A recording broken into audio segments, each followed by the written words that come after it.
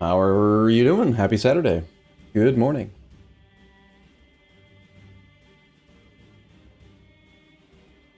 I have one of the better pre-stream playlists. Why, thank you. I have cultivated it over years. I like it too. I like that one in particular a lot, of course. Well, good. Let's see. What are we doing, chat? 69% trade power control in Constantinople. Nice.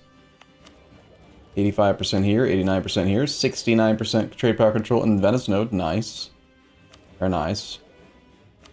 70% control in Valencia. Nice. This is heading to Genoa. That's where it should go. We could send it to Valencia instead. 100% of trade power pulls trade forward, and it can only go to Genoa. So literally every ducat that's going into here, even though we only have 70% control, is being pulled back out.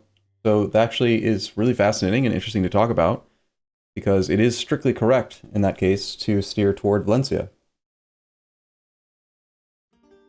Although no one is actually steering toward Genoa at all, so we're not getting a transfer bonus here. Interesting. Aragon's applying 0.1 power in this direction. We're the only person applying this. So since there's only 0.1 other stuff, if we moved our merchant from here to increase, like, to boost the outgoing value, I think we make more money. We are increasing outgoing value by 6.5%.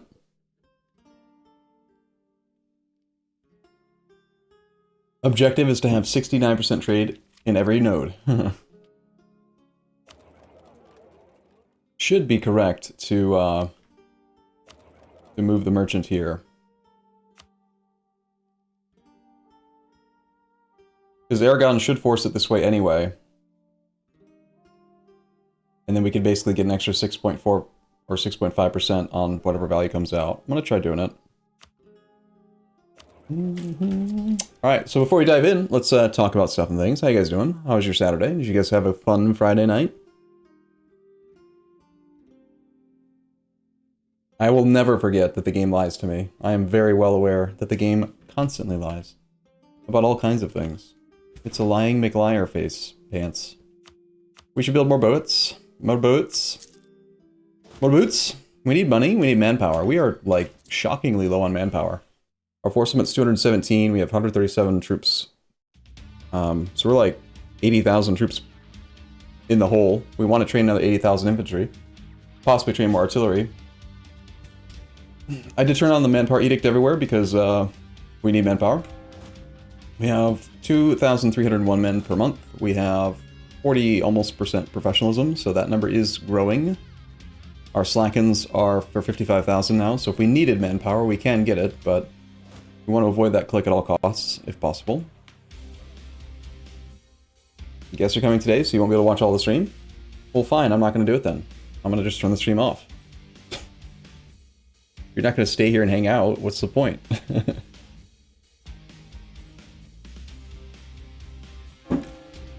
You baked for the first time today. Scones. Scones. They sound good. We're making excellent money. The general rule of thumb that I shoot for is you take your net income divided by your gross income. And you want to have what I constantly refer to as a net income ratio. It's not truly a ratio, though, really. It's more of a percentage. So I call it the wrong thing, but I'm committed at this point. So I like to have a net income ratio of about 0.3 to 0.5. Somewhere around 30 to 50% net money out of gross money as my target. So we're actually doing great. We have more than that by a lot. The reason that you want to have that target is so that you can reinvest the money into building things, which further drives your economy, so that it's always growing. We have wasted an absolutely outrageous amount of money in this campaign on monuments, like stupid amounts. Like, I spent 5,000 gold for 5 war score costs versus religions. That is not worth it. We're upgrading like all of the places It's fine, though. Monument. Indeed, monument. Yesterday, at the end of the stream, we spent some time doing government capacity management, which is the least fun minigame in all of EU4, in my opinion, but it is a necessary thing. And by doing that, we freed up about 200 to 300 governing capacity, and we're setting the stage for the late game lobby type stuff. You want to have a courthouse basically in every state, every province that's stated, and you upgrade it to the town hall when you can. And the only thing that we still need to do is, as we make more money, take the time to find and locate every state that does not yet have a state house, check to see if we can build it on the right trade good, make sure that we have it in every state. Except for, technically, the capital state doesn't really need it, because we should be at the floor anyway. I think I accidentally built a courthouse here, which is fine. Like, there's plenty of building slots, it's not like a big problem, so... This technically doesn't do anything, though. The autonomy is already 0. It does affect state maintenance, so I guess that's nice. Is the goal to restore the Roman Empire? I don't know. We never, like, decided, really. We don't have a specific goal in this campaign. We just wanted to play EU4 again, so we picked a country. You guys chose Serbia, and the path of least resistance, the best route of expansion, led us toward forming Italy, and so we did. Now we're Italian Serbs, who have Orthodox religion, like you do. Do you think it is better to replace the goods produced manufactured with a state bonus, or expand administration to build it? That's a really good question, and I think we'll be able to answer that by the end of this playthrough. In Milan, we have a state house. I did expand administration. We didn't technically need to because we don't have the manufactory built here. But I do want this manufactory here as well. So I do think it's pretty likely that you should expand administration to get the extra manufactory slot. If you have excess money and you can actually afford to build both manufactories in this location.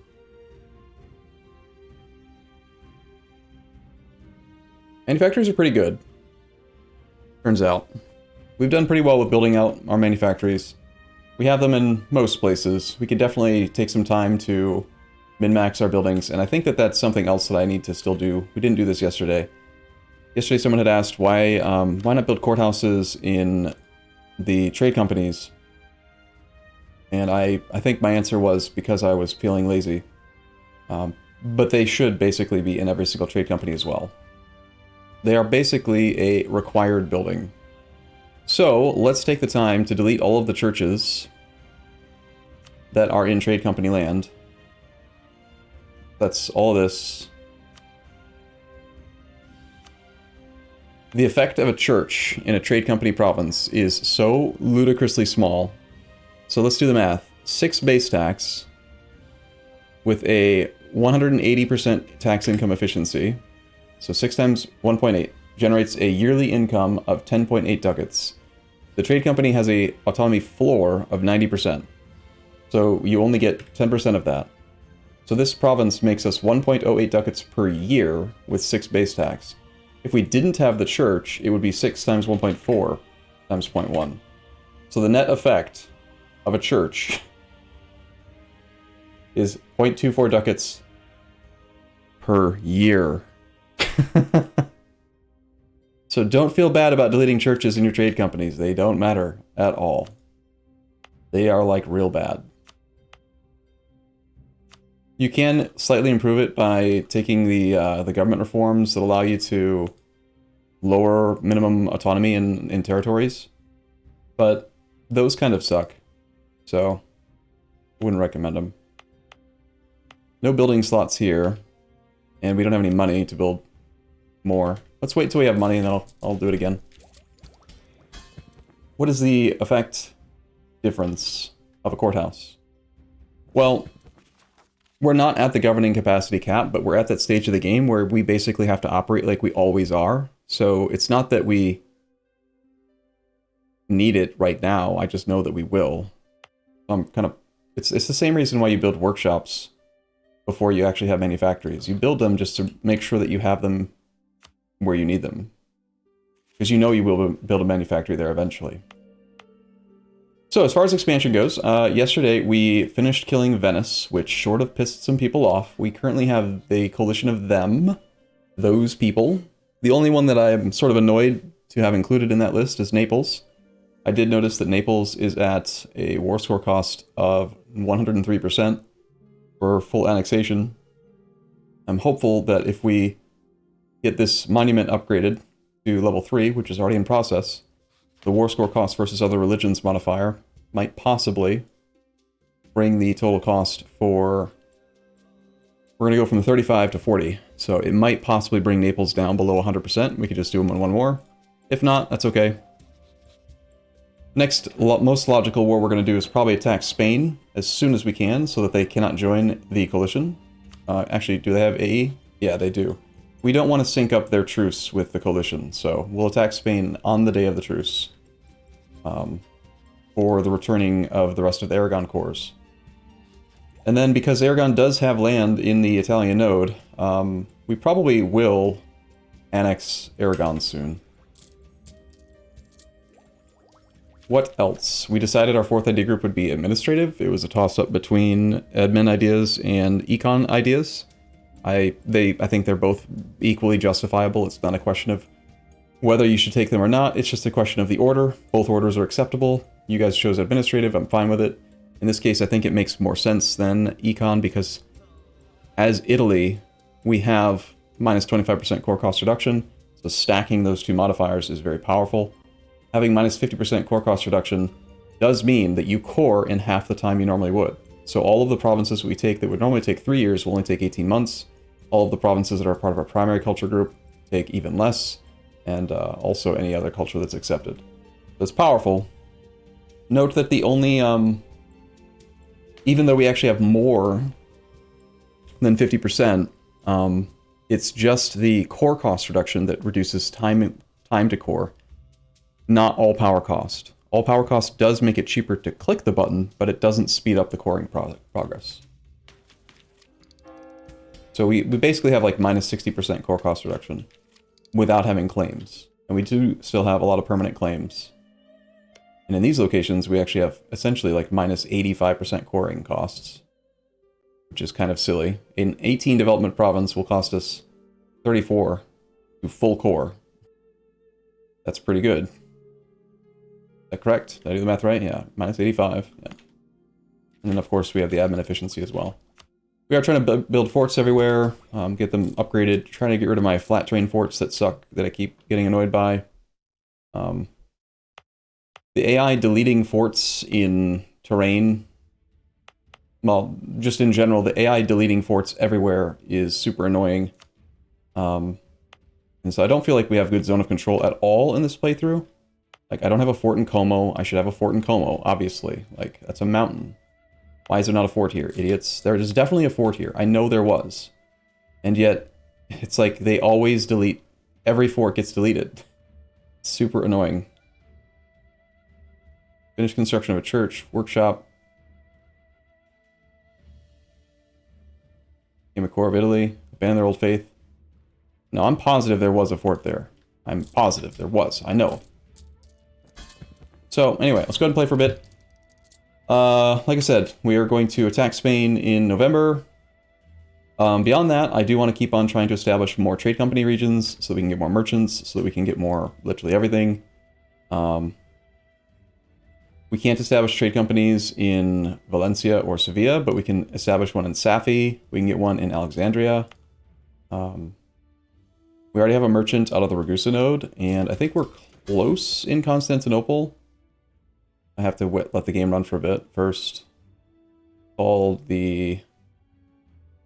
Which one is it? I hate this. I hate how the name of the thing is usually obscured by your adjective or adverb or whatever that is, instead of just saying like the name of the node.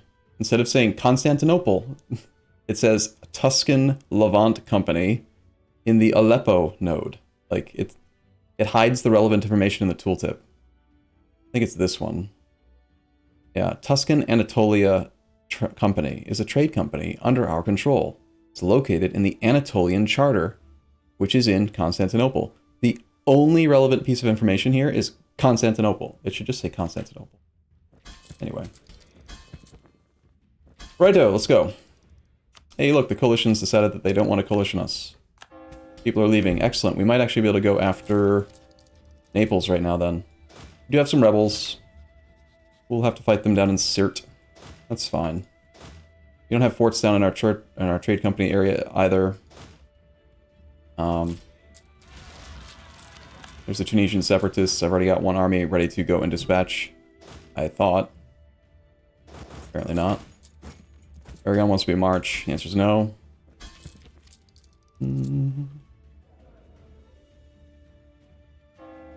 Really annoying when you get the estate agenda thing that asks you to do it. Yep. Yep. I find it very irritating. I'm not sure that it's something that can be modded, but if it is possible, Artemis? Artemis? Hey, Artemis? Any chance you feel like modding that for us? I do think we're going to want to build a fort here. Now that I realize that we don't have one. Alright, so need to make sure that we declare war on Spain. The coalition did not fully disband. We are slowly trying to improve relations with people that are outraged to disband it. We have money. We can do great power influence on people. That could also help. Coalition looks like this. Ulm is at 56 AE. Generally speaking, once a country becomes outraged, they will stay outraged until you get them to positive 50 opinion. And then they will become not outraged. They also have to have 50 aggressive expansion before they will become outraged. So, shouldn't be too hard to get rid of the coalition. It looks like it's not going to attack us.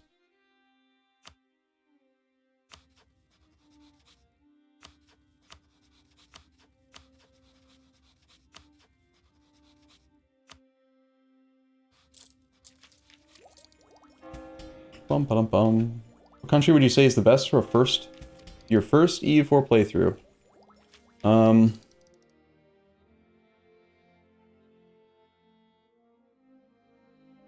Let's see. It's a good question. I would say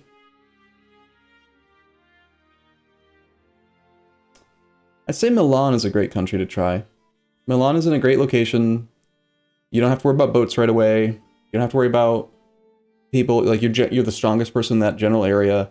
You're protected by the Empire at the start of the game, so you don't have to worry about France coming in and killing you. You don't have to worry about the Pope like deciding to hate you because you're Florence. I was gonna say Florence, but Florence is a little bit tricky. And I would, in the past, I probably would have said something like Portugal, but and Portugal is a very nice, peaceful playthrough that you can do. But you have to deal with boats and trade and a little complicated. I don't know. Both are decent. Is setting 0 to 100% fort maintenance a thing? You can turn off individual forts by going here and then clicking this little button. So you can save the money for your forts. There is no fort maintenance slider. It's a binary thing. You're either paying for it or you're not. What you can do, though, is turn off half of your forts if you essentially want to be at half soldier or half maintenance. So, like, you don't have to keep all of these forts on at all times. I keep them on because a function of your forts is that it keeps your army tradition up. We have 0.64 army tradition per year from fully maintained forts. This value can go from 0 to 1, depending on how many forts you have relative to your development. Formula is very simple. You take your total development, 1691, divided by 50, and that is the number of current level forts you have to have at full maintenance to max out that one army tradition per year. So 33.82 is the required number of forts, and we currently are paying for only 24, and some of those are not fully upgraded. You'll see in that list that some only cost 1 ducat because they're only level 1 forts, which means they're not current level forts. But just roughly, assume that they all were, and I said we had 24 and we needed 33.82. So that's why we are at roughly 0.64. Like, it's off by a bit because, like I said, some of them aren't current level. Some of them are still being upgraded. We're adding more. But I find the 43 ducats a month that we're spending on forts to be worth 1 army tradition, or 0.64, whatever it is. And also, I don't like having to deal with toggling forts on and off. The AI is very pesky, and they will jump at the opportunity to occupy a fort that's got no garrison. And I'd rather just pay the money. It's not like we're hurting, right? We have that net income ratio that we need, so good. Ballistic Chrome, thank you for your resub, 43 months. I appreciate you. I see you. Before we get too far into the game today, I do want to mention that I got to reconnect with an old friend from high school yesterday, and she is a she. She's great. It's kind of crazy to me how meaningful it can be to... This is not spreading the way that I want. Aragon doesn't actually have the 0.1, do they? I guess we probably should steer from here. Easy to, like, forget how important people were to you. It shouldn't be, but it is... Oh. Like, I didn't realize how much I miss her until I saw her. I've, like, deleted a lot of my childhood memories and stuff. I don't know how I did it. I didn't mean to. It just sort of happened. But very good. Very refreshing. No, not Napkin Girl. No. She's... I mean... She's definitely not unattractive. We were just always just friends, and it is possible. You actually can have a friend of the opposite gender. It's weird, I know, but it is possible. There's zero chance that we can make Naples leave the coalition first. We need the rest of the coalition to disband if we want to be able to isolate him. We could also just attack the coalition. I'm positive we could beat the coalition and just take land from Naples, reset the timer with the coalition members. But I think we're going to lean toward attacking Spain. Truce to Spain is up in November of 73. So in just a few months, we're going to go do Spain. Let's grab our fleet, grab our transports, pull them over to the other, this thing, and go to here. We need to train more dudes.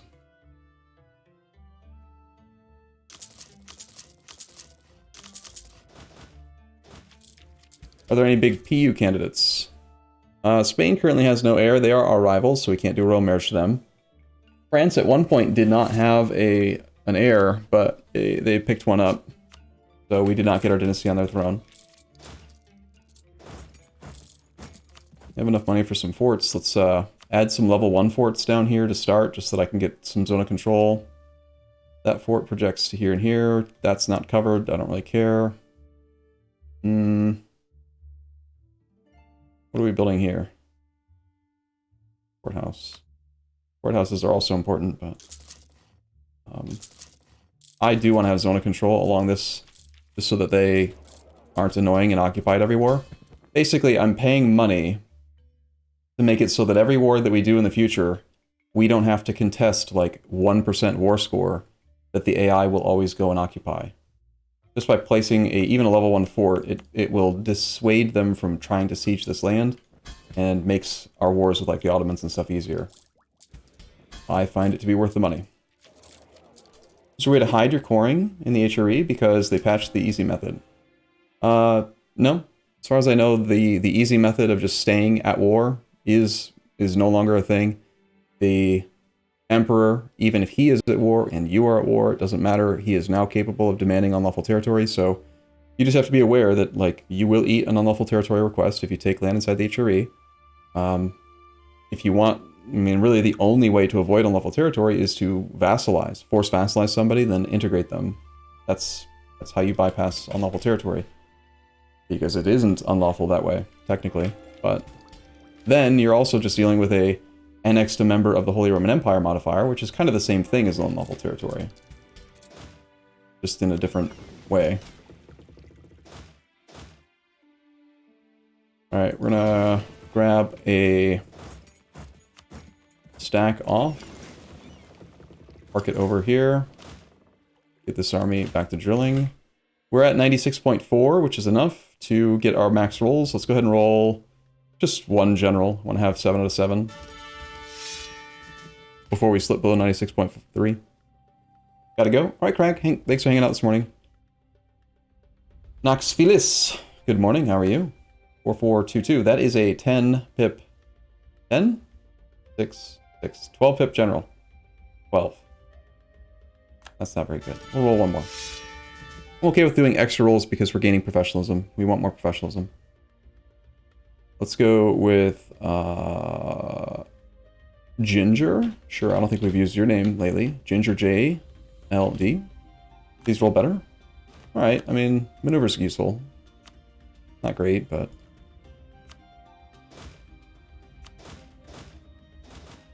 okay. I have 2 stacks down here. That is too many. We are using 30 stacks. Let's actually split this fleet.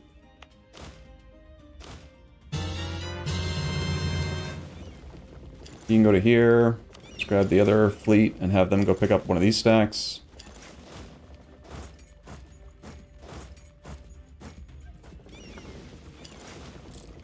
Basically trying to pre-position troops against Spain. We know that we're going to attack them in November. Have you come and dock up over here.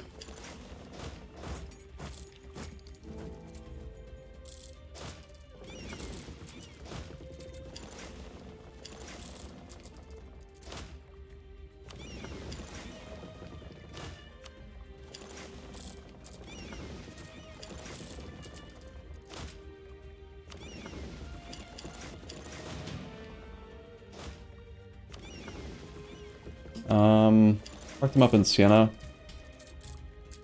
We still don't have enough forts. I hate that I can't even build forts in my subjects' lands because they can just delete them now. I hate that so much. It is incredibly infuriating. We have a shipyard, a courthouse, and a workshop. I need a fort here. I need forts in defensive terrain in order to maintain fort ratio. The courthouse is too important. The shipyard is good, but yeah, this is just money. I don't really want to develop this right now. Burgers are loyal. We have the icon on. We don't have prosperity. I could see developing it to 20, possibly, but I think in this case I might just delete the workshop or to build a fort.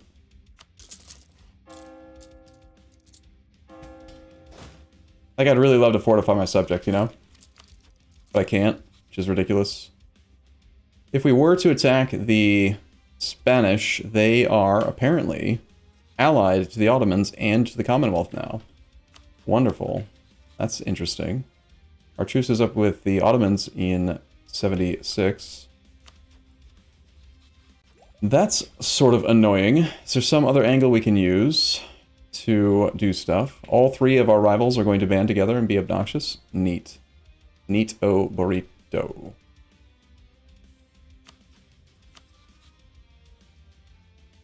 In that case, perhaps we should just attack the coalition right now, rather than try to attack Spain.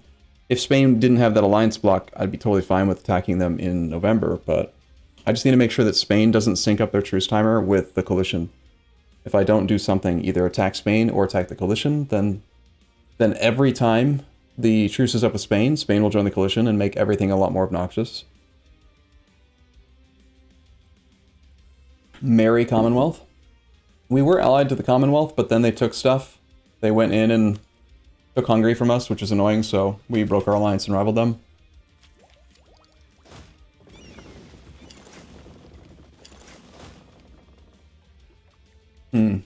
Alright, so if these 3 have grouped up, how would I want to pick this apart?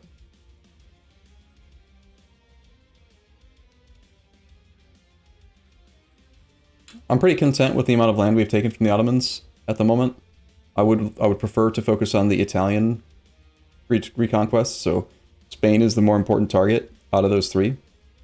So we probably would declare war directly on Spain and separate piece the Ottomans for money and war reps to weaken him. Same thing with Commonwealth. But if I'm going to attack Spain and Commonwealth and Ottomans, I want to do it without having to worry about the coalition getting any bigger, so I think we attack the coalition right now.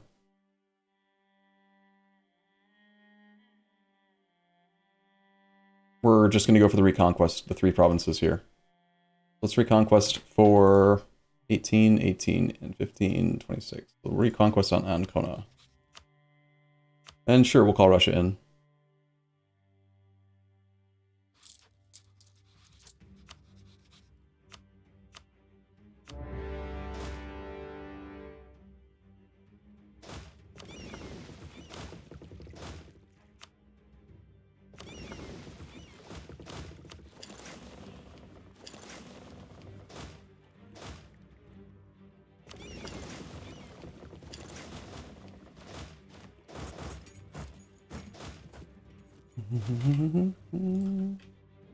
Alright, the coalition's pretty weak. They show, like, a lot of troops, but it shouldn't matter. The speed that we can force Naples to want out, and the amount of land that I intend to take from them is quite small, so... Let's run our fleet through and clear out the Naples fleet so that they don't get us to lose prosperity in some of our coastal states.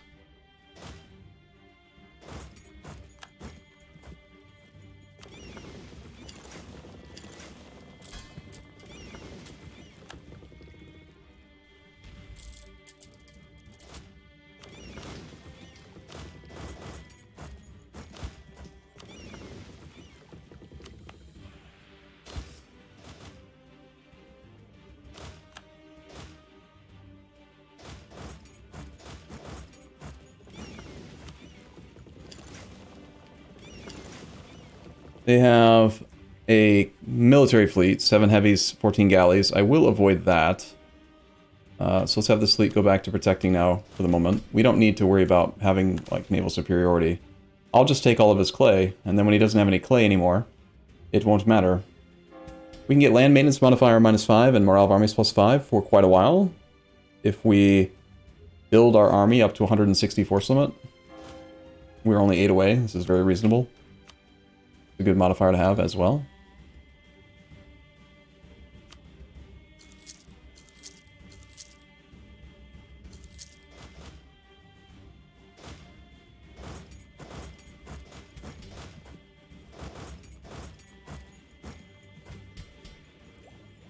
Rumors on low manpower? I mean, we have plenty.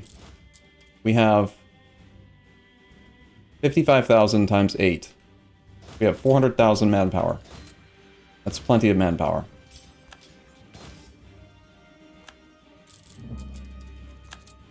I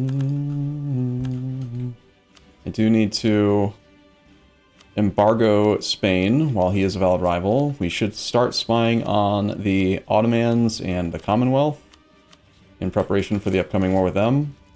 That is our light fleet engaging the Neapolitan naval heavy fleet. We definitely lose in this fight, but we probably just let them do it for a while. It's not a big deal to lose some light ships. They actually ran away. We didn't do any damage to them, but that is fine.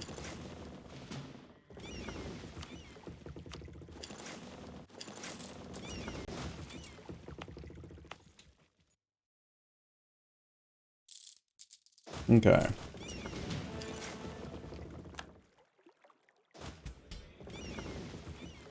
Actually want to keep our fleet together. It's more important than doing a blockade or anything. Just keep them together.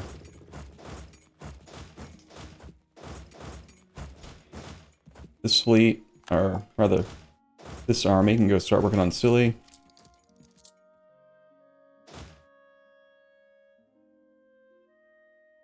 I hear a kid crying, and I need to make sure that he's not hurt. I'll be right back.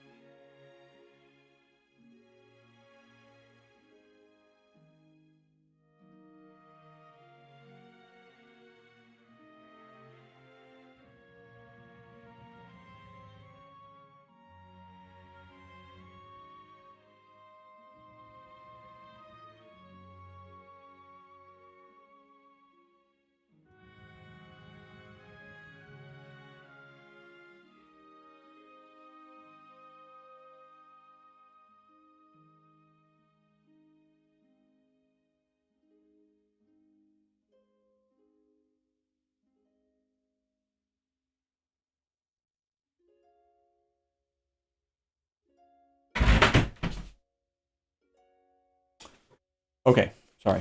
No blood. Just hurt feelings.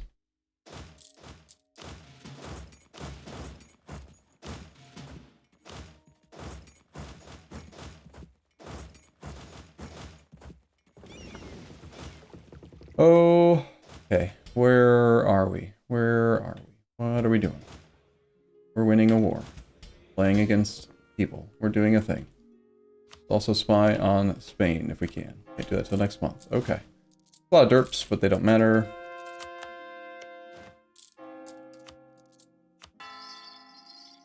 We are converting Venezia. Sure, sounds good. Our income has come down a fair bit because we're not doing the thing anymore. Let's have this army head up to here. We probably get that stack picked off, unfortunately.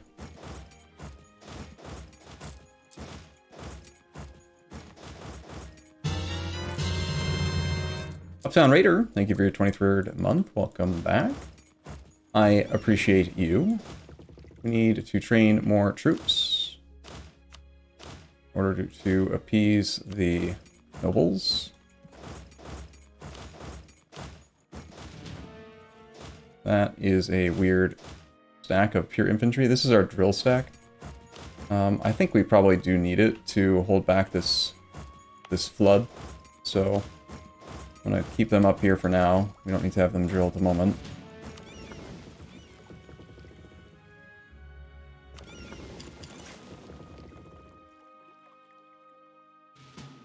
We've got 19 ships that need some repairs. Let them just all kind of hang out together.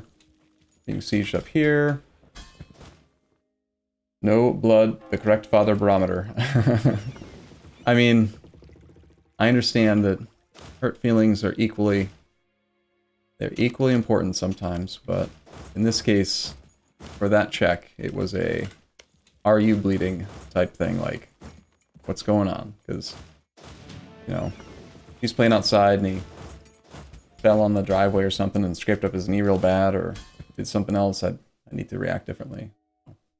Okay, here's our favorable terrain. Let's go here. This is where sure would be nice, wouldn't it, to have a fort in Como?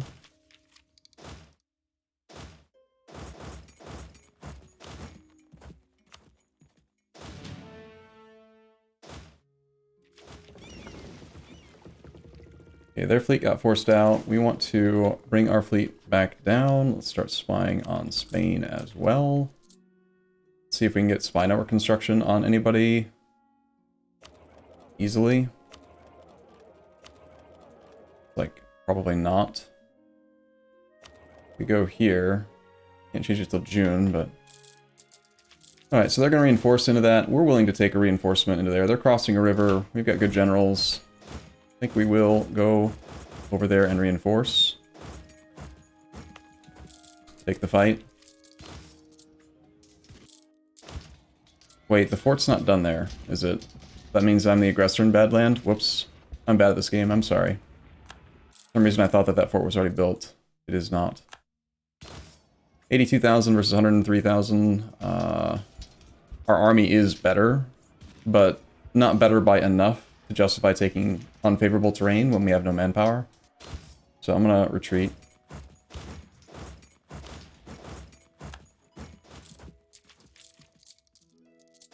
And in the meantime, we are knocking out the war leader, the war leader's capital, so that's all we really need to do.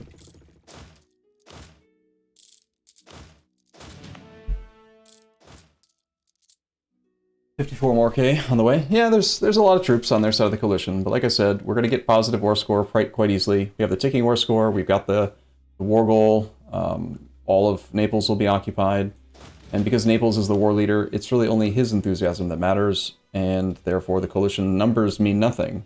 All we're going to do is reconquest of these three things. There's only 8 aggressive expansion base and only 25 war score. It's going to be really easy to end this war, I'm pretty sure. We will need to press in a few spots, but unrest is fine.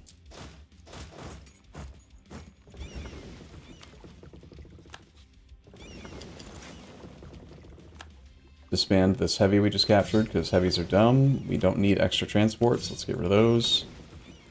Let's have the fleet go over to here so that it can group up with the other light ships.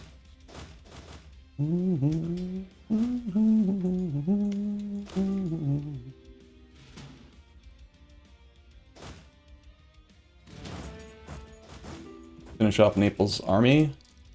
People want military access. I'm actually fine with that because it's fine. I don't really care in this case. We do have a free thinker Empress Consort. There's a non-zero chance that she could end up being in charge for a while. But I think we just keep taking the ideas as they come. We are still ahead of time in Aventech, so no reason to do anything else. How do you feel about slackening for manpower? So, if I felt pressed enough, I would do it, but I don't feel pressed. Let me see if I can explain why I don't feel pressed. It's true that we have negative manpower, right? People are always pointing, oh, Roomba, no manpower, you know, name a more iconic duo, or something like that. But we just don't need to have fully reinforced armies at the moment to win these fights. If we choose favorable terrain, if I just wait till they move into Brescia, for example, we'll do fine. And it's not necessary. So ask yourself this, is it necessary to slacken standards in order to complete and like win this war? If it's not possible to win this war without slackening, then we should slacken. If it is possible to win the war without slackening, then we are better off not doing it and saving up the professionalism, because every year that goes by, this button gets bigger. So you want to spend 5% professionalism for 55,000 manpower, or 5% professionalism for 70, 75, 80, etc. And more importantly, the effective professionalism is significant. The bonus siege ability is deceptively strong, because if you get to 100% professionalism, you have minus 20, you have 20% more siege ability. But it stacks additively with the siege ability from innovative and offensive, and you can approach a threshold where if you have, say, 60% siege ability from ideas alone, and then you also have 20% from spy network, you can get to like 80%, which means you're down to 6-day siege sticks against someone who has no defensiveness. Yeah, we do need to train 2 men for mission, but that'll happen soon. It's fine. Whether we get it right now or in a year, it's going to save us the same thing either way. The morale of armies would be helpful for some of the battles that we're doing, but also it's just not strictly necessary.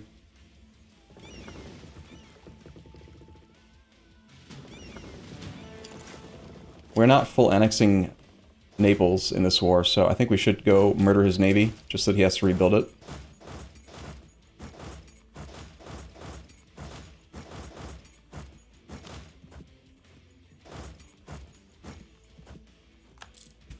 Make him spend money on that instead of other things.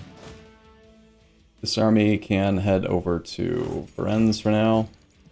Let's have this wait so they are grouped up.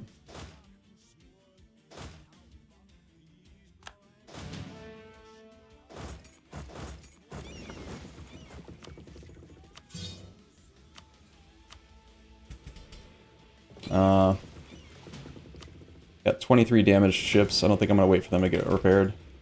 There's a small stack over here. We have 13 war score. They are on 0 enthusiasm already, so they're basically ready to peace out.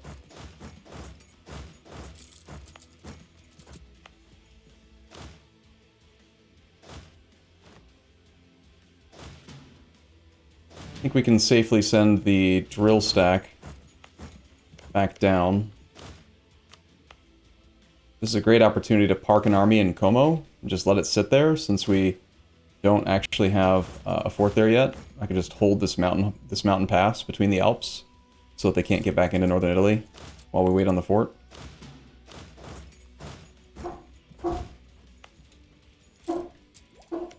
Pork! Last question for now, chat. If I want to bankrupt a country, is it better to just war them several times and ask for max money every time, or to keep taking land? If you actually want to drive bankruptcy, you should take money and war ups and don't take land. Taking land gives them revanchism. Revanchism gives them less interest on their loans, and also increases national tax income. Most players forget revanchism is a mechanic because you only get revanchism when you lose clay. And when you get good at the game, you never lose wars. So it's easy to forget about this mechanic. If you check out any country that's recently lost clay, they will have a revanchism value. And I don't even remember the modifier, but it's like up to, I think, 50% national tax modifier and like up to minus 1 or 2% on their loans. It's really a catch-up mechanic for AI only. So if your goal is bankruptcy, taking land is actually harming your goal.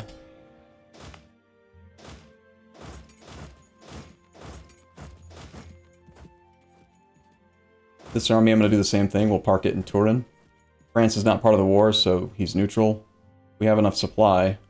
I want to have an army in Turin and an army in Como, just to hold the line.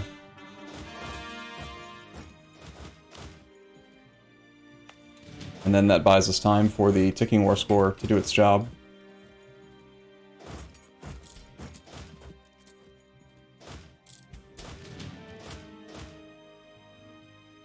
They are barraging and stuff over here, it looks like. Yep, spend a military points on it. Let's, I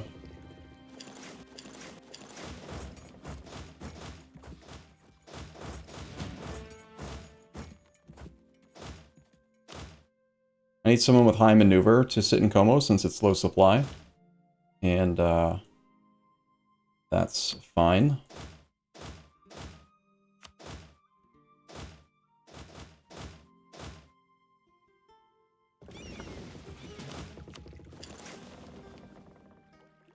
We should have naval superiority and I can just send transports over on their own, hopefully. I think it is faster than trying it to walk.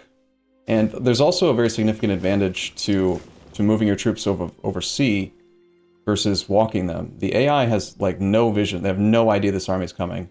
When I drop it off in Ragusa, or Kotor or whatever, they are completely surprised by the arrival of the army. So that part's good. Am I the only one getting advertisements, DMs from someone called GG whatever? I'm not.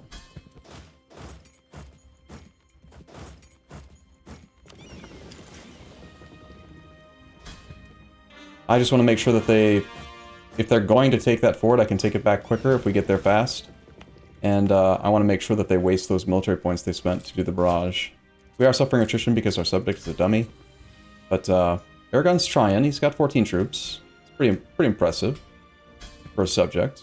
He is only 1,000 gold in debt. Speaking of gold, we have gold. Let's build stuff.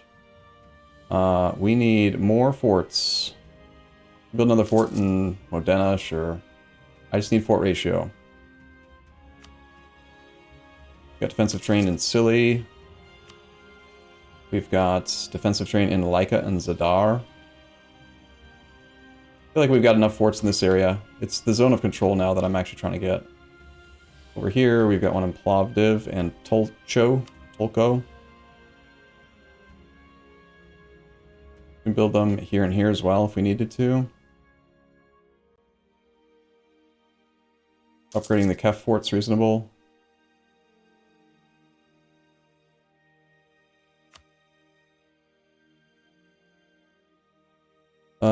Courthouses. We want to build courthouses literally anywhere that gives any value that's more than 0. And honestly, even in the ones that give 0, we probably do want to rebuild them as well.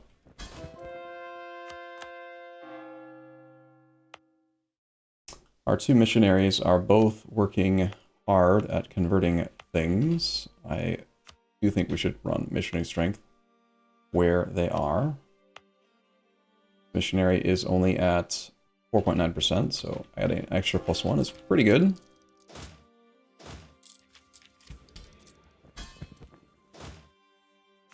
'17 war score, he's on low enthusiasm. Let's take a look and see if he's ready.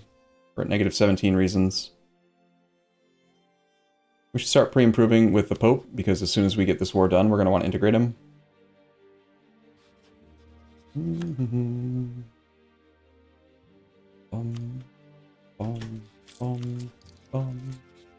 Have to siege down some more stuff up here. We can move in. I'm okay with that.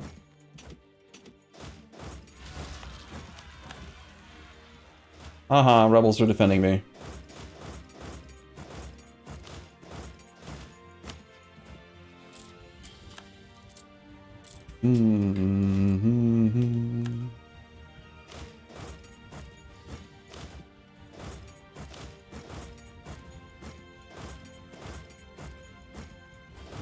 Let's have you head over to here. This navy can move up into here.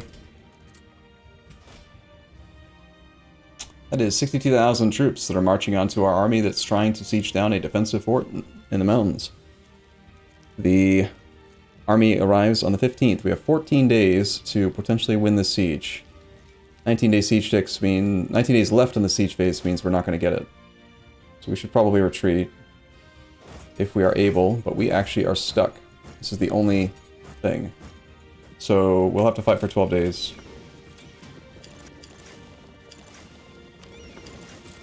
And then just retreat, I guess. That or seek to do peace with Naples now, if he's willing. After all, we are quite low on manpower. 0 is a small number.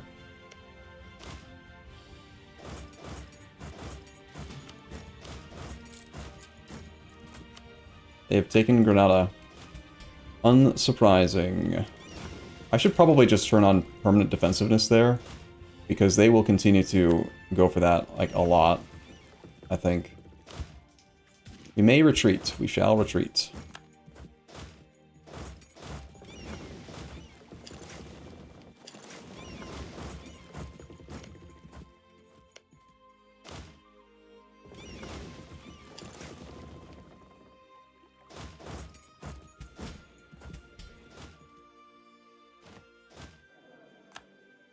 Not the commandant. Let's see. Manpower guy seems reasonable. We'll run him at level 4. Bum. Hey, how's it going, Raz? Lose stab or don't. 1 stab costs us...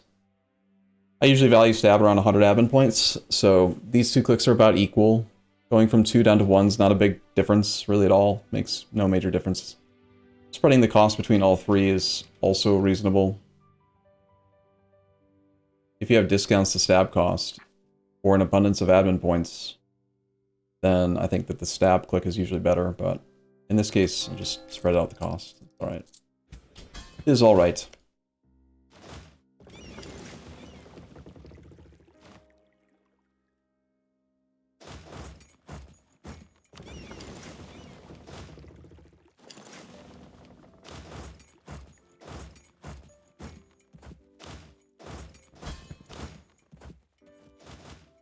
Here comes that stack, blocking us again. We want to gain money. I like money. Money seems good.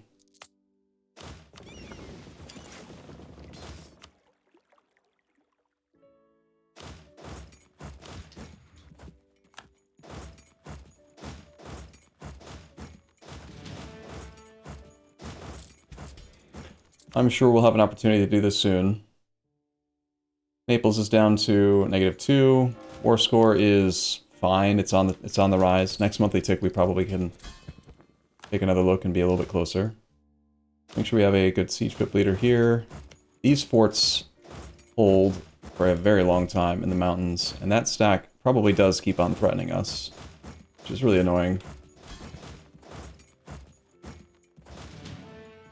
So we'll just hang out, let time go by, be efficient. Not waste monarch points. Sorry, not waste manpower. Fighting bad fights when we don't really need to. And just hold these 2 mountains. They can't get to us. We've got ticking war score. Easy fight.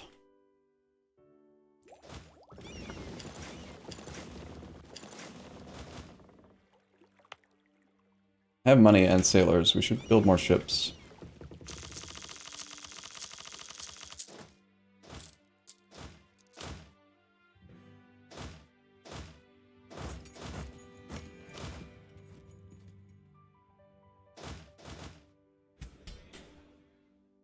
Any way to get vassals with cores on those French provinces in the Adriatic so that you could ask them to return them with favors?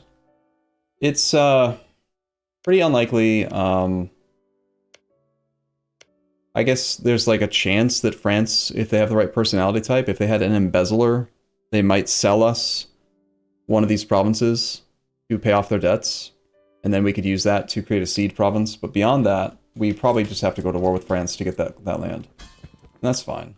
It doesn't bother me. We're going to betray France eventually. Might as well be soon. Much easier to siege this land down than it is to siege down these forts in the mountains. This thing and this thing. So we could roll this army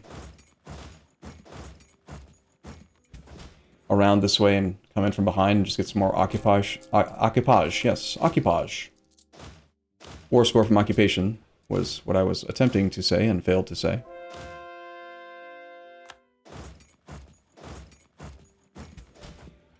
More occupage.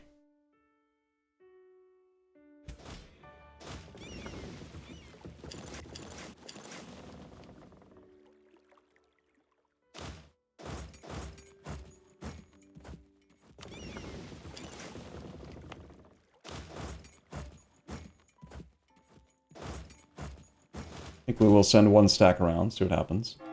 Gain Patriarch authority that we don't need, or lose Patriarch authority, and gain legitimacy that we don't need. Well, this is an opportunity to maybe change our icon if we want to. Just 1 second. Go to the bathroom.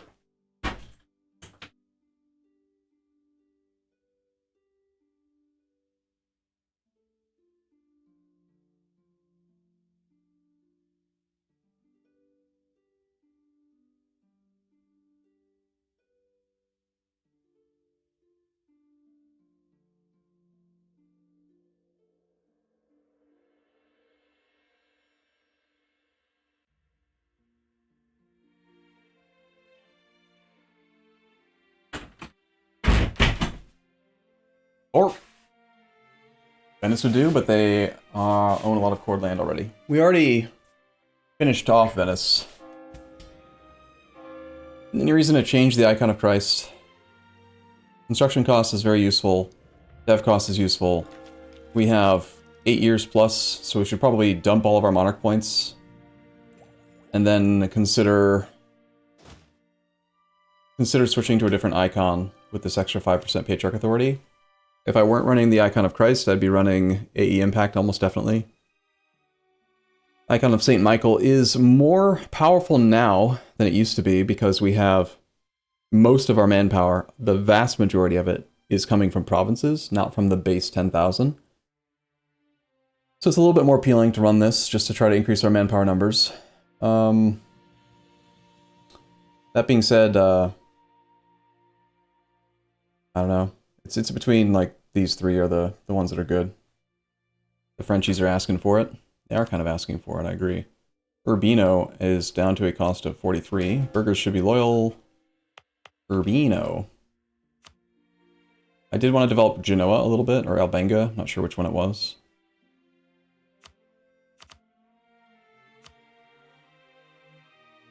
Padova is good paper development. We recently changed the edict there, though. Why did I want another building slot?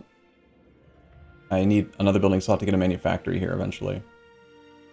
So do we want to take the time to, like, develop provinces somewhat less monarch point efficiently in order to create building slots to build courthouses is the next question. Like, I could develop here, for example.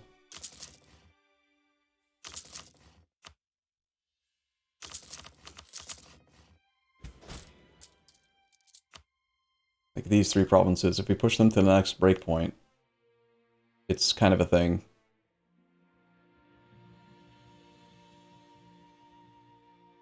Churches, barracks, regimental camp. Marketplace is useful. The regimental camp is probably the least useful building here.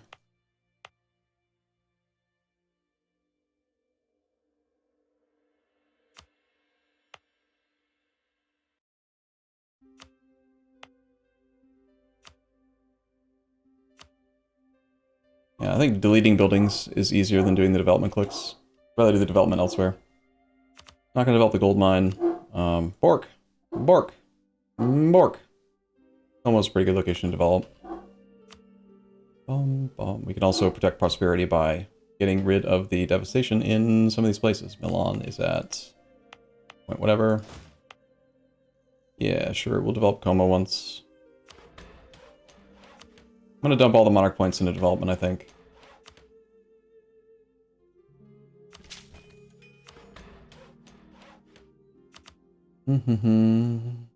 Urbino is not a good trade good, but it's on the coast. Naval force limit and stuff. You know, it's what it is.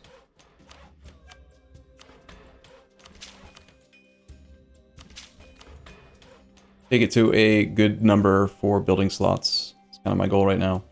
Corsica, relatively cheap to develop. Almost prosperous, but not quite. We'll take this to 20 development again as well, if we can. Saving all admin points, of course, for ideas. And then, yeah, I think we switch off of this icon for now. And let's switch over to manpower recovery speed. Have you ever tried competitive multiplayer? Well, the EU4 LAN party was competitive multiplayer. Maybe not as competitive as the hardcore people. Hey, we can revoke the thing from the clergy. I totally meant to do that. We no longer need clerical ministers, yearly patriarch authority, I think. Let's get rid of this. And in its place, if we have enough crown land, I do want to run governing capacity plus 100. So we're going to turn that on right now. Unless this click is coming up soon. We have 2 years. Yeah, turn it on now. We're going to want to get that on in all of our estates at some point. The extra governing capacity. Maybe not the nobles, because we just don't have enough space. But the burghers, I would like to revoke the prestige generator to get governing capacity. That also gets us more national tax modifier. And we already have governing capacity from the Cossacks. So, good stuff. Naples still wants to fight. A little bit. We're at 20 war score. They shouldn't want to be in it for much longer. Probably looking at peace in the next couple months. Shame we're missing out on drill right now.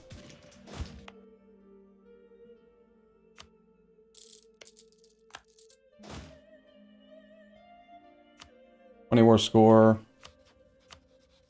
-3 reasons. I'm not going to take anything except for those 3 cores. The whole purpose of this war is to just dismantle the coalition. And get it done easily, which is why I'm taking my time and we're doing it this way.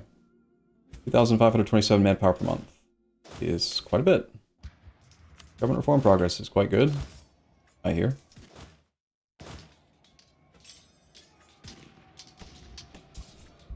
That is a shockingly long battle for a very, very small army.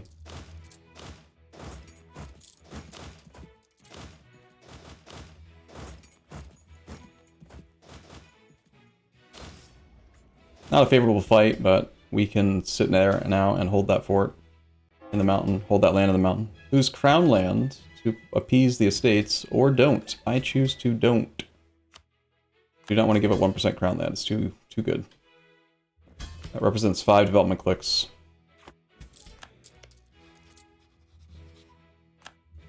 It appears that Emperor +4 Babby the First is industrious. Indeed. Indeed he is. We're at 21 war score.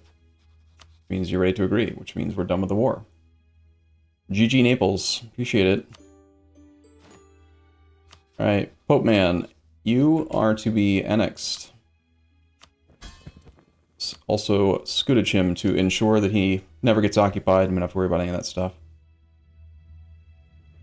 Okay, armies can come home and drill.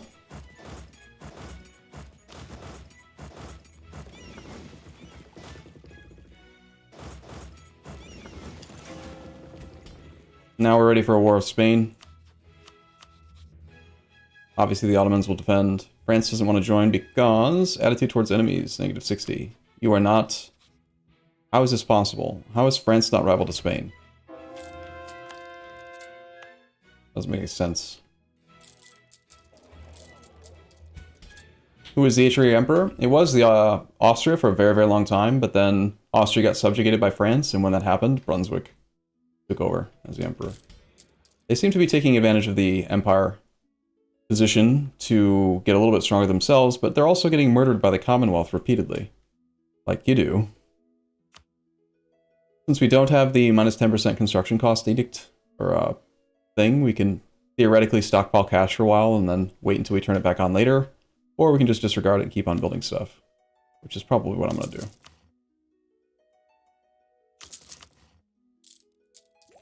It is a significantly larger amount of money not having 10% construction cost discount, but in this case I value the manpower and discipline a little bit more. Gain stab. I like stab. Do you like stability? I like stability.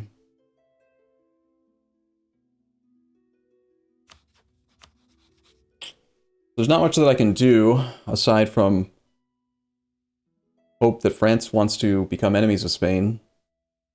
We don't need France to win at all, but it would be handy to have them in the war. What is this ugly Commonwealth? Commonwealth is pretty big. They have Bohemia and Hungary. They are strong. They are like probably number 2 great power. Almost as good as we are, but no, not quite. And they're nowhere near our income. They were keeping up. Keep in mind, we're in the second era. This is when Poland has the plus 33% goods produced. Polish crown.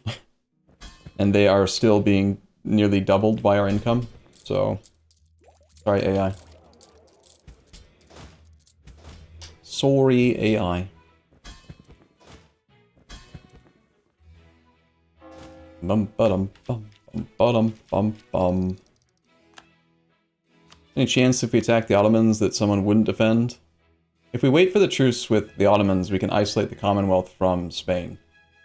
This is not a three-way alliance. It's Spain plus Ottomans and Spain plus Commonwealth, but not Commonwealth and Ottomans. So, yeah, we wait until the truce is up with the Ottomans, war deck on them, August of next year, and then we can separate piece Spain. Probably can squeeze out the remaining return cores as a separate piece, and then while we're doing that war, we could also attack Commonwealth and have them be isolated from Spain completely, break their lines. We have options. It's fine. Papal state wants money from us. Our subject wants money from us, so that they can build forts and then delete them, probably. Bum ba-dum bum bum. Bum ba-dum bum bum ba-dum bum bum ba-dum bum bum ba-dum.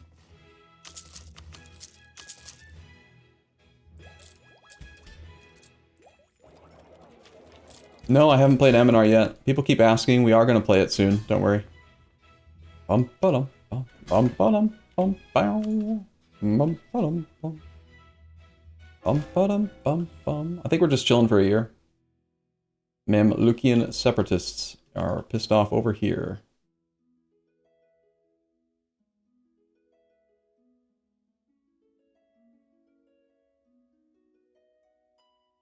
We've already increased autonomy once, and the rest is still... Oh, they have rebel sentiment here. That's what's happened. Gotcha. Well, it would be a relatively small rebellion. I will take care of the problem by sending ships. Let's have one of the fleets out here, and one of the fleets stay in here. How's that Fort in Como looking, game? You gonna give it to me? You're gonna have defensive stuff? I'll also build a fort in Bergamo. I need to go back to courthouses in this area. I don't have courthouses here or here yet. That's wrong. Remove this from the Empire because why let it be part of the Empire? The Empire doesn't mean anything to us. There's only 3 base stacks here, yet an AI before us built a church. Smart.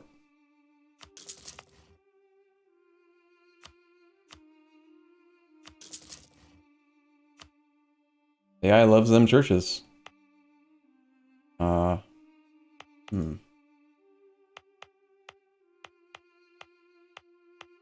No building slots. Don't technically need this many forts here. Eventually, this will be a reasonable location to develop, like once or twice. Belgrade not having a courthouse is a mistake for sure. We should remove the regimental camp. Get the courthouse. Alright, I want to make sure that we have the state house in these states over here. This has a lot of development. There's 171 development. So 171 times 20% we can save in governing cost. Double if we can find the correct trade good. We need paper, glass, or gems. Are there paper, glass, or gems in here? There are not. Okay. That's fine.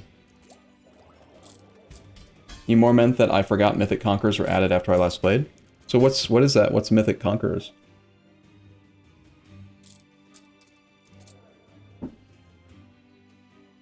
Sounds kind of cool.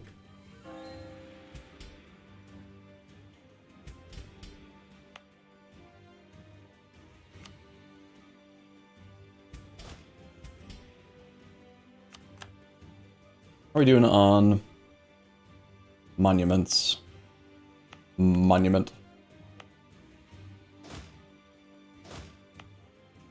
We have need for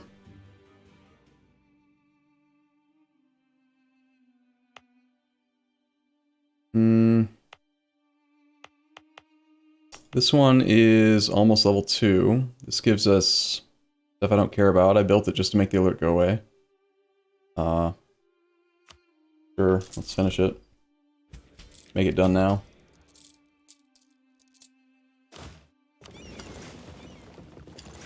I do apologize if I seem a bit low energy today.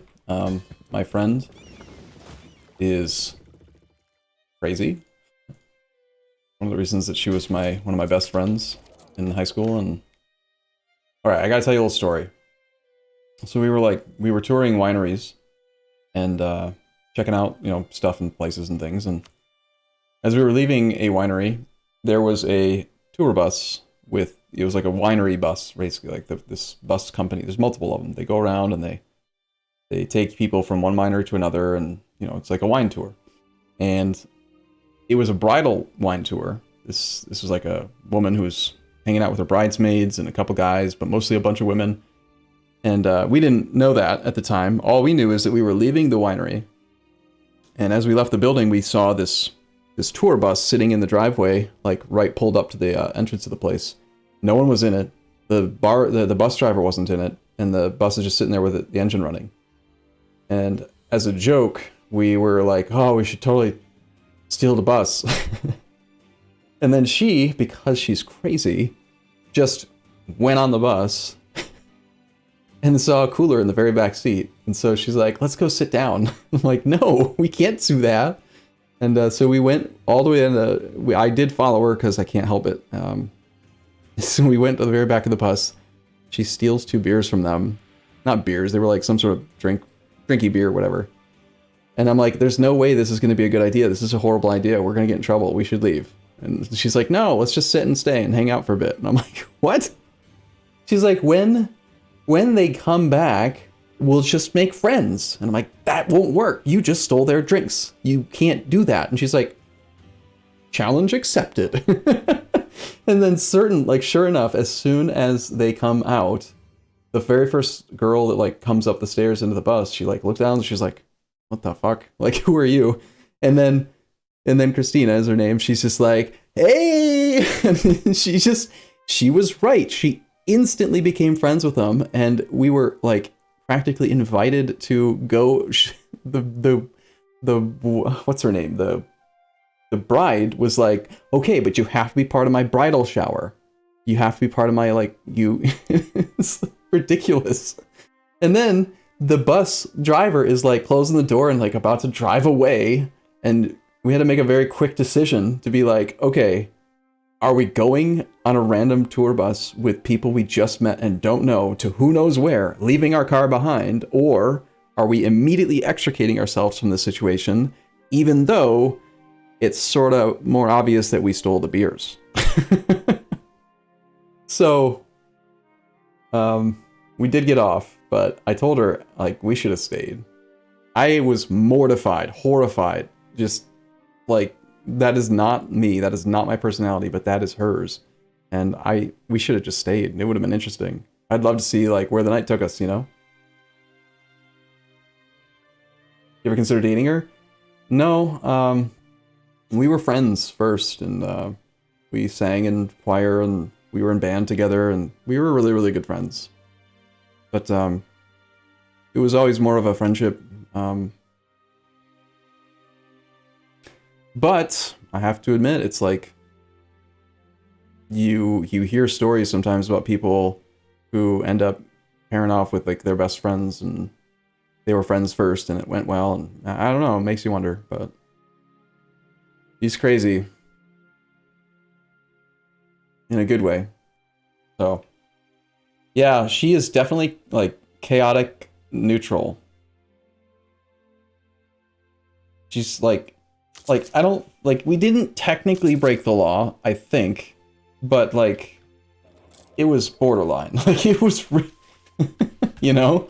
I don't know why that story just... Oh, I was explaining why I'm a little bit low energy, so... yeah. Then we stayed up till 3 in the morning talking and hanging out and just reminiscing, and we both, I think, needed it. Both needed to reconnect with someone that knows us for who we are and not who society is telling us we are or should be.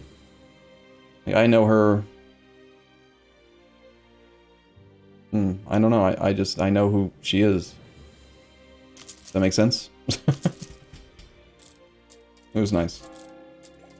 Technically she did. Well, if the instant friends she made didn't like her, then yeah, she took stuff from their cooler. But it was okay because we were friends then. Retroactively, it was not bad, technically. That's different. The order of operations was a little bit out of order, but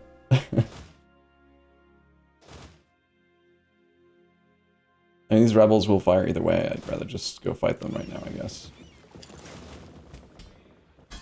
Oh my god, we have manpower. That's weird. Let's get rid of it. Can't have that. Get out of here, manpower. Manpower's dumb. Bum bum bum bum bum bum bum bum. Do we want to gain innovativeness for 3,506 ducats and lose 50 admin points? What do you think, chat? Should we do it? Gain 1.5 innovativeness? This is not even a half-price advisor. Like, I don't care about this person. National Notice person doesn't do anything. We do have some rebels, but it's not going to stop them. But it's the only one that we can promote, as indicated by that little star. So we'll take this person for 105. When we get the cash for it, that is. Seems like a good deal, yeah. Effectively, we would gain literally nothing. Except for, I guess we would have protected our prestige, which is a thing. Kind of, not really. Bum bum ba bum ba bum ba bum. Promote him again. And train more infantry. Would you, chat? I need to know, would you have stayed on the bus? Would you have gotten on the bus in the first place? Are you the type of person that would have pulled a Christina and just been a wild card, or would you have followed? I feel like I went 30 to 40% of my capability, or like, you know, I tried. I did go on the bus, and I kind of wanted to stay, but I was also terrified. Like legit, like I might have a heart attack right now. Like it makes me, it's weird. I've never thought of myself as like an anxious person, but the only word to describe that feeling at that moment for me was anxiety. Just so super anxious about the situation. But that's her wheelhouse, man. She lives there. She is happy. All right, we need to start drilling with 2 stacks now, because the supply is not going to support this army. We have a weird number of artillery that are just kind of hanging out, because I went from 5 stacks down to 3 that have a little bit more artillery in preparation for high-level forts. So, depends on how drunk you were. We did drink. We had, it was actually the first time I've ever been to a winery. Wineries are great. They're really expensive, I noticed, but the atmosphere is fantastic, and you can actually hear people. Like, it's like being in a bar, except fancier, and you can hear each other talk. It's a really nice setting. Did losing your hair change the way that I approach people? No, I don't approach people. I just don't. She could have at least gotten hooked up with a bridesmaid. She told me she's the best wingman ever, and I totally believe her. So sometime next year down in Florida, she's going to be visiting, and she's like, I'm going to meet up with you, and I'll be your wingman. She's the best. She just is. Once you've broken the ice, you might as well take full advantage of it. Yeah, She told me afterward that she got off the bus because she was worried about me. Like, she didn't think I could handle it or would want to do it. I told her, like, my first and quickest immediate thought was, yeah, what are we going to do if we leave our car and then we are somewhere that we can't get back home? And then I thought, oh, Uber. Let's do it. But we couldn't exactly communicate that while trying to escape the bus, so... But she underestimated me. Or she... What's the quote from The Office? Is it The Office? Underestimated something? Or is that from Brooklyn Nine-Nine? Now I can't remember. These are the people who have no air. We have reached a new level of professionalism. Wow. Ooh-wee. It is time to attack Spain, right? No, we're attacking the Ottomans. August of 15. That's next month. Yay. Alright, let's gather the fleet and bring it home for now. And bring some armies this way. And this army... Actually, we should probably focus the entirety of our forces on Spain first. Get them out, and then swing the whole thing back to focus on the Ottomans. It'll be a little bit tricky to get the army across if the Ottomans still have a significant military navy, like a combat navy, but it is better to separate piece the derp.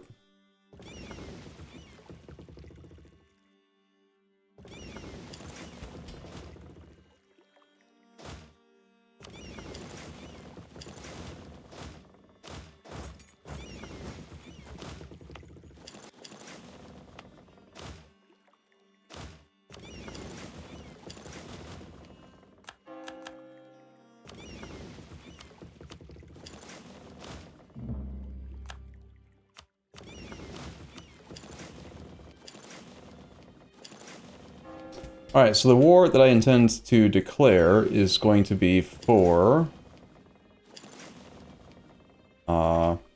reconquest on the Ottomans. We're not going to co-belligerent.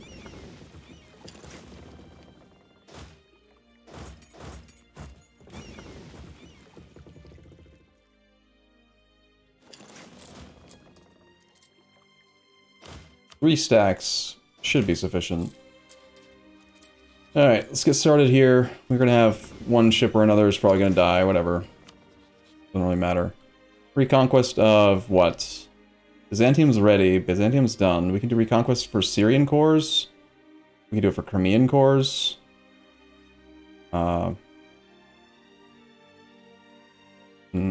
Probably Syria.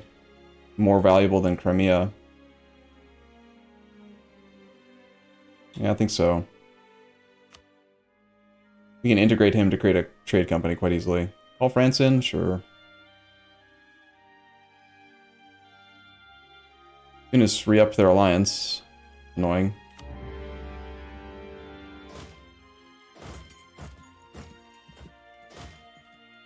Oh, hey look. Hey look, Spain did the thing, chat. Look at all of their forts. They have literally no forts. The 4th rank great power has a level 1 capital fort and no forts.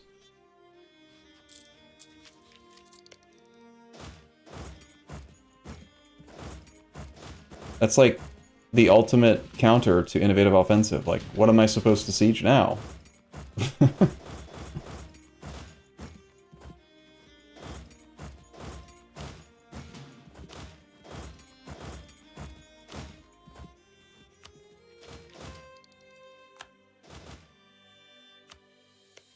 Okay, we expected those to die. This army... I think think we send over here early. And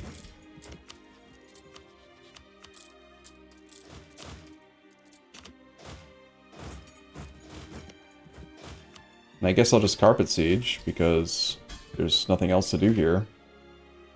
Send HS. Yeah, I don't like it. I don't like what they've done with the economy in this patch for AI.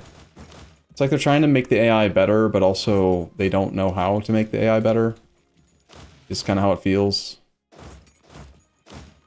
And now we're stuck with an AI that's, like, maybe better sometimes, but usually worse. Because this is a very common occurrence for AIs to have no forts. And it shouldn't happen to big AIs. Like, the logic behind it just doesn't make sense. They're deleting their forts to fix their economy. Okay, so let's say that that happens, and it works, and now their economy is fixed. Well, then they're going to turn right around and build forts. And then they're going to delete those forts. And so they're always going to be stuck in a position where they're rebuilding and deleting forts. Like, you can't just make them delete forts because they're in debt. It doesn't work. You know?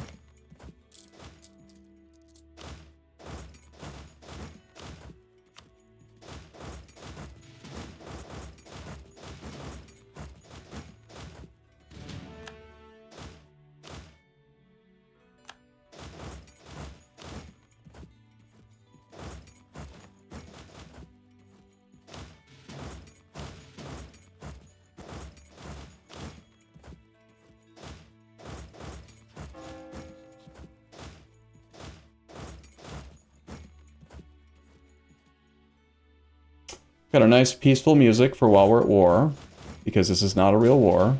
Scared him off of the siege, that's good. Was the intent. This army is clearly going to be inferior to their full army, so we should have it back off until more troops can get over to help out. Need to keep in mind that while I'm doing all this, I'm hoping to also have a separate war, a separate one war with the Commonwealth, to break up that alliance block. Feels like these armies can already leave Spain, like we're good. Just let other people do the occupations. Seems reasonable to me.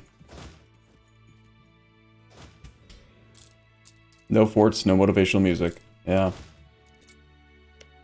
Clearly, this 26 stack is missing 4,000 troops that I accidentally put somewhere.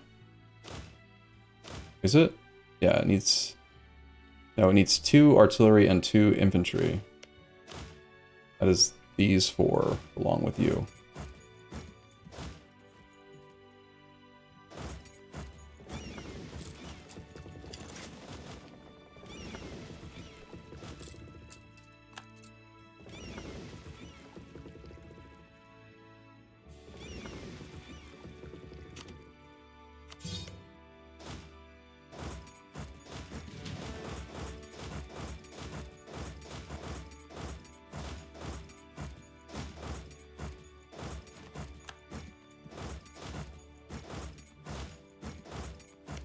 Okay, my other transport fleet probably can't safely... We should just probably march. It's going to be too dangerous with the Spanish Navy, I think. I'll try sending over 1. We'll see. If we send the entire fleet, it might work. With the flagship and everything else. Why does it say Italian Balkans instead of Serbian Italy? Because we are Italy. We moved our capital. So, it's based on where your capital is. Athos, you just died. Are you sad? Yeah, our fleet's gonna be tied up here, it looks like. We'll march, it's fine. We're not above 96.3, so I'm gonna hold off from hiring any generals at the moment. Try to... Oop, nope, nope, nope, nope, nope, that was wrong. There's... Nope. Whoops. Well, it's not a death stack of Navy. It's just 24 lights and 27 transports, but I do not want to be engaging navies with our light fleet. Not a real battle, I mean. The 5 stack or whatever that was there was reasonable to me. They did retreat from us, though.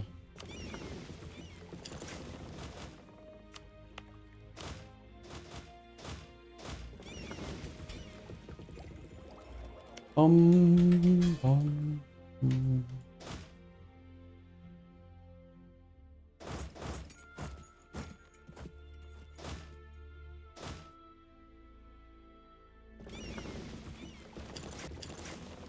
I'm trying to go pick up the transports with our light fleet. See if we can bring them back into safer territory. The recovery tick.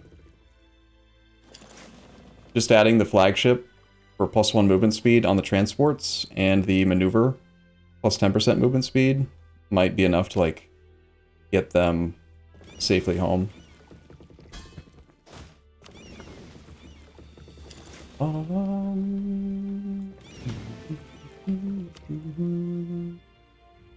And beyond that, I think we just keep the Navy docked up for now. Like, I don't need to use it.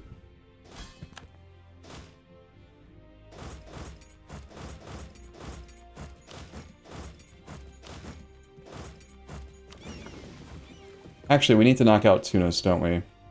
Tunis can't be knocked out separately.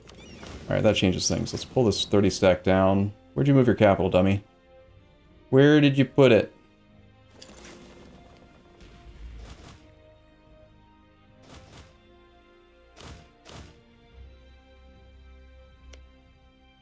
Did he actually hide it in the fog? I don't see it.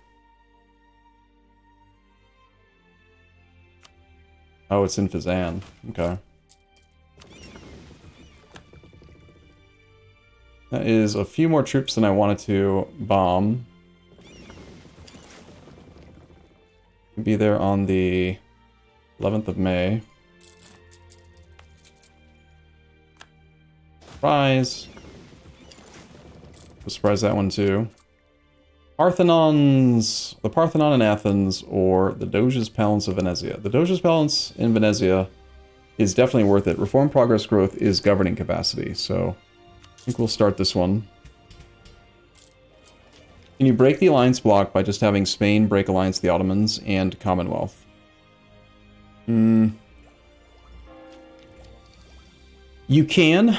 I mean, that is an option. The reason I don't want to do it is that that costs me 20 war score that I could instead use for money and war ups from Spain. I find it's usually easier to break alliance blocks by just desynchronizing their truces and alliance, like, call to arms and stuff. Like, I'd rather just attack him right now and then make him so weak and bad that he will eventually not defend Spain. And then I don't have to pay war score for it. And then the whole time, I'm, like, gaining money from poking him, you know?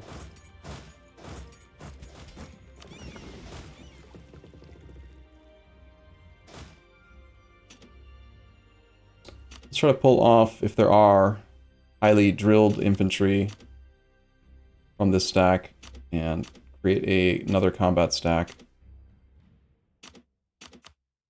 I'll situationally use annulled treaties, but I usually try to not need to do that.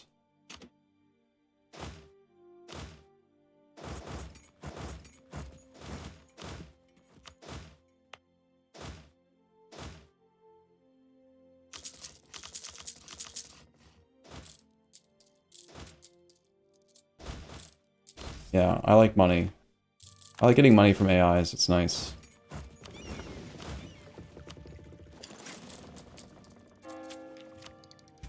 Naval invasion imminent. Oh, really?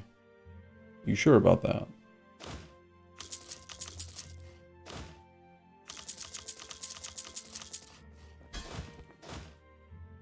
So, yeah, I'm strongly considering declaring war on the Commonwealth right now. Like, we'll swing our army over here to push back the Ottomans a little bit. Bork! Bork, bork, bork! But, I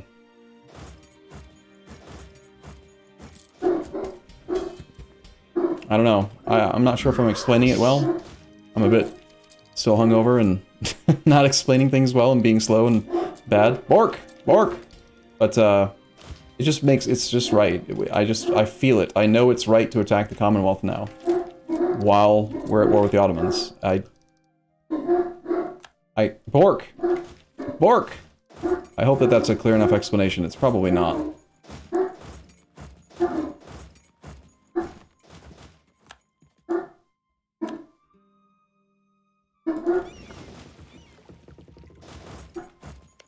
All we need to do to get Tunis out is go occupy the capital. If it's right, it's right. Someone else in chat, try to help me explain why it's right. Write a 5-page essay if you don't mind. It would really help me out. We have rebels. Silly separatists. Haha. Silly separatists.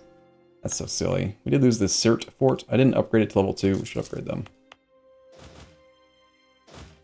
This army's gonna go knock down Fazan.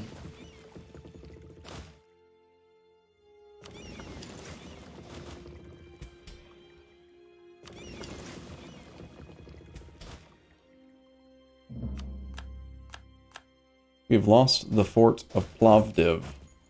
He's leaving on the 11th of August. Garrison did get a reinforcement tick.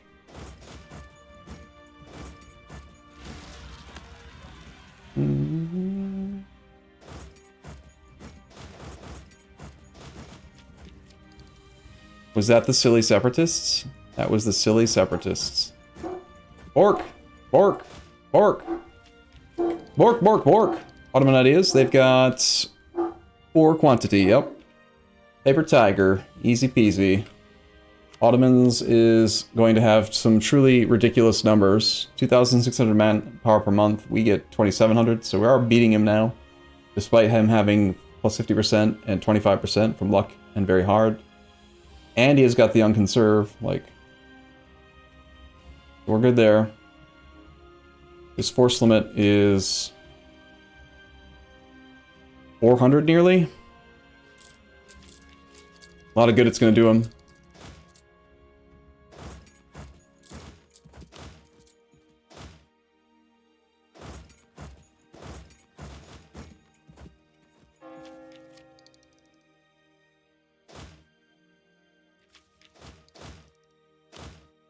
Apparently the supply here is very low, so this is not where this army should be.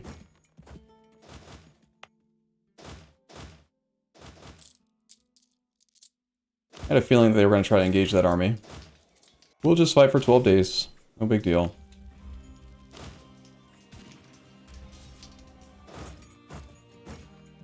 We did lose 2-to-1 ratio, though. It's not good. And we are now the aggressor in bad terrain here. Against the 37 stack. Probably have to retreat from that fight, too. Oh well.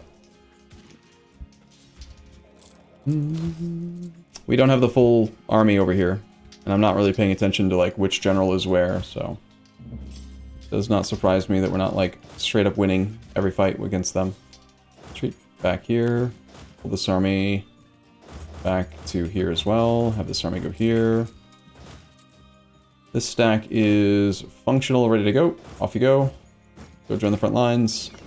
As soon as we get Tunis out, we can focus our full attention on the Ottomans. Push them back, and then once they're pushed back, we can go for the Commonwealth. Bork! Bork! Bork! You hear the Bork? Very distracting. Bork! Bork. Big dogs. Big dogs, much Bork. Bork. I have no idea what they're barking about. But they insist. They insist on Bork.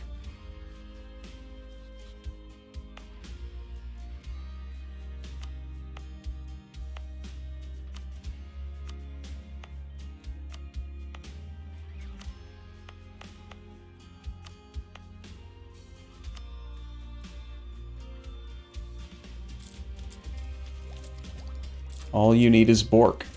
When will you go to the New World to form Michigan? Forming Michigan. I understand that the stream title is a little bit confusing to some people. The intent is not to form Michigan in this playthrough. Although that is an interesting read.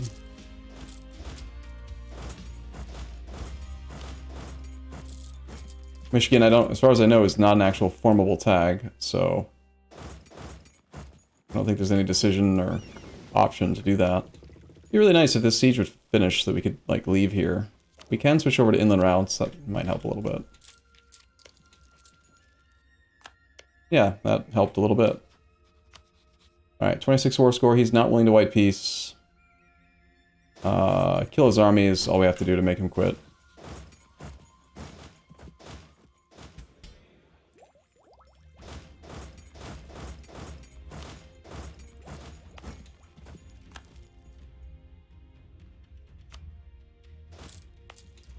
We have favorable terrain here now. They have a 2-4 commander.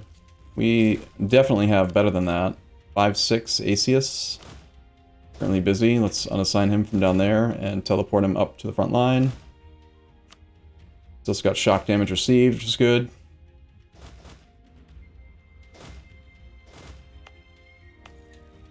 So this is important. Again, I'm not doing a great job of explaining my thoughts today, but I know how to process this, like it just is right in my head, but I think it's easy to miss what I'm doing if I don't try to consciously point it out. So instead of taking our army and just going like this, we're going to position the army here, and then this one's already wrapping around, this one is heading over here, so we're going to move in by an extra tile, and we're going to interfere with the reinforcement route. So we want to come in from an angle that blocks them from piling in, and it makes a huge difference in whether or not you win battles. So we're setting up the trap. I would say we don't really need to put an army here, but it would also be useful.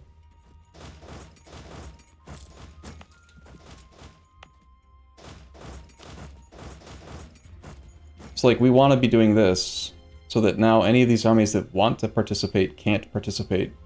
Because they can't start moving in this direction until like 2 weeks later. And sometimes that's all you need. And everyone's arriving on the 2nd except for this army. This army... We should delay the arrival of these troops by 2 days then.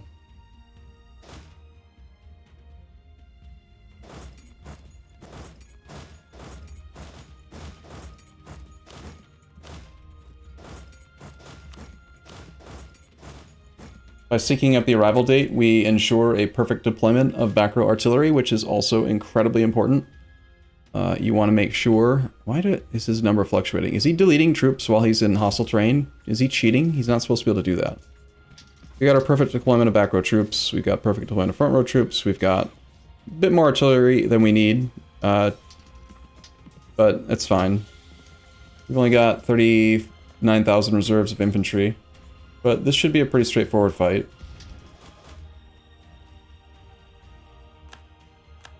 And then they were forced out.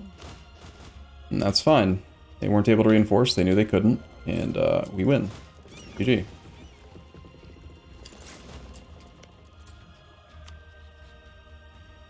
Tunis should be willing to peace out relatively soon, if France just occupies a little bit more of their clay for us. That is their 32 heavy, 83 galley combat fleet.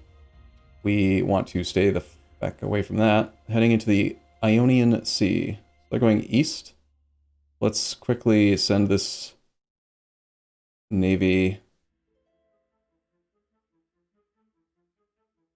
I think we can actually go to Corfu. Nope, that's the Ottomans. Let's try to get it up into KOTOR. Custom Nation Michigan. We almost played Michigan in this playthrough. Like, I left it up to you guys, and you guys voted and didn't want to play as the native country that is basically Michigan. I do think native gameplay is kind of boring, so you guys probably made the right choice.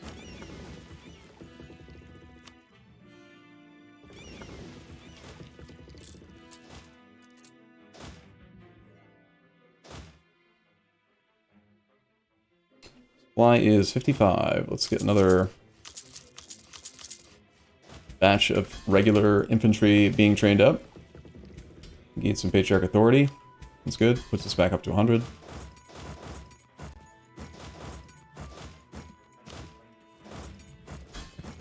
All I want to do is just take back Plovdiv and make sure that the Ottomans know that they can't get anything. We do have defensive terrain over here that we can go and defend as well.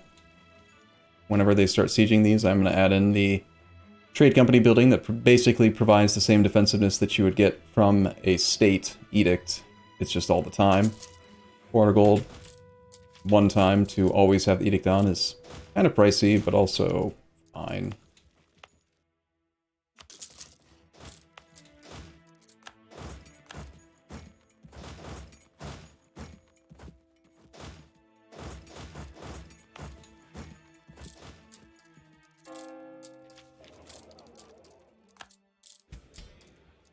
I thought artillery got priority to back row in a recent patch. It's possible that the mechanic has changed, but it used to be that, let's say that you had, for easy math, so you have a 40-0-40 like situation, 40 combat width. It used to be that if you were to deploy 2 separate armies and you had like more than enough infantry to fill the front row, not quite enough artillery to fill the back row, then some of the reserves, the reserve infantry, would deploy in the back row alongside the artillery. And then a day or two later, your other army arrives, and even though you have enough artillery to fill the back row, they won't kick out the infantry from the back row. Or if they do kick them out, it takes time, it's not instant. And every day of combat that you have infantry in the back row not shooting guns is bad. So if they have changed it, that's fine, but it still makes sense to do synchronized arrival, to have a day 1 guaranteed perfect deployment. In fact, it's not just good, it's like essential to have good combat. We have one of our worst siege leaders here. Nice. Very smart. We seem to be lacking in siege ability. Yeah, we only have 2 guys with 4? That's weak.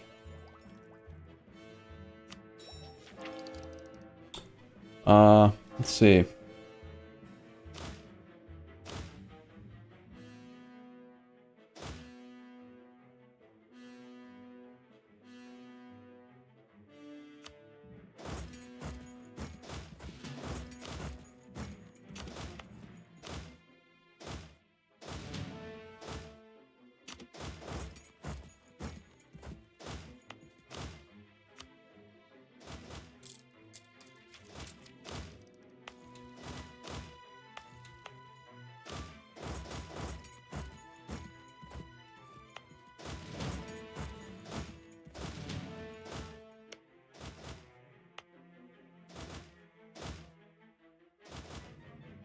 Nice thing about these trade companies is that even if they take them, it really doesn't matter.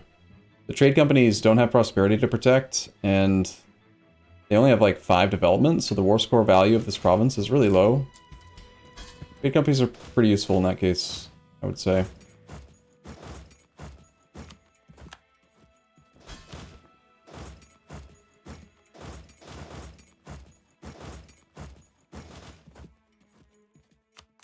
Got Plovdiv back. Means that we can safely pressure Constantinople. How is Tunis looking on enthusiasm? We are able to wipe peace. I do think that I wouldn't mind taking another big chunk out of him for more trade company type stuff. So breaking his alliance to the Ottomans is kind of worth considering. Probably just piece him out for his money though. And don't worry about him being in the war anymore. That's also equally reasonable.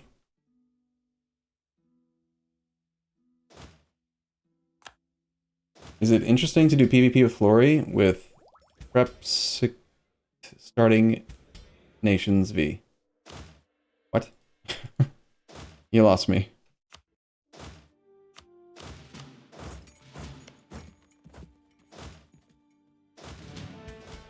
Pre-picked starting nations. Didn't we do something like that? Help me remember, chat. Didn't we do a thing where Flory played as France and I played as Italy, like from our save file from the EU4 LAN party a couple years back? I feel like we did do that. This army should probably swing over here. Try to threaten these, see if we can force them back a little bit.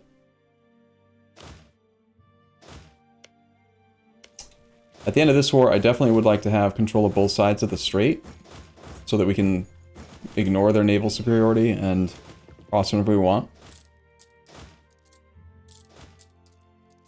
That fort's actually in a state, so we are losing prosperity. I cared about it just a little bit more. Got Georgiou, let's go to Circassia. That is a 3-2 something stack. That army's going to take this fort back. This army can assist. Again, if I haven't done a good job of explaining it, notice how I'm grouping my armies up in groups of 2. So you've got the stack that's got the right amount of stuff to do a siege, but then you need to have a support stack so that you can actually fill in the combat with. So these 2 armies are a pair in my brain. These 2 armies are a pair in my brain. And then this army, because it was this army. Where is this army? This army is okay to not be a pair because it is... I know where the Ottomans' focus is. They're focused on this fort right now and this fort. And this army is likely to either go over here, or if they all start to swing back, I'll know that they're going after one of my stacks, and then this army needs to back off. But until then, this army is perfectly safe to be alone, but these other 2 need to be paired.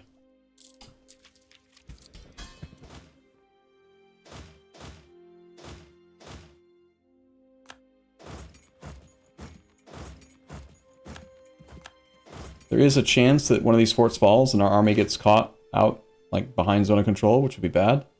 But there's also a good chance that if I send these 2 stacks over here to engage the 36, they may break these sieges like that.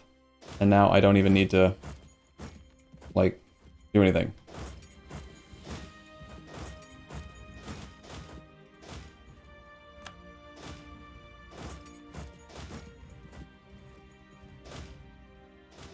And if those fights do happen and they don't look favorable, we'll just retreat.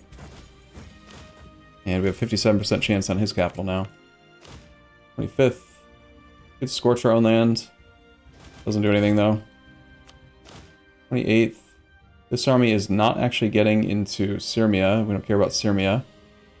This army is marching into Slavonia tomorrow. We're getting caught here. Flat terrain, 30 on 30. Well, 30 on 90. But I'm fine with this. We're trading manpower to stop 3 sieges that were close to completion, which is a good trade. And in the meantime, we took their capital.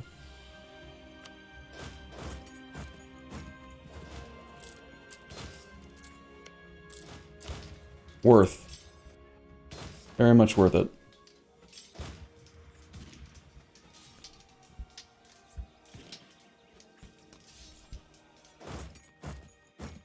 We trade, what is this, 8,000 manpower, and this fight actually went well. We're engaging artillery. I don't want to win, though, because then we probably get caught in another battle. Might just retreat anyway. Actually, it looks like we're safe to continue the fight. Okay. They actually are retreating to that location. Interesting. And that was a full stack wipe. Very much worthwhile. Brandenburg is now the emperor. This army did get the door closed in on it. That was transferred to us. If we give it to Byzantium, we now have guaranteed strait crossing. Let's do that and reestablish that occupation over there. We have 24 war score against Mr. Ottomans. We've got war score with Spain is at 64. They are a non-co-belligerent secondary participant. I don't know that we'll have the war score to return all these cores. Aragon. And if we do this, we have to pay Diplo points, but he is a rival, so we've got minus 33, 50, and 10% unjustified demands. It only costs us 8 Diplo points to do this. 90 war score does return all Aragon provinces. 80 aggressive expansion base. 20-ish with the Italian region. 10 with everyone else. So it's just Spain that cares. We could do this deal. Something to knock out Tunis. Revoke cores is dumb. Let's go for money and war ups. Also wouldn't mind trade power. I'm not taking clay from Tunis in this. Trade power probably takes too much effort, and just getting him out helps to keep France focused. So I'm okay with piecing out now. I think doing a reconquest on its own after breaking alliance would be more efficient. Well, it could be, but we don't know. Because if we break the alliance between Spain and the Ottomans, they're probably just going to ally somebody else. Like, who would be their next rational ally? Not Great Britain. They've rivaled Portugal, that's funny. They don't currently have a relationship with France. We have an alliance with France, but it's possible that they could cockblock us and become, you know, a three-way alliance web where they ally France to protect against us, and then now... So maybe it's better, but it also could be worse. Might be better to just, you know, get the cores now. Build a church. Build the Benghazi Trade Company. We can actually do this one. The reward is really bad, though. All provinces in the Ankara area are looted. Very specific request. Get looting speed and available loot. Alright, sure. Weird.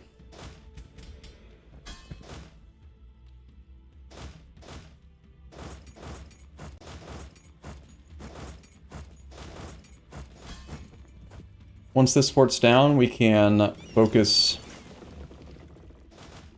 these two stacks across and just start occupying the rest of the Ottoman territory.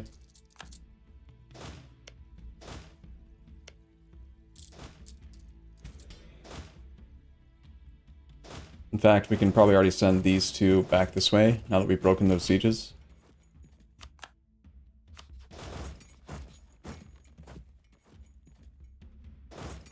I do still have, like, a desire to attack the Commonwealth right now, but it's a bit much.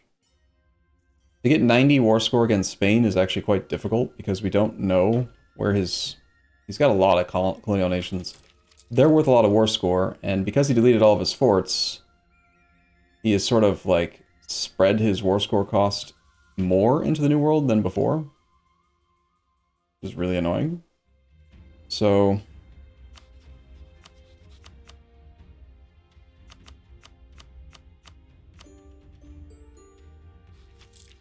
I think that we may not try to push for the full reconquest, non-co-belligerent situation. I need to loot all of these three, apparently. Whatever makes the Cossacks happy, I suppose. I might just take money war ups from Spain right now. We can kick him out right now. Short truce. I don't need to humiliate. Can't ask for trade power because he's got colonial subjects. This is basically bankrupting him, it's fine. Maybe we return a couple since we can get them right now.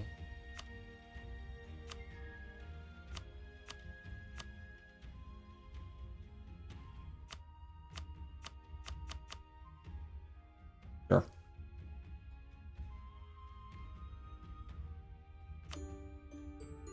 Reasonable expectations seems fine.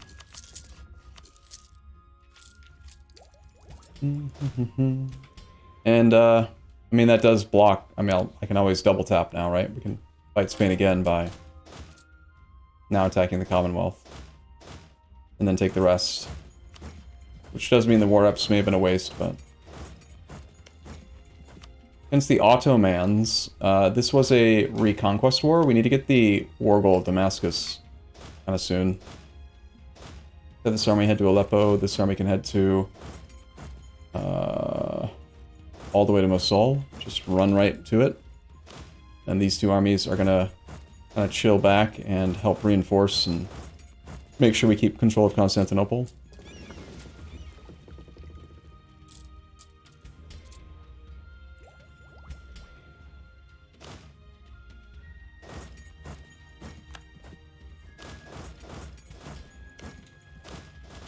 I did it! I looted the place.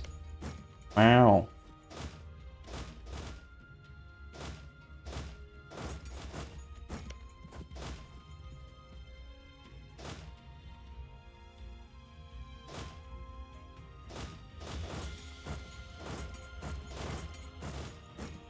Hang out in our own land, be nice and safe. Could revoke another one of the clergy reforms. We could get rid of oversight. They are already above 60 influence, and they already trend well above 60, so we don't need this.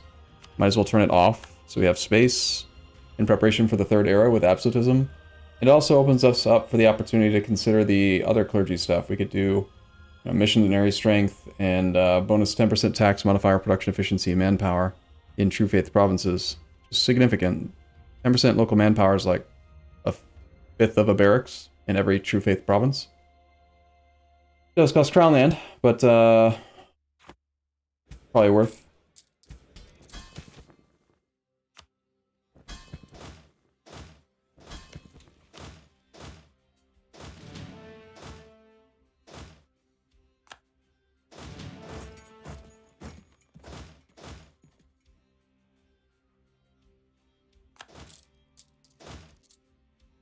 Once we get the war goal, we should suddenly have a fairly decent war score. Let's route through to Burgess first so they can't reinforce and take down that 24 stack without a leader. He can't assign a general right now, which is great. You can be there on the 6th of April.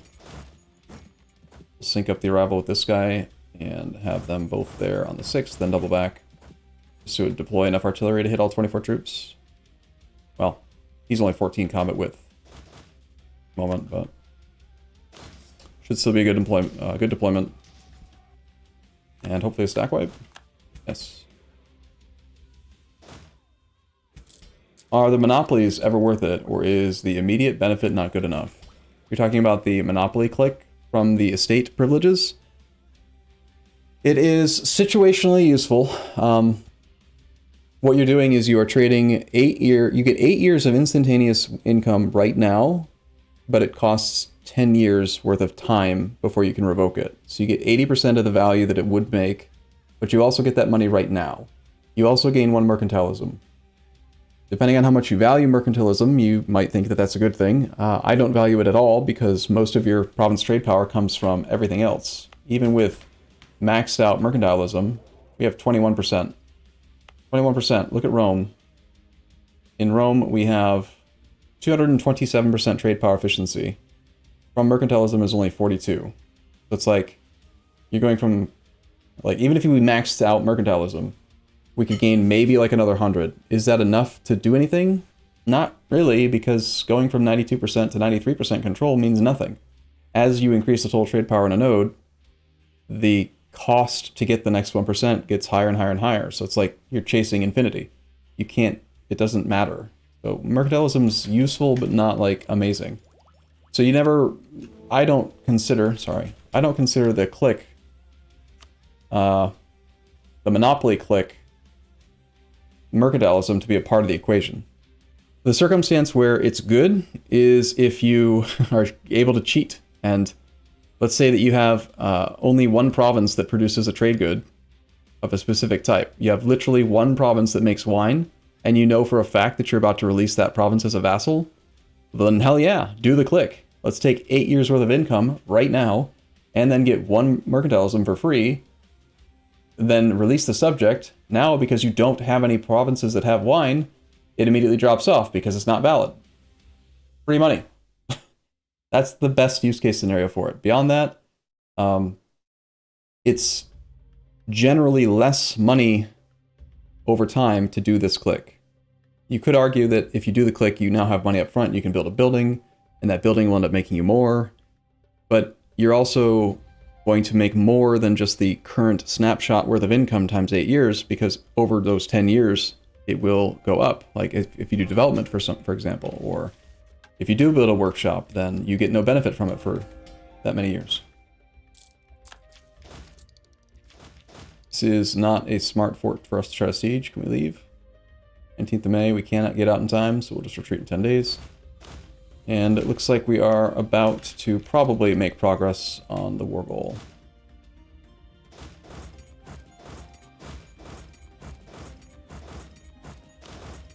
Another leaderless stack we can engage seems good.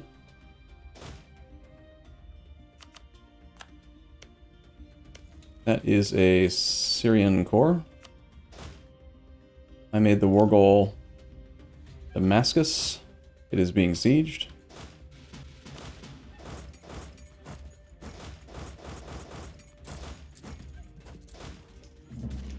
We are able to retreat, They are reinforcing. Still not a favorable fight for us. Let's just retreat. No reason to keep fighting. We are kind of low on manpower.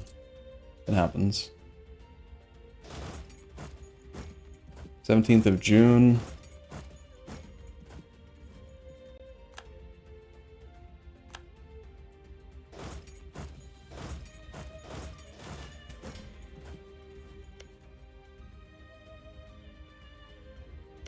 And we now have the war goal. This peace deal is intended to be... I mean, I would like Crimea to have more land. His cores are not very many. If I don't take it, it's possible that the Commonwealth takes it, and that'd be annoying. So I think we do Crimea maybe first instead of Syria.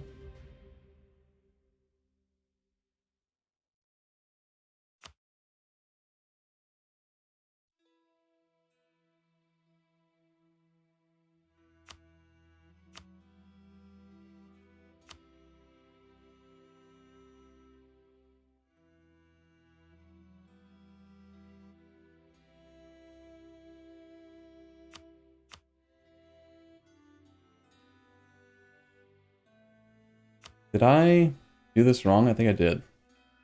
This is Conquest.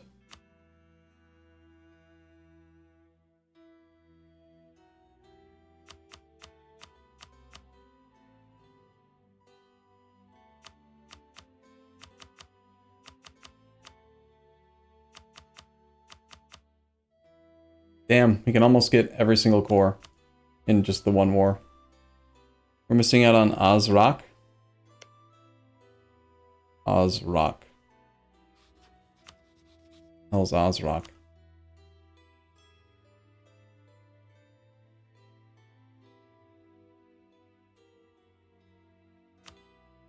That one.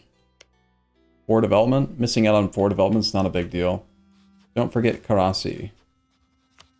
Karasi? If I didn't take my core that we randomly got from an event, we actually could do all of Syria and all of Crimea right now. That's everything owned by Syria and everything owned by Crimea. Don't forget Karasi, the Strait. It would be nice, but if I had to choose between returning every core to 2 tags versus having the Strait just for convenience, convenience is nice, but it's not as important. So I think we go for this. Commanding Yiddish school without occupying any forts in the area. Yiddish school. Yeah, we need to siege down Tin. Okay. And push for like 90 war score, which will take a little while.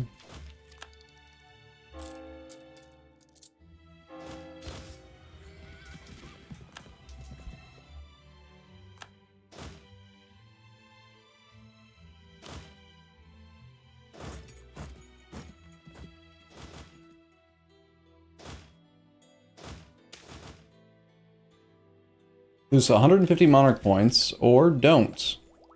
I choose don't. That is my stack getting obliterated. Nice.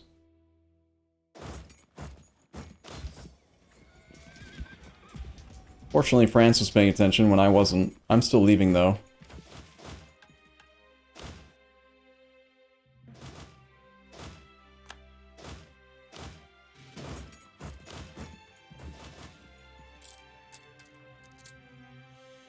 How are we doing on generals? We have room for 1 general. We're at exactly 100 tradition at the moment. This can go to Circassia. This army should probably be the one. I'm just going to park them in that mountain. We need to be a little bit more cautious with these 2 troops, I think. Kind of on the front lines.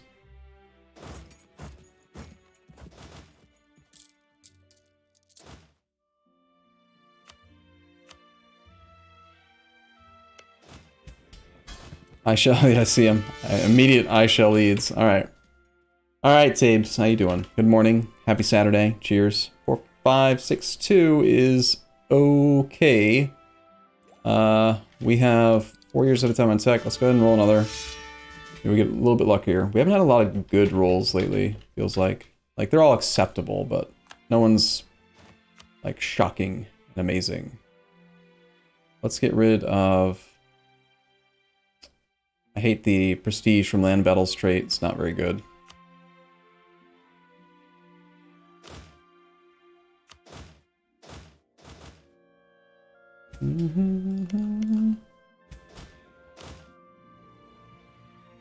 Make them break one siege.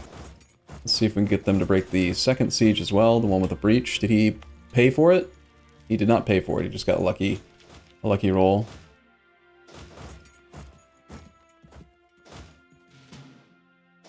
Does he have any forts down here at all? Not a single fort down in Egypt area.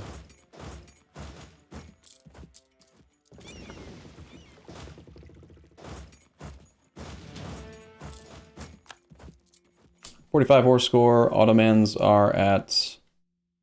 they've lost 334,000 troops.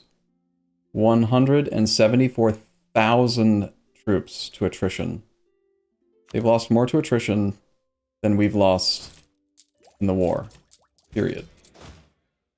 Because AI, gonna AI. Do you value infantry or calv combat modifiers? Or do you like other modifiers better? It's a good question. So 10% infantry combat ability is equivalent in my head to 10% discipline.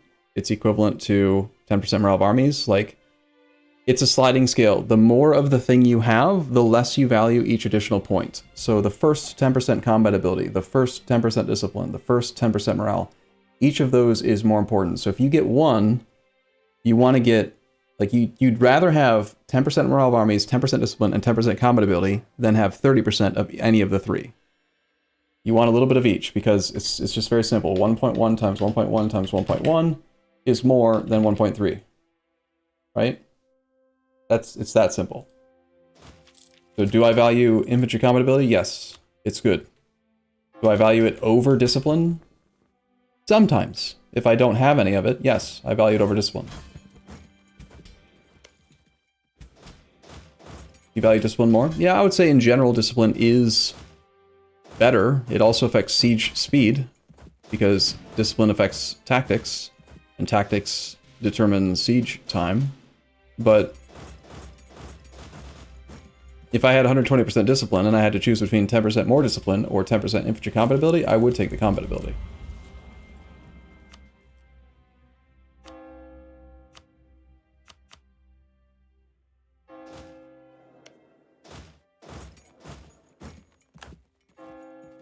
Do siege provinces cost less than non-siege provinces war score cost-wise?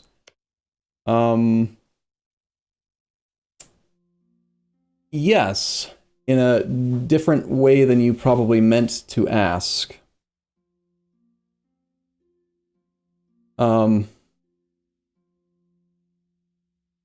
Autonomy affects war score cost of provinces, and you can raise the autonomy in provinces by sieging them, because AIs will have rebels and it will cause them to raise their autonomy, which reduces war score cost.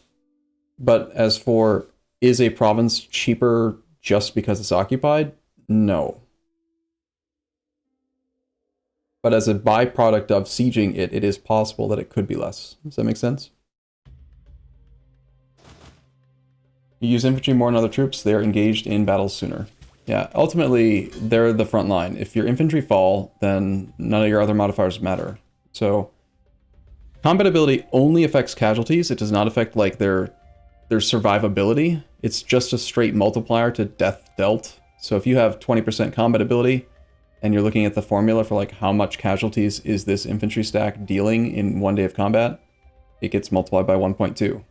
But if you do a little bit more damage to the enemy than in the first day of combat, then in the second day, it's more pronounced because now you have more than they do, and you still deal more damage than they do, so then the second day it's better, third day it's even better, fourth day it's even better. You get a very, very quick advantage that builds up every day of combat. So, yeah, the combat ability is important. We will need to go siege down Tin. I'll send both stacks just to ensure that we get there. because I have to siege that to return the cores. So combat ability is best for artillery. Not necessarily best. Artillery... why would you say it's best? Like, they still benefit from morale, they benefit from discipline, they deal more damage from discipline. Discipline functions the same on offense as combat ability. It is also a direct multiplier to the amount of damage that you deal, which is why I said 1.1 times 1.1 times 1.1. Like, you're doing more damage with discipline. But discipline is better than combat ability because it also functions as a divisor to the damage that you take. So when you look at your land tactics, 1.9, let's say that we calculate that we're going to do 7 death. Well, 7 is going to get divided by your tactics, 1.92. And you're only going to take 3.64. So casualties in the very early game are actually increased when you have less than 1 tactics, and then casualties go down as the game progresses because your tactics is more than 1.0. But it balances out because even though your infantry are dealing less damage, you are now also bringing a whole bunch of artillery into the mix, and the overall casualties is still higher. So tactics, the fact that discipline affects tactics and combat damage is what makes it better. It does both. Plus fire damage or minus fire damage received.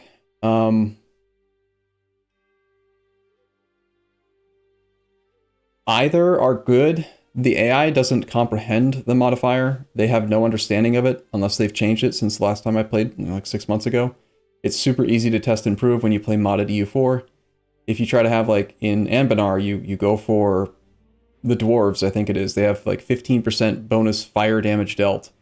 And the AI will consistently underestimate the power of your army because they do not understand that.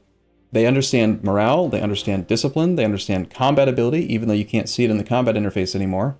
They know these numbers exist, and that gets factored into their, their equation for which army's stronger, if they think they can beat your army or not. But they do not understand when you are doing more damage than you should be. They'll underestimate your power and take fights they shouldn't, or they'll stay in fights they should retreat from. And so I guess if I had to choose between fire damage dealt and fire damage received, or shock damage dealt, shock damage received, offense is generally better.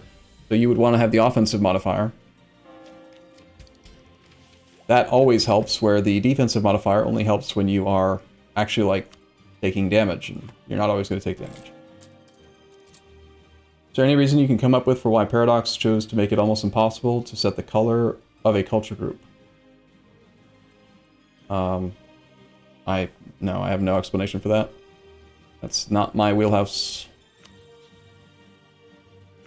I don't know why. Did we peace out Spain yet? We did, right? Yeah, keep spying on them then. Do they understand raw plus infantry, cavalry, artillery, shock, fire? No, they also don't understand that. They definitely do not understand that. I've tested it. So Spain gets a bonus plus, at the very first thing at the top, 15% morale armies and artillery fire +1. That doesn't mean that they have an extra fire pip. That means that they literally have 2.4 artillery fire to our 1.4 fire artillery fire.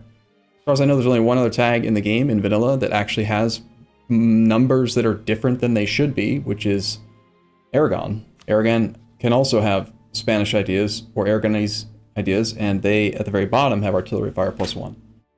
Unless they've changed it, and I don't think they did, the AI has no understanding. The way they determine, like, what your numbers are supposed to be is they look at you and say, what tech do you have? Tech 14? Okay, at Tech 14, you should have these numbers.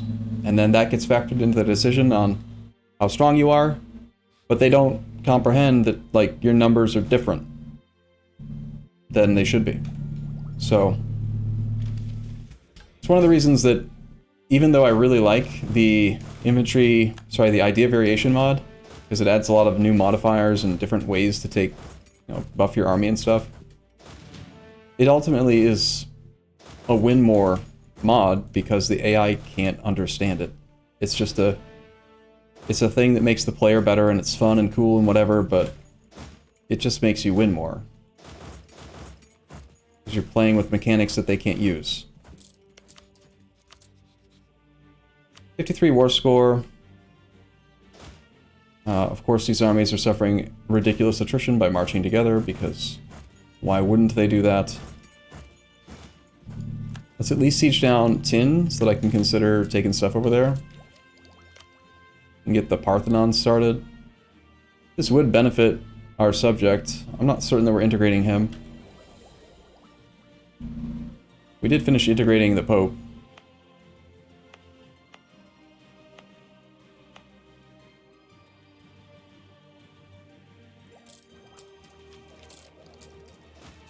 But AI can understand leader pips.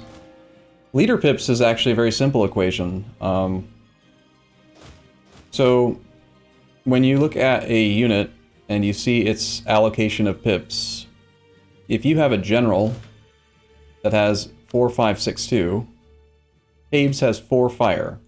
What that does is it adds a +4 to the damage formula in combat to the offensive, and I believe it's the defensive. It's like there's 2 separate equations. There's how much damage did you deal and how much damage did they deal. And in both cases, you get the +4. So you get just an extra 4 pips in this category and an extra 5 pips in this category. And the reason why there's offensive and defensive is that it's your offensive compared to the enemy's defensive and their offensive compared to your defensive. But in both cases, the fire pips of the general and the shock pips of the general are added to the equation. What do rolls do then? The base formula, off the top of my head, is 15, I think it is. It's 15 casualties per day. And then every extra pip that you have over the enemy, you deal an extra 5 base casualties. So like if you have a general who's a 4/4 and they attack, you attack somebody and they have no general, and you have the exact same unit type, easiest comparisons when you are the same tech group and you don't have to worry about, you know, do I have this many pips versus the different tech group having this many pips and that kind of crap. But if they're equal, it's much simpler. It's your 4 shock means that you deal 20 more casualties per day. You'll go from 15 base to 35 base. And so what rolls do in battle is they are also added to the formula for damage dealt. So again, easy to test. Just load up a save. There's a command you can type that fixes combat rolls at a certain number. And if you want, actually, if someone wants to find it and link to it in chat, Riemann Paradox has a video that specifically goes through the very nitty-gritty for how this combat formula works. And he'll do all of the work for you. You can just watch the video. But the dice roll is the same as the general pips. If you roll a 9, you're getting an extra 45 base casualties. If you roll a 0, you're getting none. If you get a 2, you're getting 10. So, yeah, that's what it does.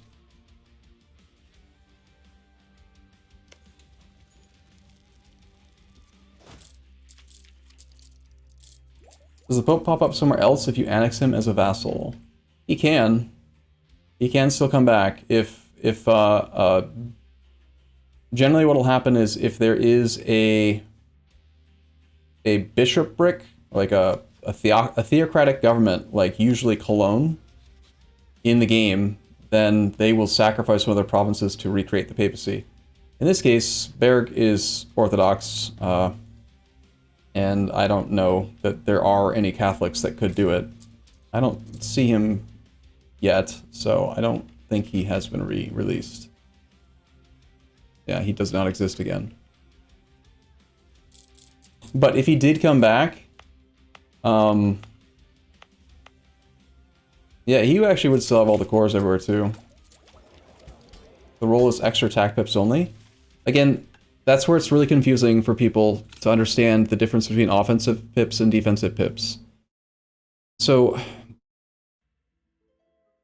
a long time ago, I thought that offensive pips were used if you were the aggressor in a battle, if you started the battle, versus if you were the defender in a battle, and then you'd use your defensive pips. That's wrong. That is not how it works. How it works is Like a very, very simple thing. Like if we're looking at the very, very starter infantry that have like only a fire pip or only a shock pip, just one offensive, no defensive, then how do I explain it? Your offensive pips are compared against the target's defensive pips, and the disparity determines the casualties. So if there's a difference between your unit types, then you'll notice... I'm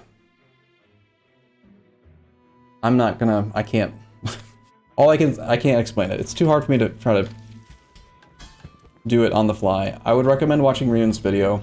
He can take the time to explain it with, you know, taking breaks and writing a script and making sure it makes sense, and it'll make more sense if you just watch his explanation. That being said, I do understand it. It's just, it is difficult to explain it in a way that everyone can understand. What are we doing with these armies? I don't know. We were scaring people off. Let's head back here, make sure they don't take back their capital, make sure that that fort doesn't get pressured.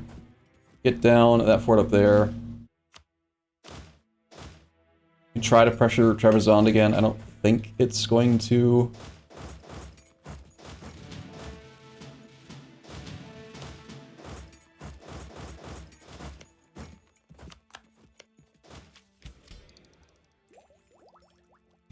Come back from here, improve relations with one of our subjects, I guess.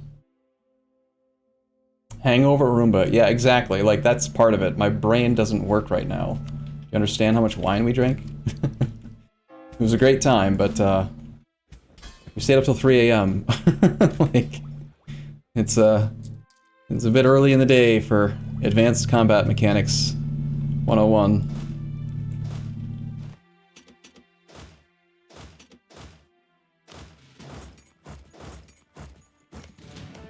What are you doing, Russia? I see you. I see you. Are you coming and planning on taking over this land? It looks like you might be. Pull back a few extra troops and make sure to siege this down right now in case he's about to declare. He could just be moving around trying to take care of rebels or something, but he could also be about to declare war. Okay, well that was easy. We technically have a fort in the area, so we are now able to send the peace deal. Let's see how close we are. We're at negative 111 reasons. Is it worth the effort to get that last bit? I think in this case it is. It's not that much harder. But it does require sieging down more of their forts. Let's go ahead and barrage this one. It's a mountain fort on the coast. I'd like to ensure that it falls.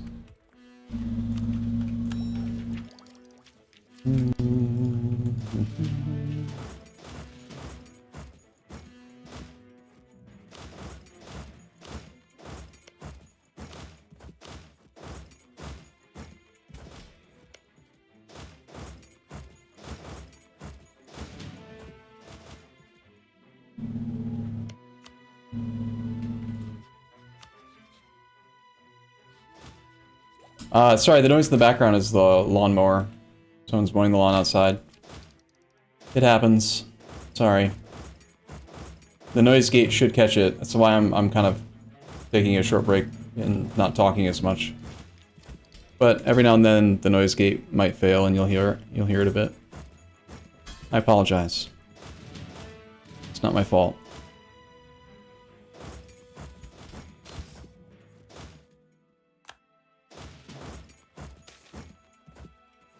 Okay, we will take the admin tech costs because we're probably going to take this next instead of taking tech on time. And we're going to be behind on admin for sure. Diplomat has died. Diplo rep guy is okay. Spy network guy is okay. Another improved relations guy is also totally fine. Let's just do that. I think we don't upgrade the Parthenon. I don't need it because we already have enough advisor cost discount. And I don't really care if my subject can run advisors or not. Especially if we end up integrating him.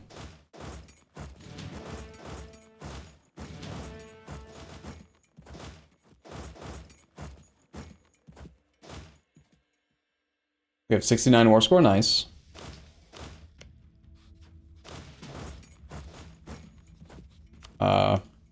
Wow, even though I barraged it, we didn't end up getting that fort in time. That's annoying. Why are you resisting, Ottomans? Please stop. Send this army back closer to the war goal.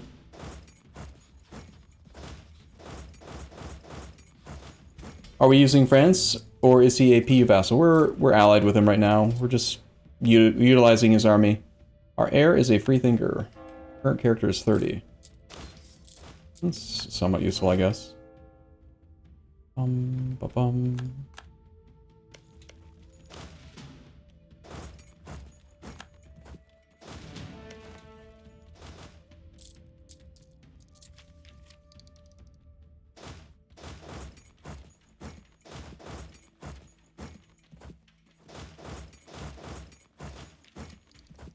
74 war score. He's basically full occupied. Secondary participants can't be knocked out because they're too far away. Or they can't be knocked out easily. Or at this moment. 7. We probably need, if I had to guess, 85. 85, 86 or so. Should be when he's willing to agree. Sorry, on low enthusiasm, we're at negative 35. If I had taken Trebizond, I think he probably would have agreed by now. I think it's the last fort that he owns. There's just a few more occupations here and then we're good. And those and down here as well. Let's go occupy Tadmor. Let's keep pushing forward here. Take tech early, don't need to. Bum bum bum. We have converted a thing and gained a bunch of prestige that I do not need.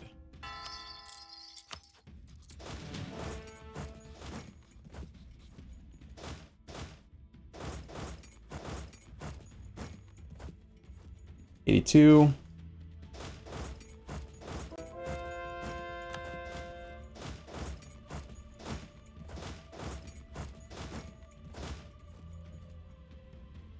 If Aleppo falls, we probably don't get there. We have negative 4 reasons. I said we'd be able to get it at 85. Am I right? There's 85. I'm off by 1 reason. Noob. What an idiot. Doesn't even know how the game works. Dummy. Alright, it's 87. We could push for a little bit more. If that falls... Oh, he broke the siege. Alright, if he's not going to actually threaten to take a fort back... Oh, I can't take anything else anyway, so sure. Alright, good peace deal. Let me double check, make sure we are getting everything that we need. That's all of the Crimean cores returned, and all of the Syrian cores returned. And 136 monies. Need our diplomat and to not be in a battle, and then we're good to go. Actually, that's a battle with someone else, so he'll still agree. Goodbye! Boom!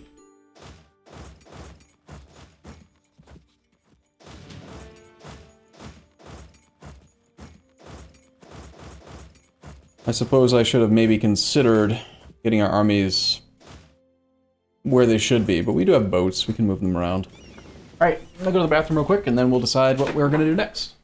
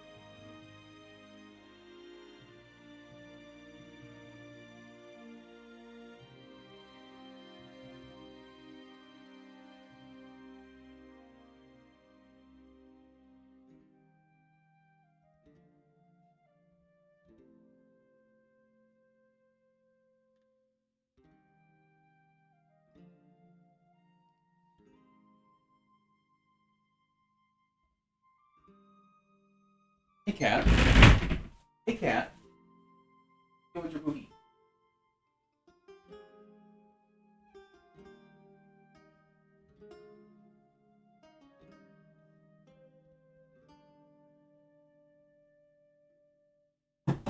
Double chair. Hail chair.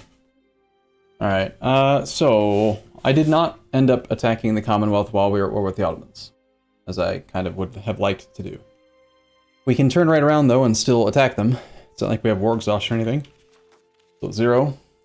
We've gained manpower, we're at 11,000, and we've also closed the gap on our force limit a bit. We're getting up there. Slowly gaining professionalism. War turn for Circassia. We didn't have the war score space for it. We are allied. We're allied to Russia, right? Yeah, we should return. Oh, I forgot that we were. Aww. Cores have expired. Circassia's cores are gone. Weird. Except for here. Well, that's dumb. Use Russia? Yeah, if we can. They are in debt. We have negative 100 reasons. They have negative 32 reasons to join because of opinion about Italy. Uh-oh. They desire our subjects' provinces. Well, that's like too bad, Tsar Ivan. You can't have them.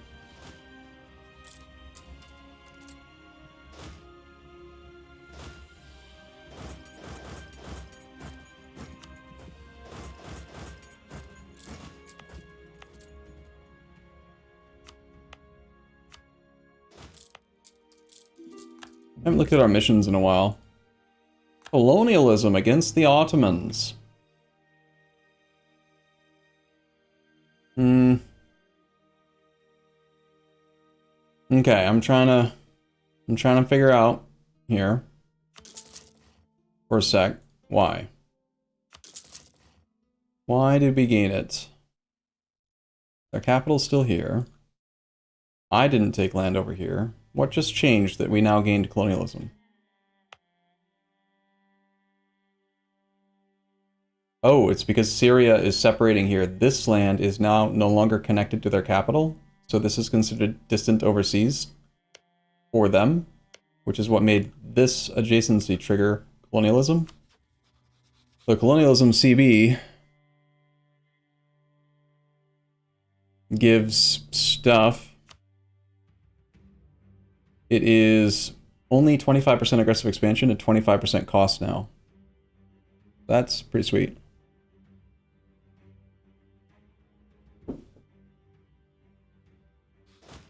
I totally remembered that was a mechanic. Absolutely.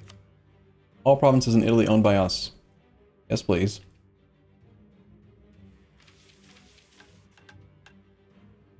Be allied with Ethiopia. Oh yeah. Right, that was the thing I was gonna do.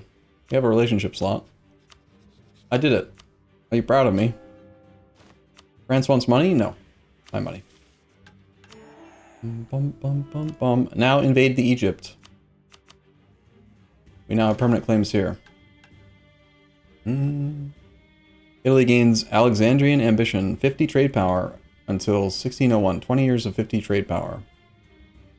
Develop in the south. Develop the south. 5 provinces in southern Italy must have 25 development.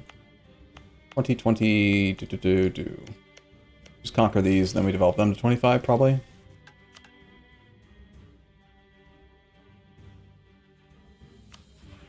Huh.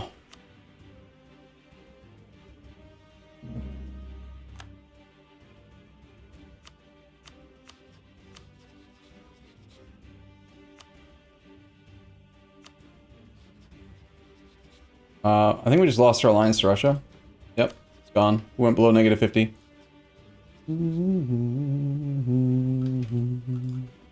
Don't care. Guess we should have declared war on the Commonwealth right away, though.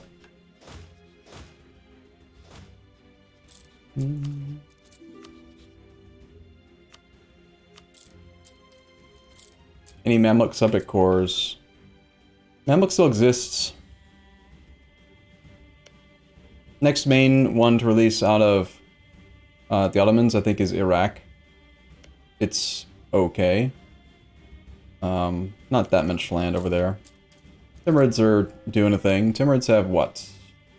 Economic, defensive, trade, and offensive.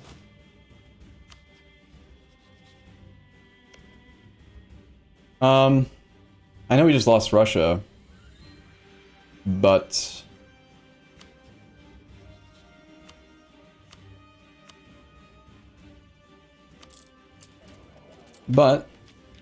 might make sense to break the alliance with France soon.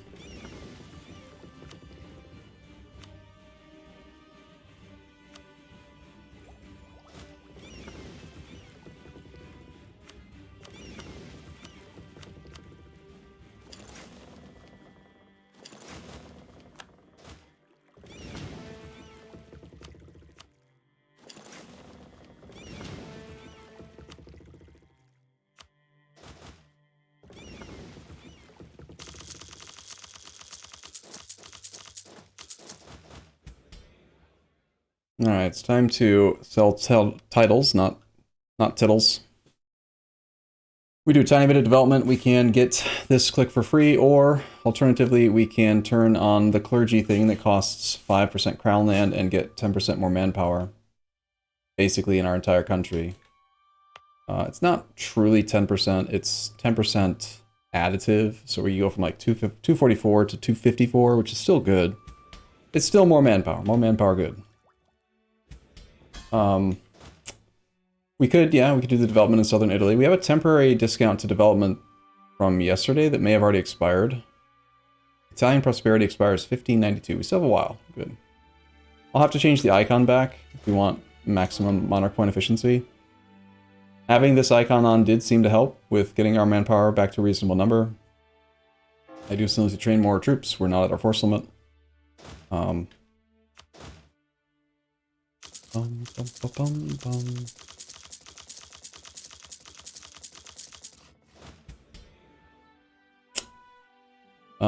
That's a big click.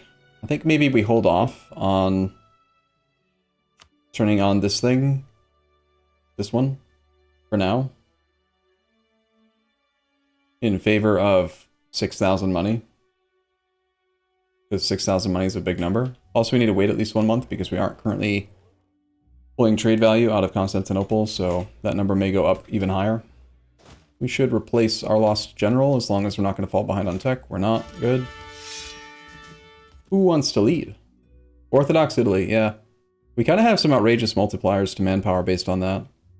100% patriarch authority, 33% national manpower from being Italy, and then we have multiple manpower states that produce ridiculous amounts of troops. And we don't have the soldiers' households yet. That's where it's going to become kind of ridiculous-er. Ridiculous-er. Go with Lil Wally _. Lil Wally _. There's a good one. I think Crag's done.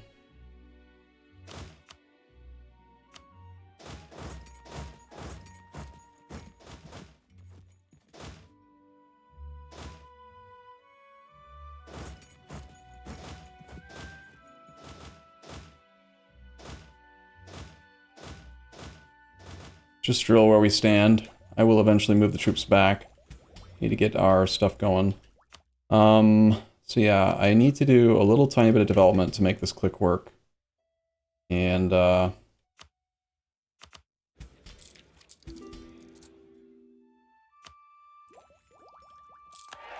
sure, I don't care. Royal marriage with them is fine. We're gonna need to do 25 minus 22.7. Wait, divided by 0.2. Need to do at least 12 development clicks, which is not that many. We're only doing 12. Do we actually change the icon? These last 20 years, and there's 14 years left on it. So I only used 6 out of 20 of its available time. Which feels a bit wasteful. Probably can afford to run this guy at level 5, even though he's more expensive. probably afford it. It is kind of a big amount to pay up front. We need to build state houses in more places. This state had no proper trade good, I think, so we put it anywhere. Generally the lowest value or highest building slot province. This state is trade company. This state has fish, salt. Fish is pretty crap, generally speaking. It'd be good to build here. Courthouse, bastion, shipyard. Here, I think it would be nice to maybe do 2 development to get to the next breakpoint. Yeah, screw the Patriarch Authority. I want my dev cost discounts. My development. Make things cheap. Do it.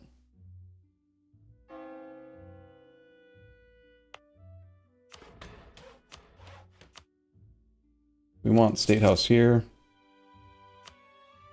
Could build a State House in a trade company. Interesting.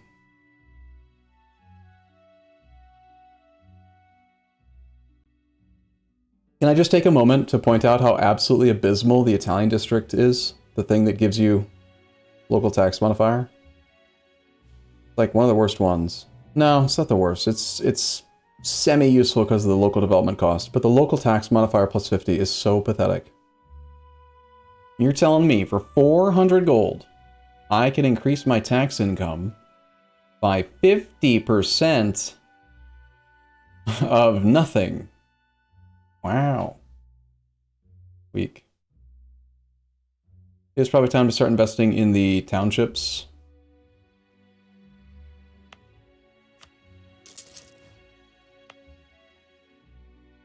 So that's this node's township. We need a township in this node as well.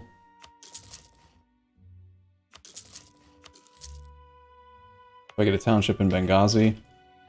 We need more trade companies. We need more money. I need all the buttons. Look how big that number got. I like money. Do you like money? I like money. Boom! 7.5 grand. We can go to C's now. They'll still be loyal. And we need to do just a couple more development to get where we need to be. So cheapest place to dev, Ravenna. Ravenna has prosperity and the edict and happy burgers. We can lower autonomy in these places.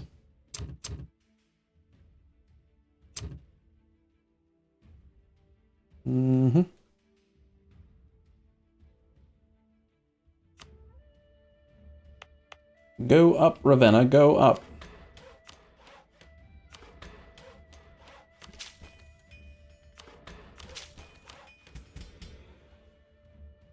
Still need 3 more clicks. Nina. Can't do edict yet. Next closest, Modena. We already have the edict.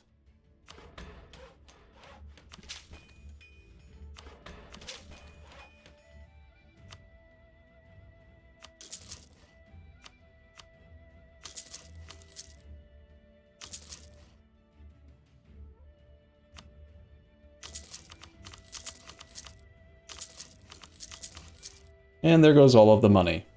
It's gone. Such is life. Easy come, easy go. Roomba, why do you not use the estates summary in the outliner? Because there's a reason. 1/3 of the data is irrelevant to me. I don't care about their crown territory or whatever that number is. The number on the right. And then these 2 numbers, like, they don't matter, is the reason. They don't... You can see the same information here, and I almost always have their trend and equilibrium points above 60, so it doesn't matter. There's too much important stuff that I need to see on the outliner, and it's not important enough to me, basically. Come back and start working on Circassia. So we do have quite a bit of governing capacity open now, since we've been trying to make governing capacity controlled. We can probably integrate Aragon. Aragon still has a couple more cores. 1, 2, 3, 4 left. And that's it. So what are you doing, Commonwealth? This is wrong. This is just wrong, dude.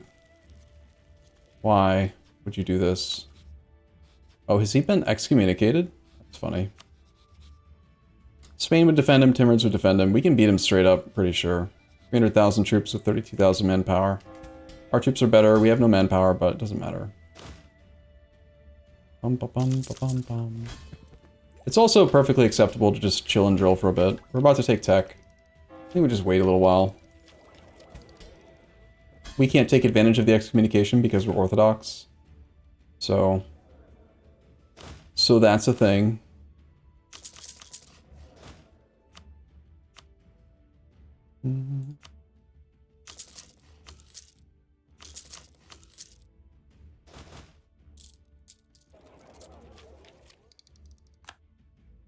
And in 83, January of 83, we do want to attack and finish off Naples. He should be easily down to 1 bite.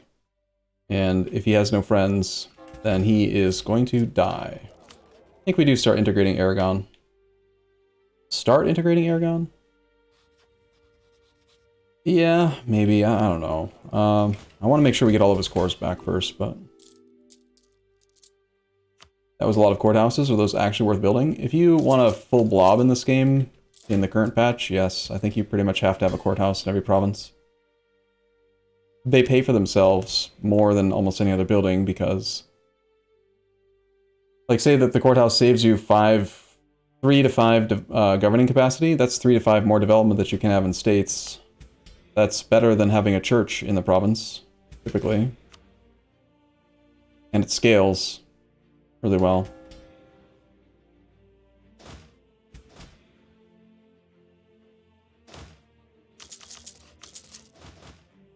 Aragon's like, no, don't integrate me. Let me be a march. I want to be a march. I don't want you to be a march. I guess we're probably rivaling Russia soon. Did Aragon lose the rest of its cores? What do you mean? I don't think there are any other cores that they should have. Isn't this the line right here? Navarre is usually independent. I think this is normal. They got all these. They got Sicily. They've got down here. Looks right. About to take tech. 2 years away from taking the tech.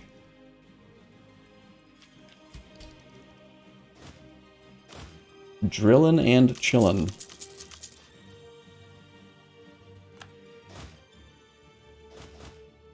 I think we have some perfectly drilled infantry that we want to swap in for our not perfectly drilled troops. Bit tedious, but also these guys aren't really benefiting from standing around drilling anymore, and other troops would benefit from it. So if we want to be the strongest we can possibly be, you kind of have to do this micro. These troops can go somewhere. These troops can head over to somewhere. I do want to pull the transports off and get everybody in position.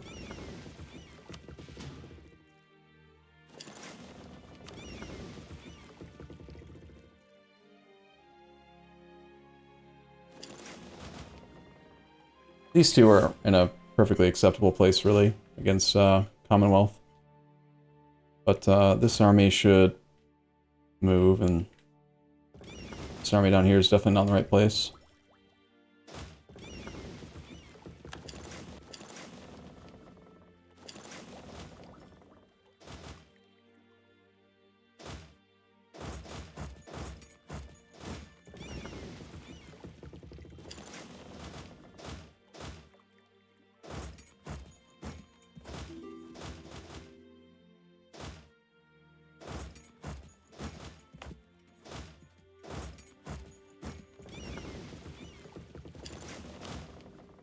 I'm gonna grab these 18.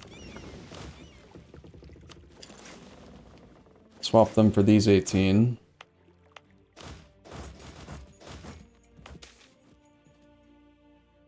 Rebels.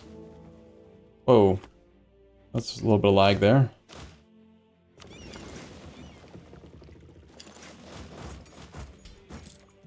Local missionary strength in Terracina.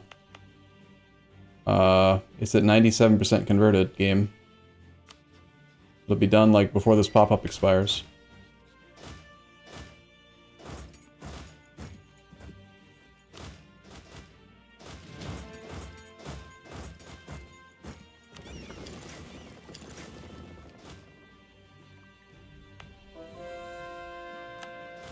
It is a waste of time. Terracina has missionary failure for a while. Too bad it's already Orthodox. Ha! Ha! Got him. Take the Navarre core from Spain as well. Trade a fully fed Aragon for a new Navarro. Navarre doesn't have any cores to return, though. Like, that's the main reason we use them.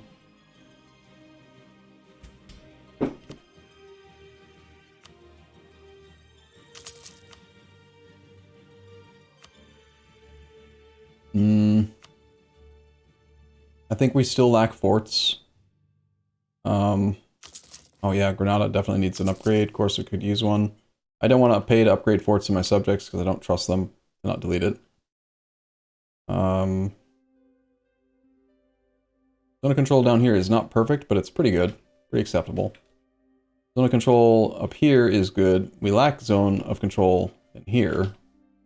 I would like a fort in Perugia. And soon Abruzzi, or Brezzi, whatever. Courthouse, workshop, manufactory is great. This state, this province having an extra fort development for its click would be worthwhile.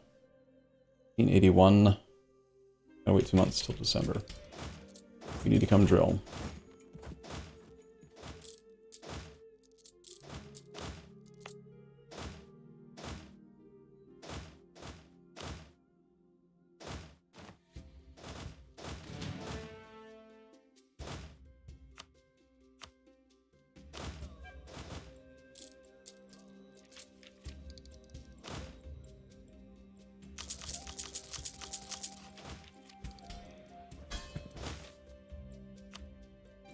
I like money.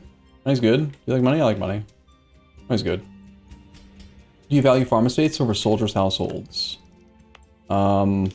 Depends. If we've reached the point in the game where manpower literally is irrelevant, and I never, ever, ever, ever have to worry about having manpower again, then the money is more valuable, but it's kind of difficult, in very hard difficulty, to reach that level. We would have already been there 50 to 80 years ago on regular hard, but when you look at like the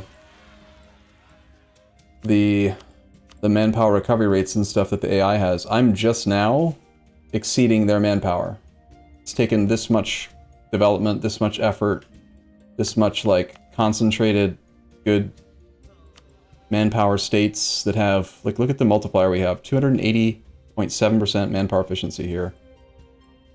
And it's developed in this way, like 15 base manpower here, 13. Some of them don't have it, but most of the provinces in the state are focused manpower.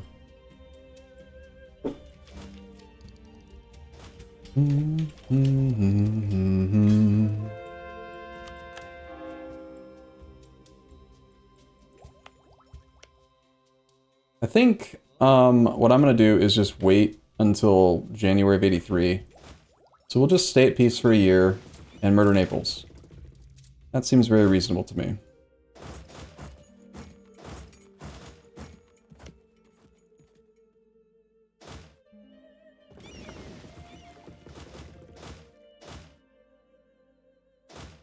And it looks like it's probably about time to add more artillery.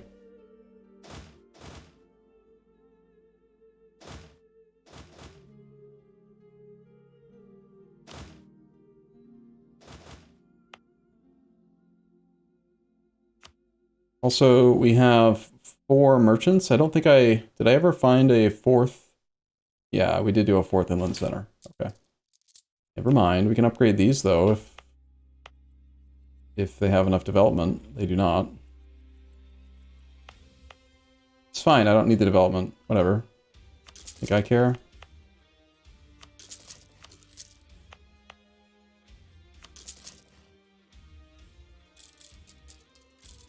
Roomba still has DILF vibes. DILF? That is not something you hear often. Okay, we finished admin ideas. We now have access to the diplomatic annexation cost policy. And income from vassals plus 50. We don't really care about income from vassals. That's not really why we have them. We already have 75%. And, like, the money we make from vassals is useful, but it also can kind of ruin your subject. Like, Aragon is really struggling. He has 3 troops, and he's losing money. Like, too much vassal tax can actually be bad for you, and cause them to delete all their forts, you know? So, I mean, we're never going to run that policy, but this one's too important because it takes us from 80% advisor cost discount to 90. But I'm probably willing to turn this one on soon. We don't have to turn it on right away, we can turn it on later. But, was there a thing I was waiting for with Aragon? I want to return the last couple provinces. Probably takes quite a while to do the integration anyway. Like, we probably end up having time. So, let's start the integration now. Manpower at 50%. Ha! Develop Treviso with base tax. To gain prestige that we don't need. Own something in at least one province in the Moldavia area. Give me a regular claim on this whole state. 5 claims, take one of these provinces, and get 50 admin. That one's great. I will take it. So we'll take land from Naples. We want to bring them to justice. No. They can do whatever they want. Go, Cossacks, go. Even though we're wanting to return Aragon's cores, we can Scuttage him and then still return core. And Scuttage again makes it so that we don't have to worry about his capital getting occupied and having the integration slowed down, so I'm going to do it. Or DevClicks, Fort in Perugia. Perugia. Yeah, I do want to do that. I needed to change the... Thank you. Yep.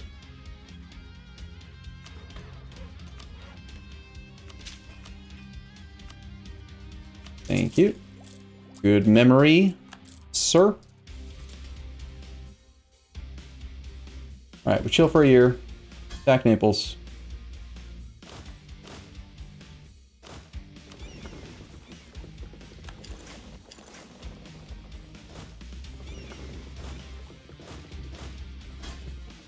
We've actually managed to almost get back up to our force limit, so we should be gaining about 1 professionalism per year now from drill. Which is still quite slow, but fine. When does the truce with Spain expire? December of 89. We wanted to do a direct war deck. We will be fighting him soon, though, if I attack Poland, which I think is the next war. We attack Naples, then we attack Poland. I just want to make sure. Naples has 182 AE. We want to keep him isolated from the coalition and remove him from the map ASAP. Administrative ideas of a lady. She's very nice. Yay.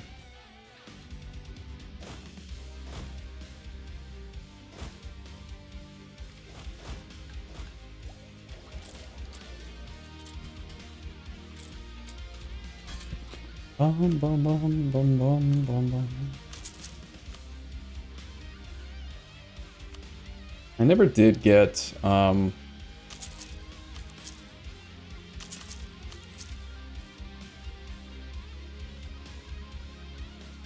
never got my merchant out of the Constantinople Charter. We're at 31.6%. We need to keep on doing these things. And I need to get more marketplaces built here. That or take over more land. That also works.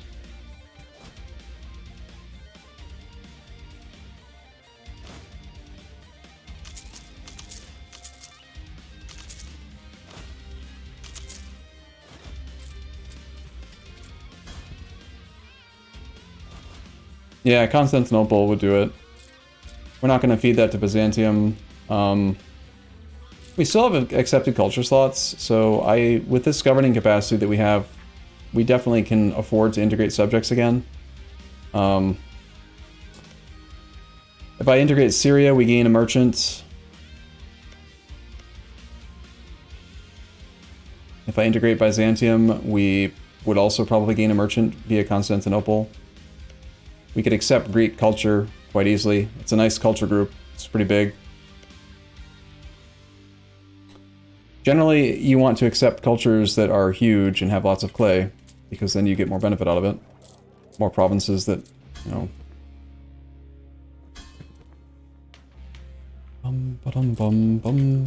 Okay, wars soon.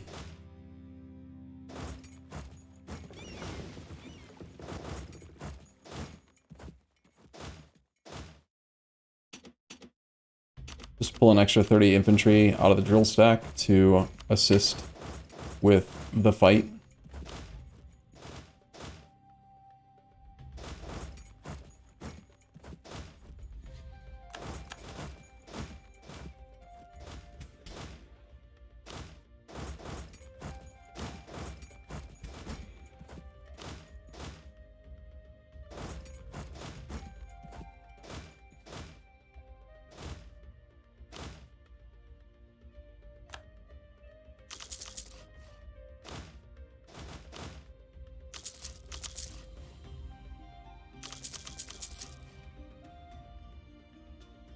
I'm accidentally going a little bit over the force limit, huh?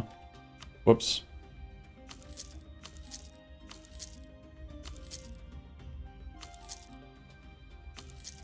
Force limit exists for a reason, man. Don't be crazy. Going over the force limit's crazy. You always accept Turkish? Turkish is a pretty good culture. Yeah, it's a big group. You should also technically try to make your... If you have control over it, you want your primary culture to be one of the cultures that's in a huge culture group, like, that just has a lot of development in it, because you get free cultural acceptance. Just come back from Spain. Bum, bum, bum, bum.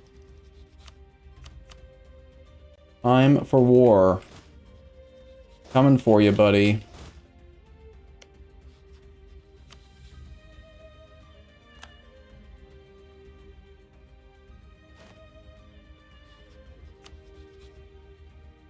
We can even call France in. Wow. No thanks.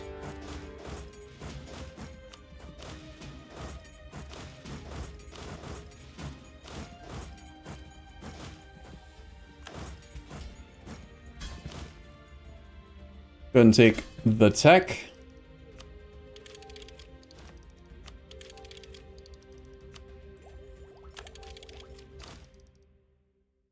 We have superior infantry. I think we can win without any morale, so we'll go ahead and swap to the better infantry type. Die, silly Naples. We are Italy. You don't get to be Italy anymore. Get out of here. Leave this place.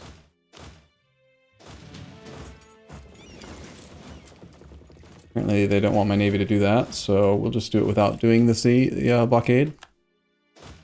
Good fight. Both sides fought a good fight. They both put in a good effort. Good job. You did it, Naples. You're amazing. Should we just kill this guy? Can we afford the AE to just eat him? It's kind of a lot.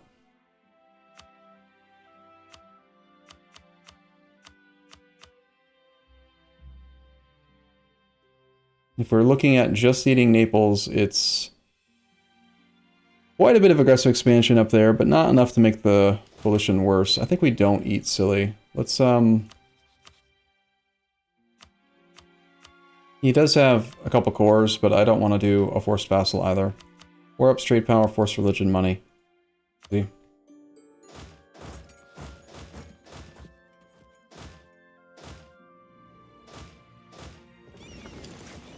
Are you gonna, like, try to stop my navy from blockading you? With your combat fleet? Of course you are.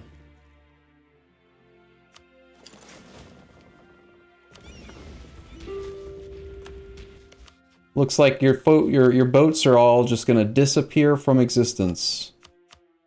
That's how we do it. Just cease to exist. I guess revoking cores is irrelevant. Let's take money. Watch the boats disappear. Ready? Boom.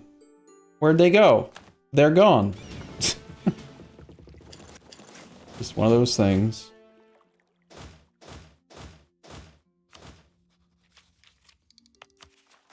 I don't have any admin points. What? Do you think they will ever make EU5, or will they stick the DLC route? As far as we know, I think they've already answered that, right? There is, I think, only one more planned DLC, and then they're done. Which may indicate that they are working on EU5, but we don't know for sure.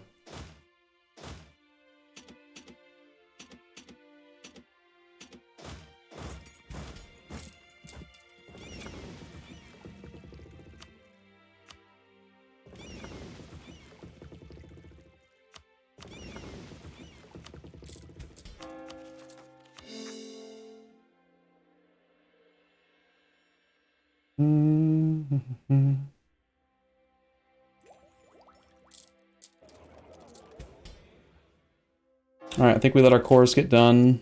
We're behind on admin points, so I want to at least get this next course started before I forget that I need to do it.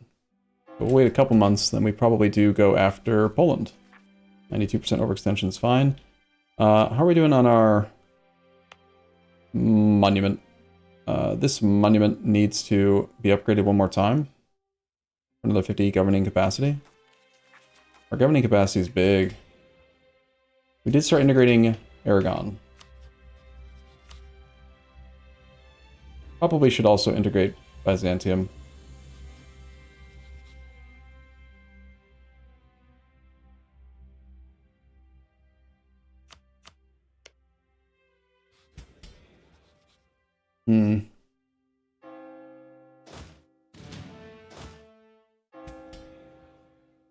Develop South Italy. Dev cost discounts. Ah, yes. Well, we need to wait for these cores. Because I'm going to use... South Italy requires any of these, and I think a couple of the ones we just took were really close. So once these cores are done, and we can state it and turn on the edict, yeah. We'll develop South Italy. Make progress. It will be good. Let's stop off relations. Do we annex Byzantium? I feel like we should probably annex Byzantium. They should stop existing.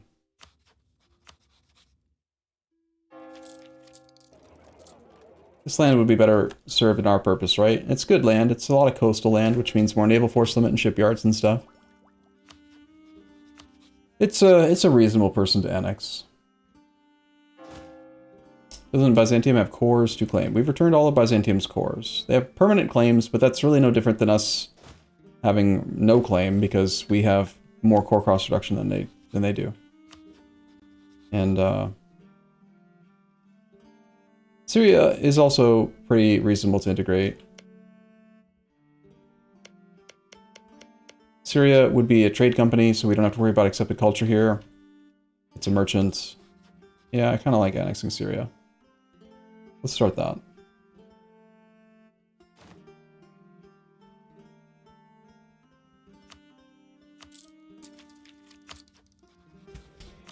Denmark wants condottieri.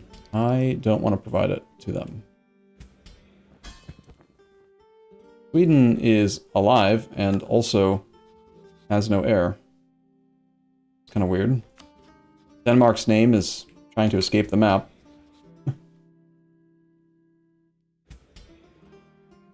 We need to do the expand into Moldavia mission.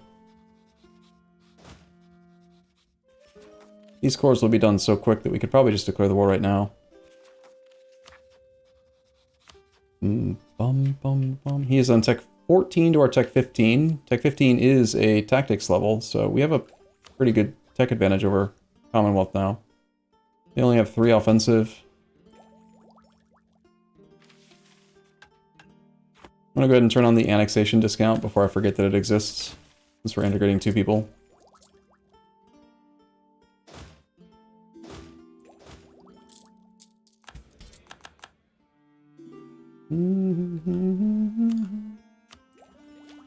It's really weird to me when your subjects ask for money.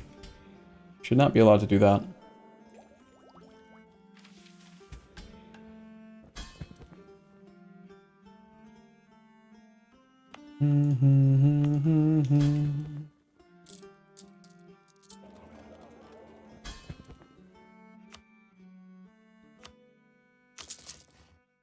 Oops, probably shouldn't start that. Actually, that's one argument against integrating Aragon at the moment, is that we have buildings that take 5 full years to build that will probably be done. We might integrate them too fast. Oh, never mind. It's going to take till 97. We're plenty of time.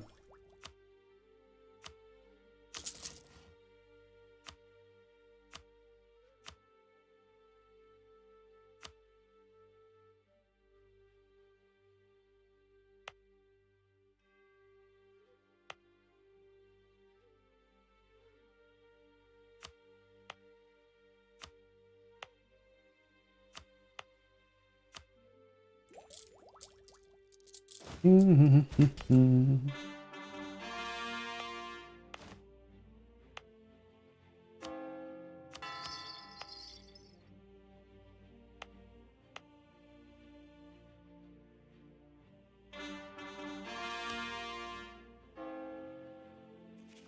get those full cores done. Get our missionary edict on. We'll do the develop South Italy soon.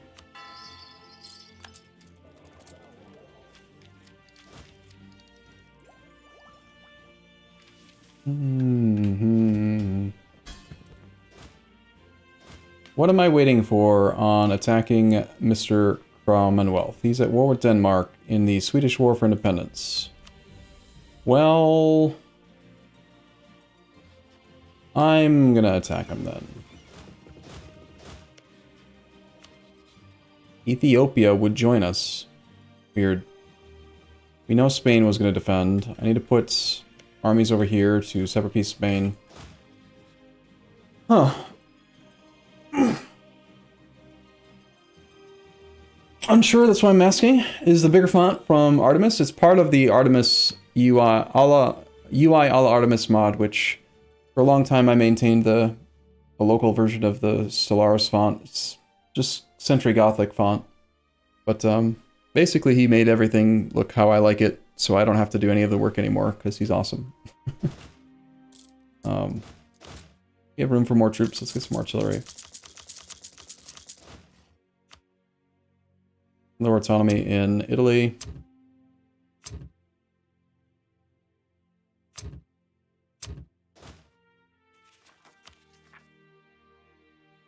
Boom, boom.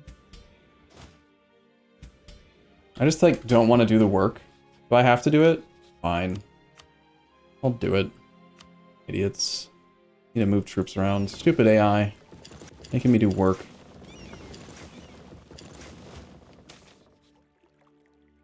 Royal Patronage. I can gain 4.5 innovativeness. Or don't. I'll don't. Thanks, though.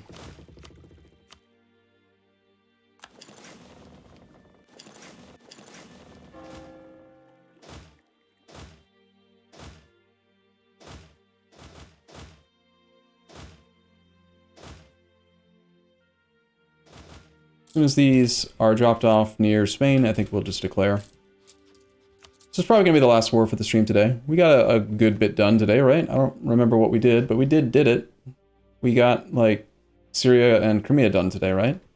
And we're finishing off returning Aragon. And, yeah. We did those things. As soon as the...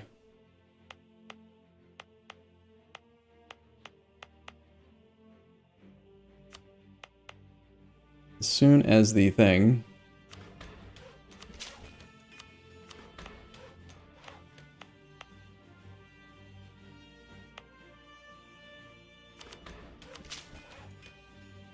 Need a little bit more development down there.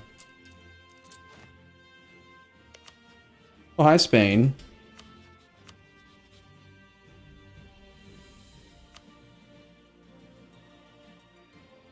do you mean I don't have a diplomat? My low energiness is, like, it's getting worse. I need to take a nap. Or something. I don't know.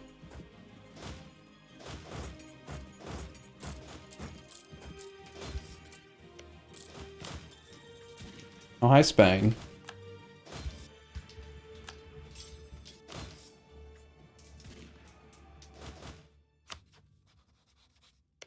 Spain has 160,000 troops, but I doubt we see more than 30.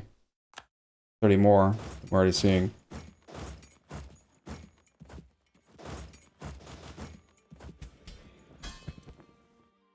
Apparently that army is not able to do the thing I want it to do.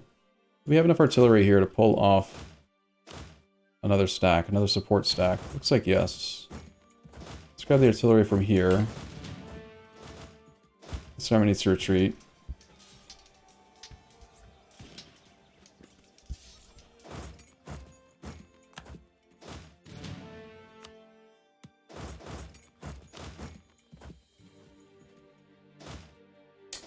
Well, that's weird. I don't actually have enough generals. We have room for one more, though. We're at 96.2. We have no military points. Hmm.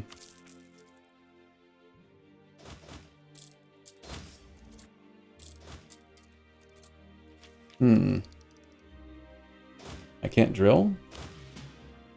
Unfortunate. Higher supply somewhere, maybe? 51, 51, 56, 54, 53. Nope.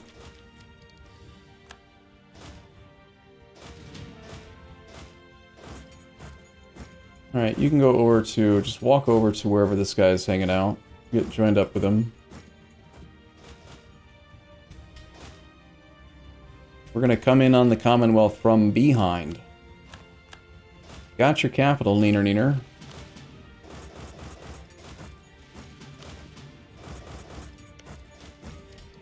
A little bit of carpet, siege. Siege redo. This can go to Circassia. This guy can go down to Podolia. Spain's ruining my prosperity. Rather, Spanish Columbia is. Let's prevent that, because prosperity is kind of good.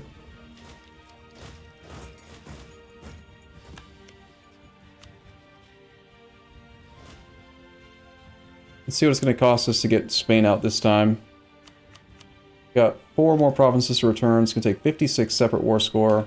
Not a big deal. Should not be that difficult to get.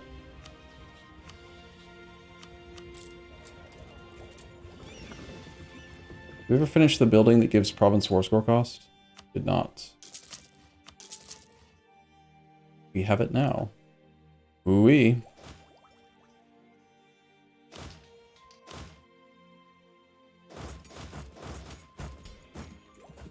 This seems like a big war to be drilling during. I'm only drilling with the drill stack. This is pretty much just like the new troops that have not had any chance to build up drill. Like the new artillery, and there are some infantry I should probably take the time to pull off and send into the front lines. Especially this stack looks relatively okay. And definitely I want to make sure that every new artillery is drilling. Because it's harder to build up drill in your artillery than it is in your infantry. Like, there's more infantry, so there's more derps that can sit around doing nothing. Your artillery are almost always off trying to do sieges, which means they can't be drilling. Let's get a new couple generals as we get the points. Do you have any army drill gain modifier? Just the one that you get for elite troops. The thing that you get at 20% professionalism that you can turn on. One sec, I'll look it up. It's called elite regiments. That's the only thing that we have.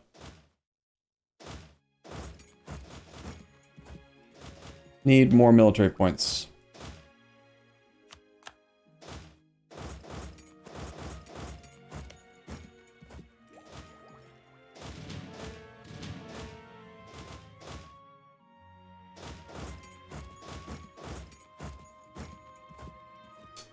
Seventh and 9th.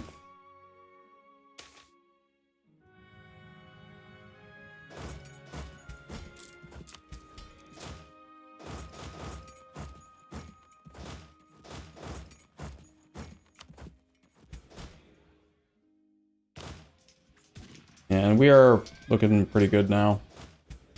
Stab cost minus 10, prestige plus 20, it's fine, whatever. Prestige is not a mechanic we care about anymore. We can basically take equal fights at this point now. We did get routed in the center, but they're routed harder. We can take equal fights now, and I think we can overcome the AI's very hard AI multiplier to force limit and manpower and stuff. The game gets a lot easier now.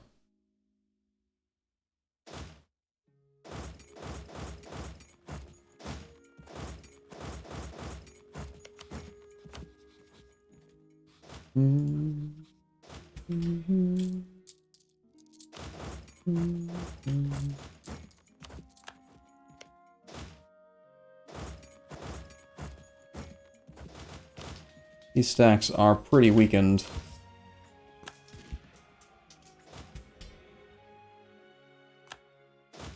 This stack should fall back to defensive terrain behind forts to reinforce for a while. And beyond that, need to get this guy out so that we can then bring these troops back over and have them join the front. Negative 168. I'm not taking this land for myself, so we'll have Circassia pay for it since he's better at defense than I am, and he has also money that I don't want to pay.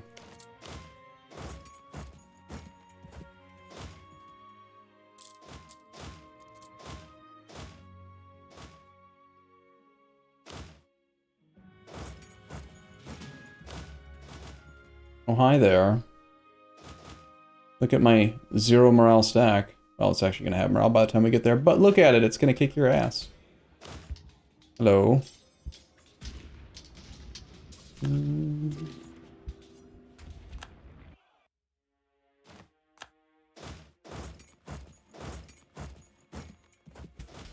Okay, all of the carpet siege, please.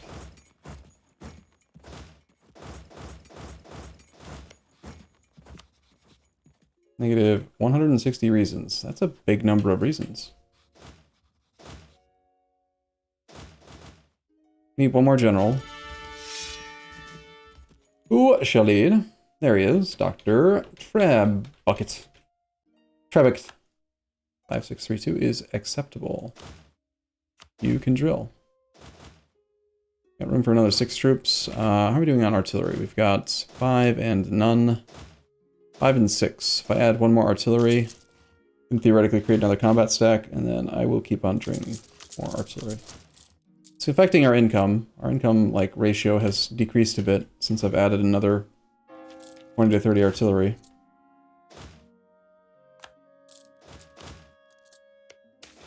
They're kind of worth it, though. They do stuff and things.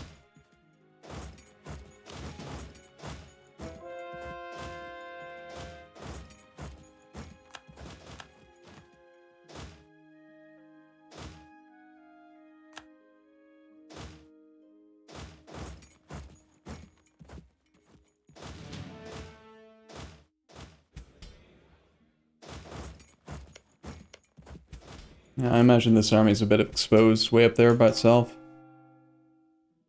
Too aggressive a little bit.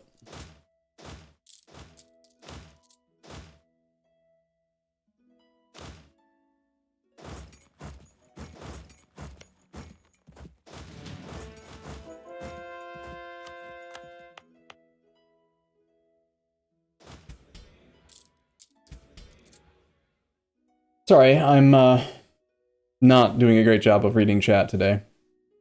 It's weird because today's Saturday and I'm normally pretty good about trying to, like, sleep in the night before. Saturday's a great day for streaming, so I'll be right back. 1 sec.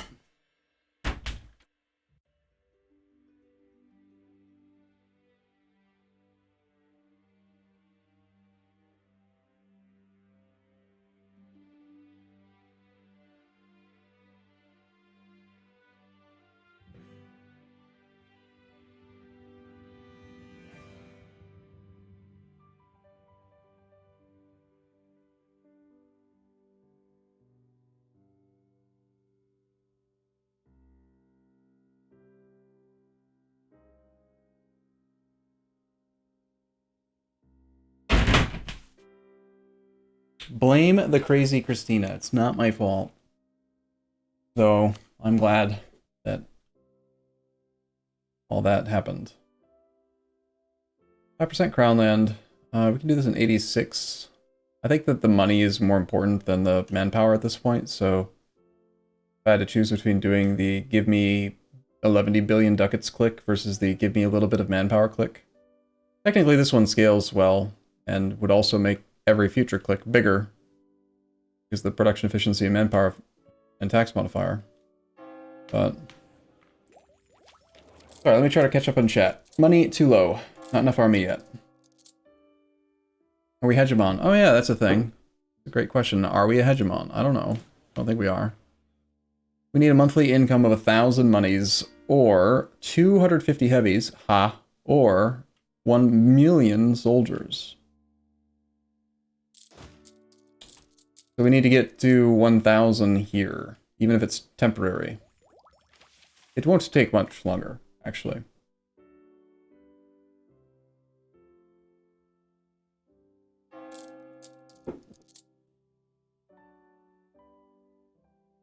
Yeah, we are, like, the Commonwealth is our next closest competitor.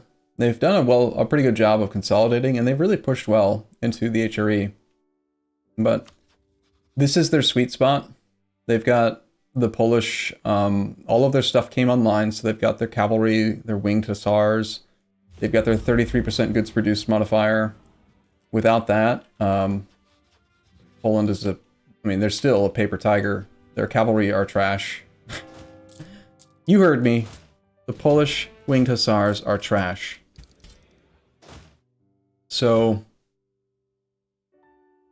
we don't have anyone to play with anymore. Even if we met Ming, Ming would be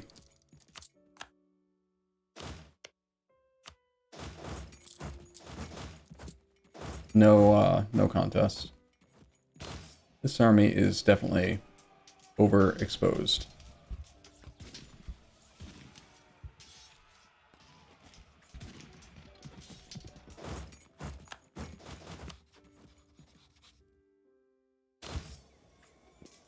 Like, look how the numbers line up. We can't see their cavalry combat ability, which is ridiculous. Isn't it ridiculous? Can we just complain together as a group for a moment about how ridiculous it is that you literally have to add up their list of modifiers to know what their combat ability is? It is not in the interface anymore. You cannot find it anywhere. I can't believe that they removed it from this interface and have never considered putting it back.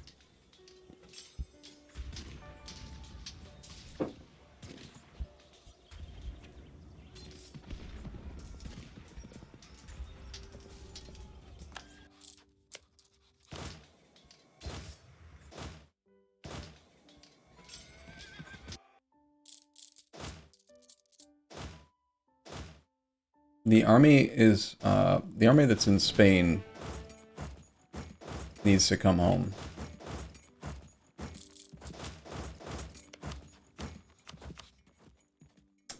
Negative 67 reasons for peace with Spain.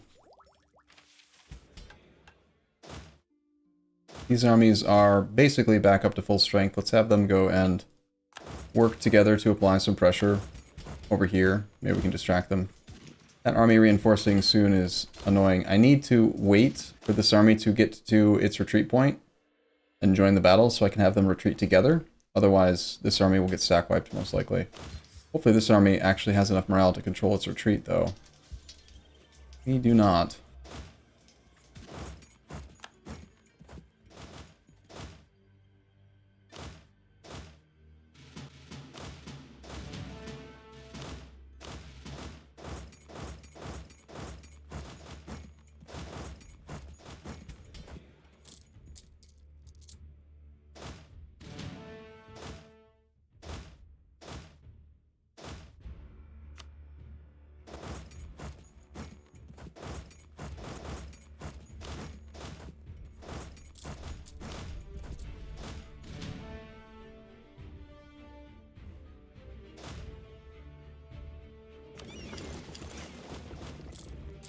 Stop ruining my prosperity, you stupid ships.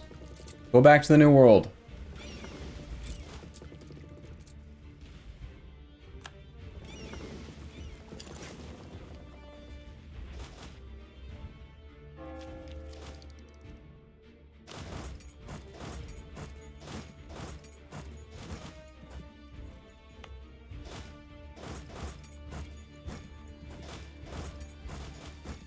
Why are they trying so hard?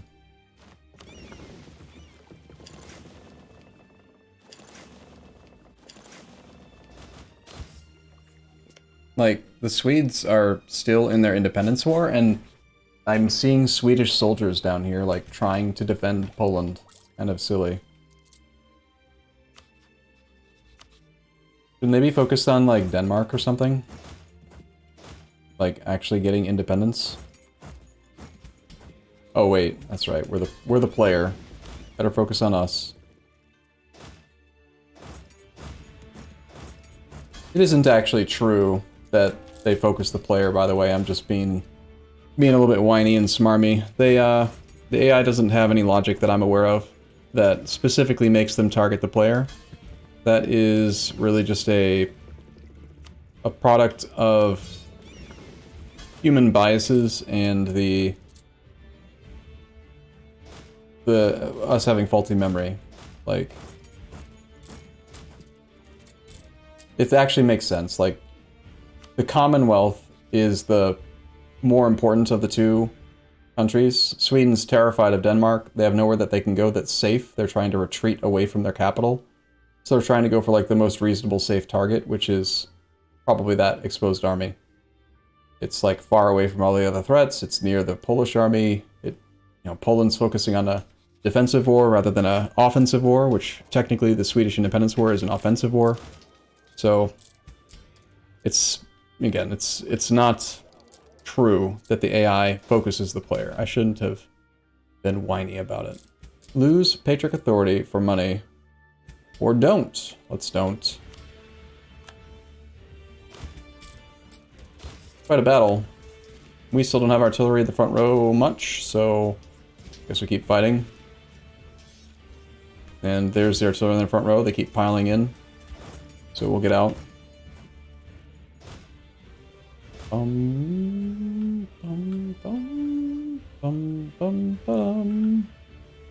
These infantry are pretty well drilled.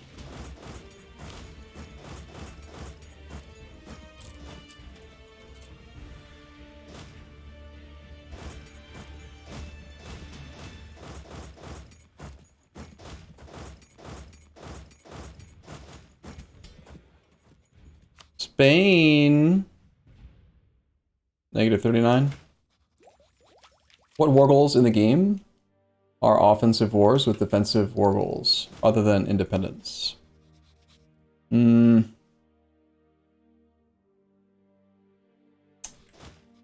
can't think of any. I think that might be the only one.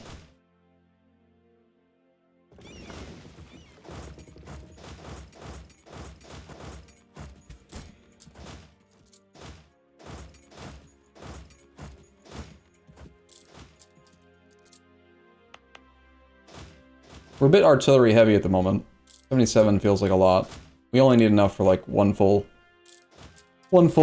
width combat. I'm out. Number. Words. Words. Do you use words? I am trying to use words. It's difficult.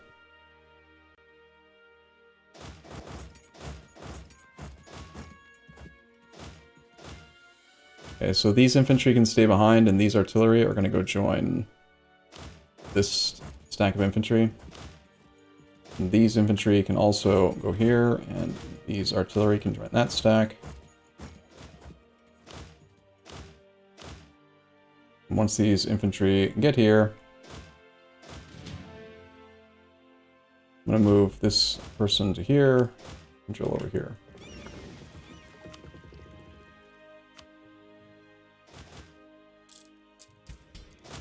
Actually, I have a few too many infantry, but that's alright.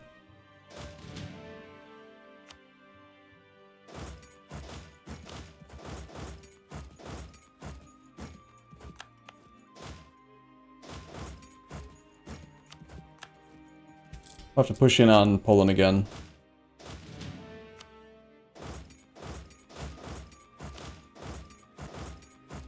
In order to end the war. Basically, this right now we're just getting Spain taken care of.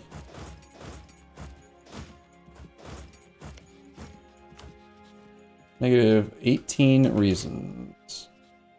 Probably because that blockade's active with 22 heavies. Gross.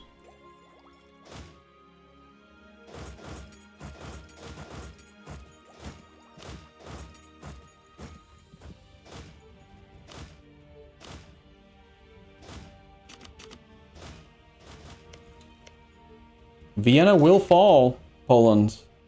You can't stop this tide. You can't. It won't work. Are you, like, taking advantage of my reinforced direction? Annoying.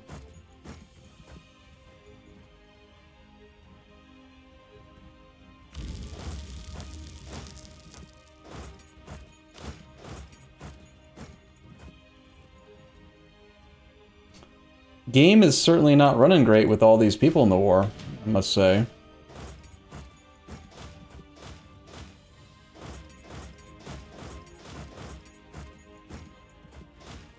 You guys head over here.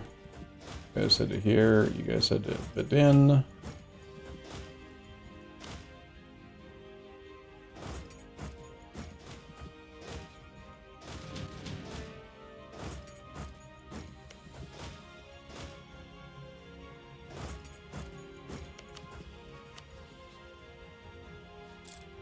Come on, Spain. Who can you call into the war? Probably France. Or, yeah, Ethiopia. Damn it, I wasn't paying attention.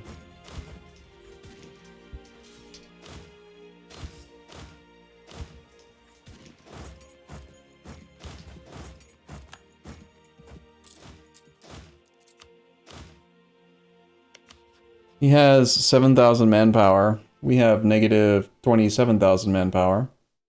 We recover 2,800 per month. He recovers 2,300 per month. So we have a manpower recovery advantage. Wow. That's pretty good.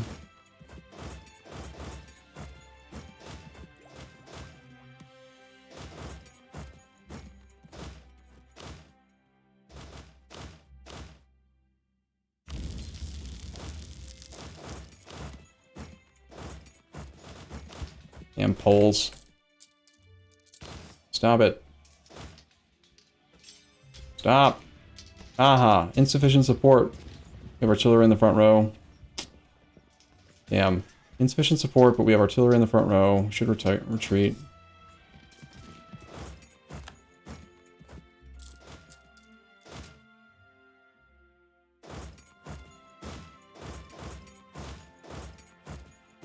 We have a better focus on the war goal than he does.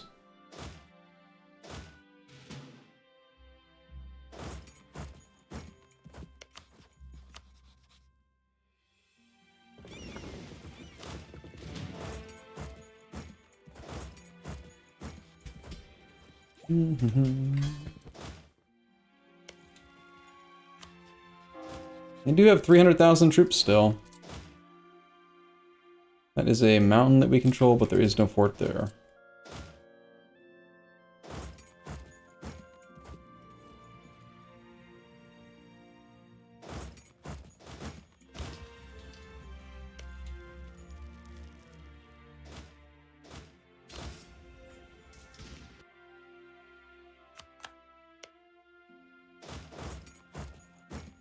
All right, the Timurids are in this war. I forgot about them.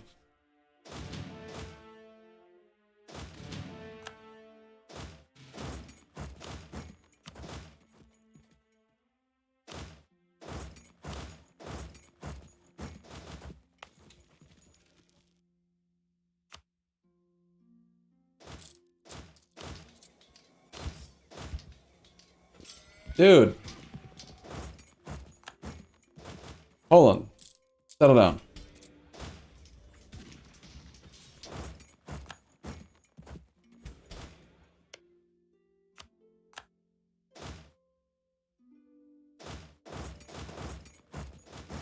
We now have negative 60,000 manpower. Whoops. They have negative 12. Alright, they can still fight a little. It's really easy to... what's the phrase? Overconfidence is a slow and insidious killer. Why is this a pure infantry stack? I thought it had artillery.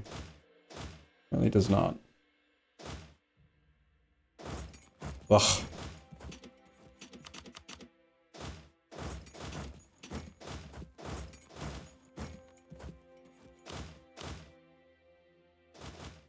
Stop running. Oh my god, I hate it. The fact that they delete all of their forts is also making it easier for them to run and hide, because they can walk wherever they want, because there's no zone of control. Next level AI troll, man. I swear.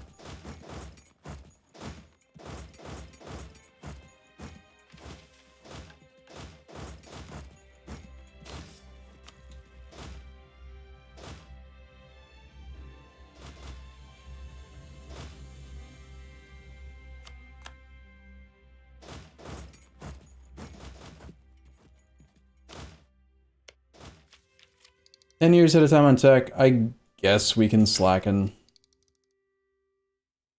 Liking the progress we were making on this, but... Spain, just say yes, Medina. Ah. No, we wouldn't go quantity.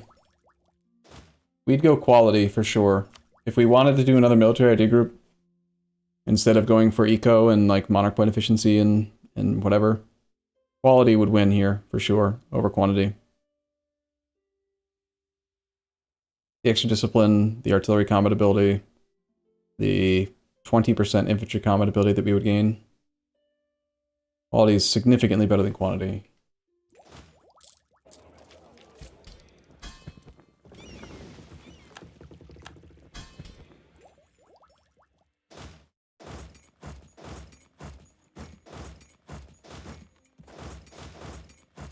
Go away, Poland. 300,000 troops. Have they merked up? They must have done something. They have 69 mercs. Nice.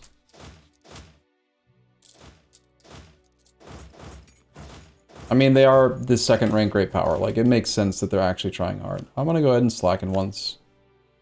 We'll take them kinda, sorta, a little bit serious, I guess. If I have to. At least enough to reinforce our stacks.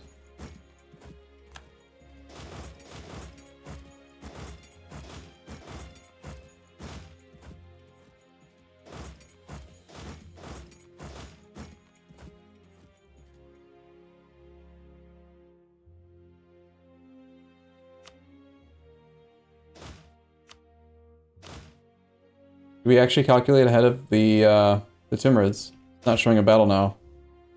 But I don't know if I trust it. Guess we'll find out. It's neutral territory, so I can't do anything like Scorched Earth like. Anybody want to lead? Would I use mercs if it didn't cause professionalism? No. Only if I was desperate. Mercs suck. They are awful. You can't drill them, so they're slower than other troops. They don't have as good of modifiers. And the most egregious, worst part to them is that you can't balance armies. You can't put mercs and regulars in a single stack of condottieri and rent them out. Like, there's just too many stupid things about mercs that are awful. 6634, nice.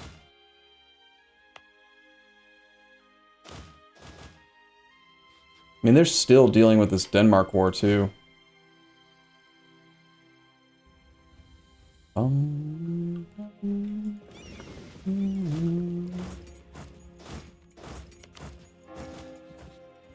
Alright, let's focus up and get this war done.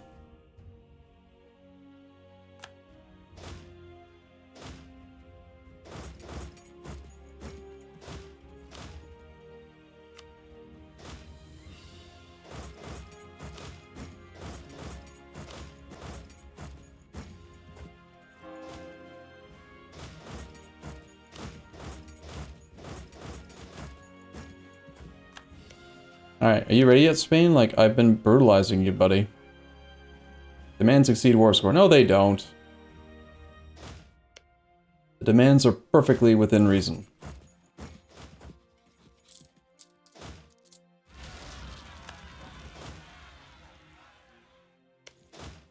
Need to control the war goal. Need to rotate everything east toward the war goal. And just carpet siege that state. Just sit on it, and they can't do anything about it. Meanwhile, the Timurids are doing stuff down there. We could call in Ethiopia so that the Timurids maybe go deal with them. Timurids have 200,000 troops as well. Ethiopia has 67. I don't know.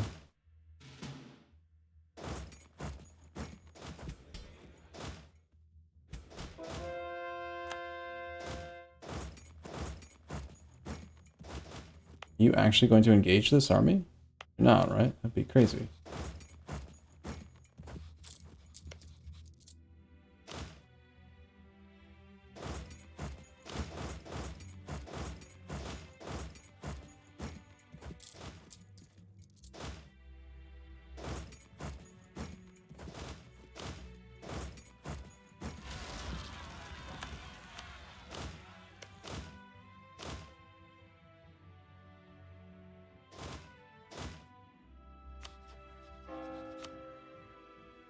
Dude, you've lost 400,000 troops already. Like, fucking quit. Just stop trying.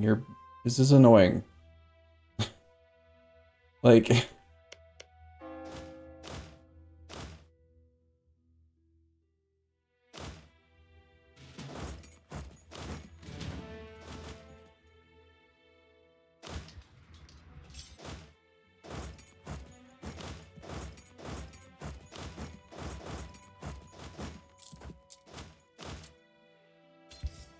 I have to retreat from that fight. I can't stop it. I want that...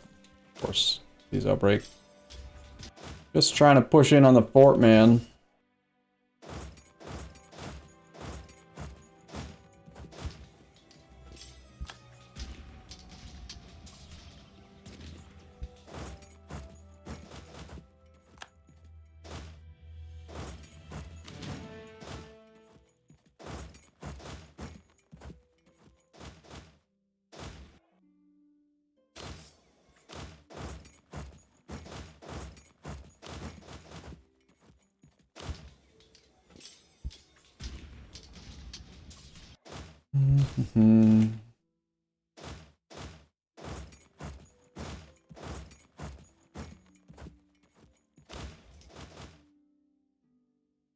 Can we actually reinforce better than them? I think so. We don't have enough artillery in this stack, but like... Is this reasonable? No. Not reasonable. No, it's not. There's just too many tags, each with their ridiculous, like... Yeah, we have the Polish manpower recovery rate beaten, but we don't have the sum of all of these AIs manpower recovery rates beaten. Just look at, like, war enemies. I've got 2,800 manpower per month, but yeah, add all of those together, it's probably like 11 billion. Pretty obnoxious, really. This looks bad? Oh, it's not bad. I'm just being annoyed and...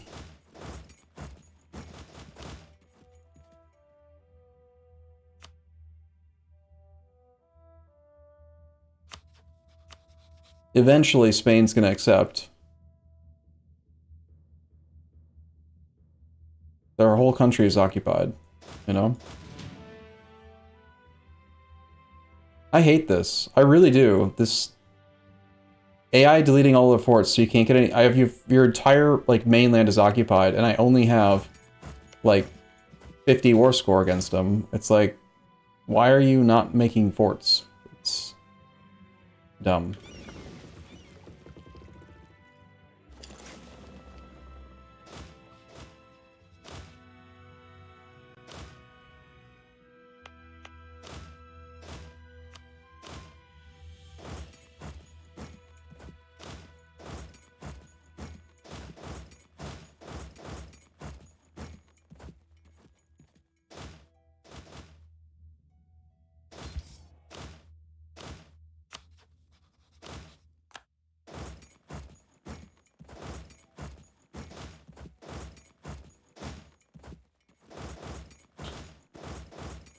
I have seen wars like this so many times, and what's going to happen is that, like, the AI puts up this big attempt at resistance, and then out of nowhere, suddenly they're just going to completely evaporate, and the war will just suddenly be completely over.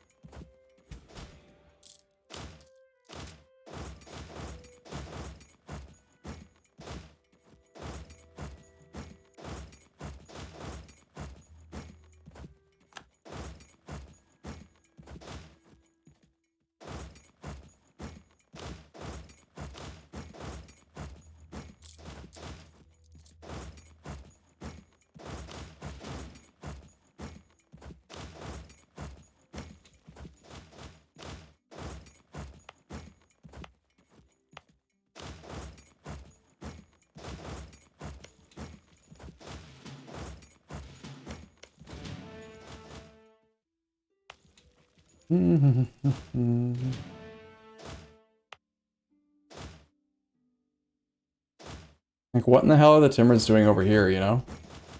Kinda silly.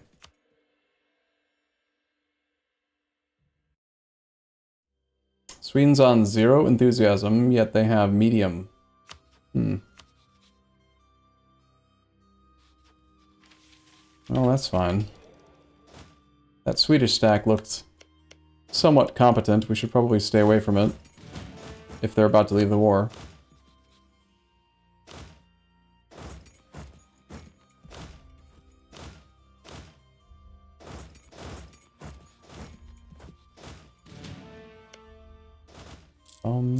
Ba-dum, bum, bum.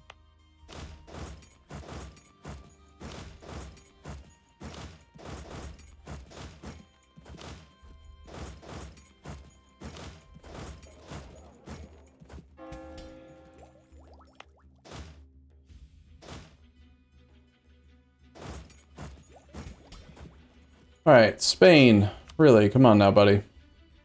-10. Sweden probably accepts now. They do. Come back from spying.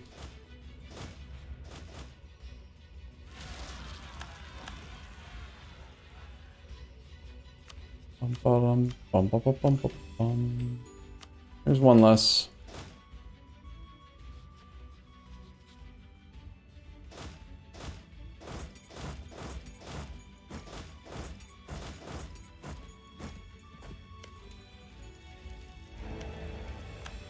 Kernberg got re-elected.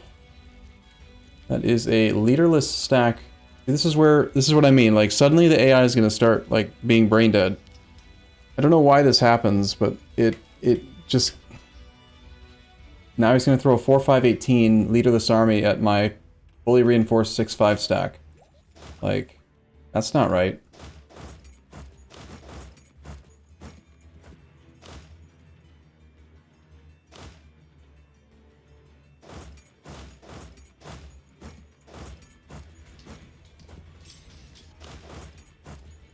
And now the tide will just turn.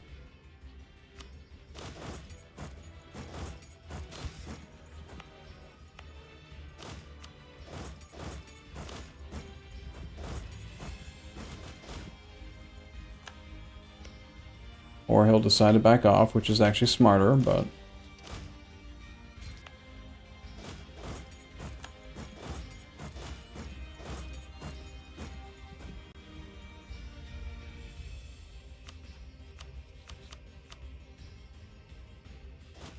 Can we get, like, war... I can't even get war score from blockading, Spain.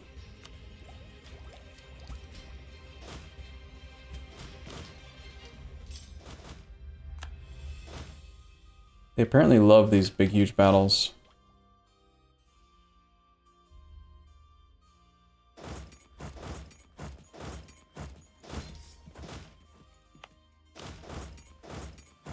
Well, I know we have a Spirit General. We're very close to the manpower numbers. I'm going to keep piling in. Just trade manpower. We have 44,000 in reserves. They have insufficient support, so they only have 1.7 tactics versus our 2.1. We have a full back row of artillery to their full back row. Seek Dante's a 6-6. It's a favorable fight. Until we run out of infantry reserves. We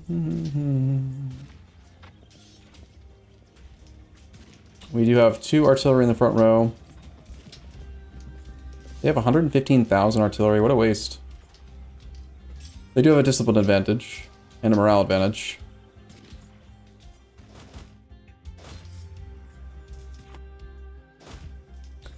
So I think this is where we do need to retreat.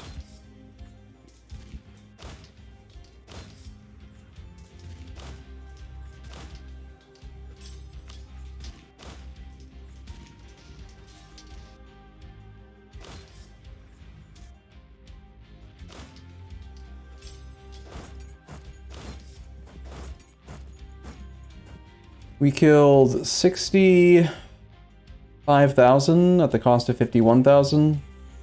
The war score is pretty relevant to me, but yeah, it's still just a lot of bodies. But we bought time for Vienna. We bought time for Spain to keep on being occupied. That's annoying. My ship's being blocked is annoying. We're only like 2 forts away from pushing onto his capital. Ugh. Do I have to slacken again? How am I collecting so much from Genoa? Because that's how much money's there.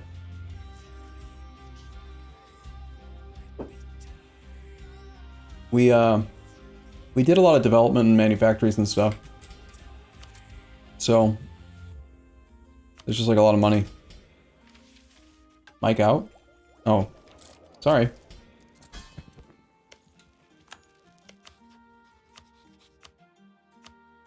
Doesn't look like it is now. What about mercs? We hire mercs, then we lose professionalism. It's either slacken or do nothing.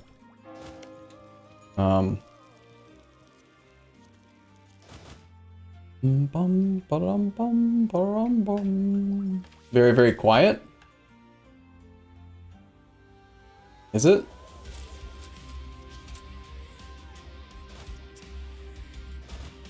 Well, what would you think you'd get more manpower out of a merc company than out of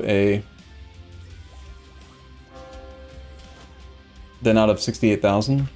I don't think you would. I haven't actually considered that. Maybe you would. 108,000 manpower pool for them. 40 stack.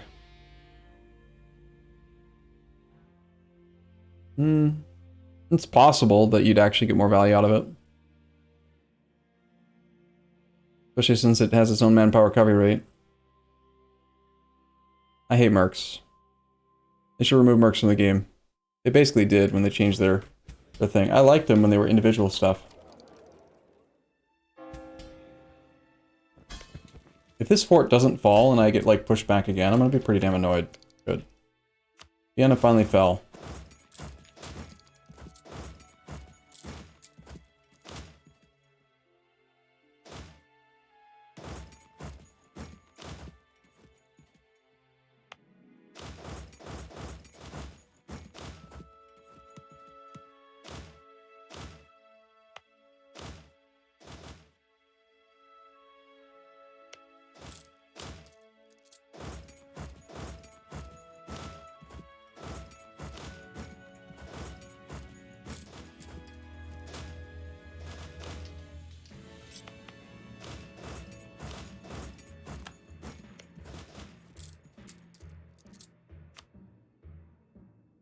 They've lost a clean $500,000.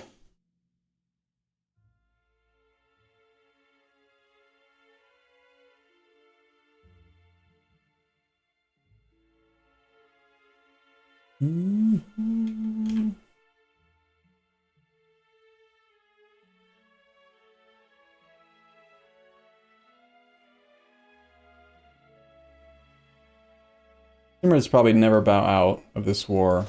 Spain bowing out would be really nice. They're not putting up much of a fight, but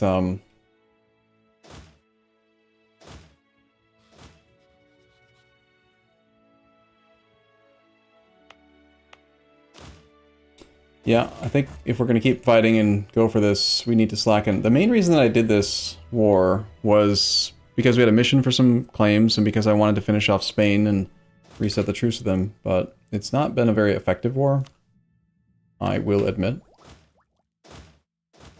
Because I forgot that overconfidence is a slow and insidious killer. And they actually have some numbers that make them fight good.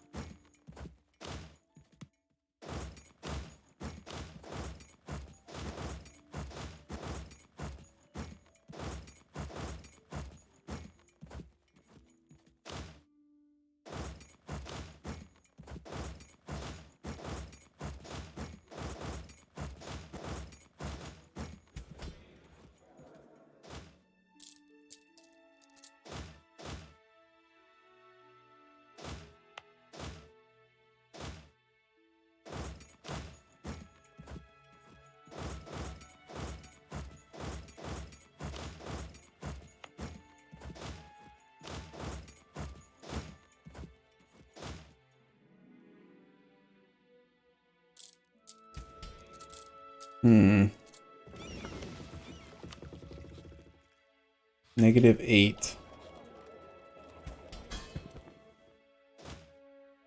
Your connection got loose somehow? Would it make sense to make Denmark strong and use them against France and the Commonwealth? You mean like give our money to an AI to make them have money instead of us have money? Probably not, no. AI is not going to do better with money than we are. They're gonna build churches in places that have 2 base tax and other stuff. 13th and 10th.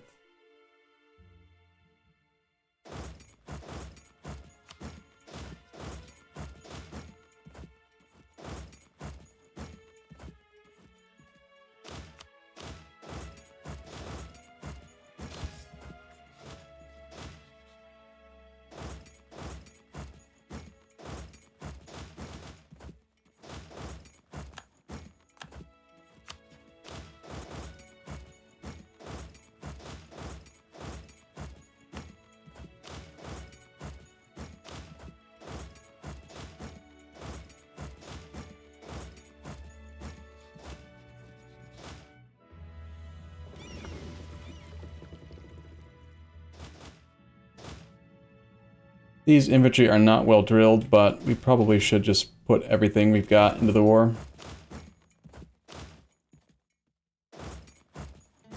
I don't want to have to slacken again. Losing 10% professionalism to win this war is super frustrating.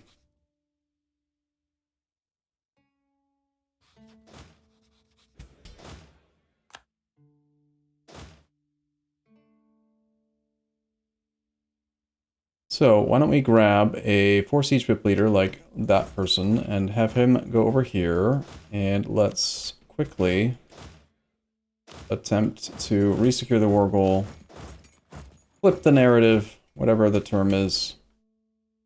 The half-price natural scientist. Natural scientist is good. Sure.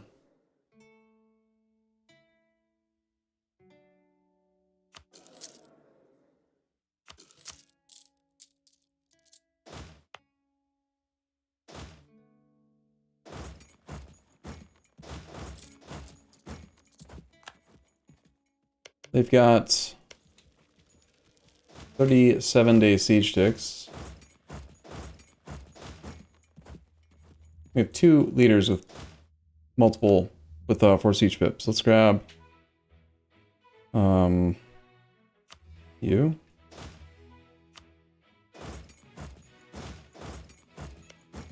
I need a barrage. I'd rather barrage than have to slacken again. Probably. Barrage is cheaper.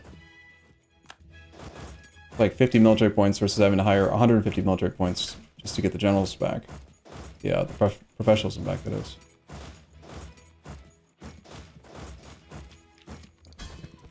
Mm-hmm.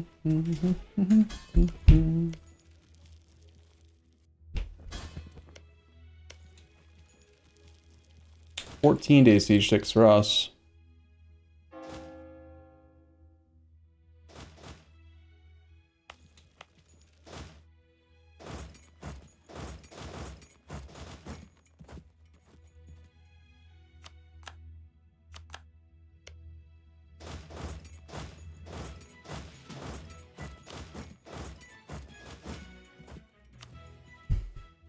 Okay, Spain's on low.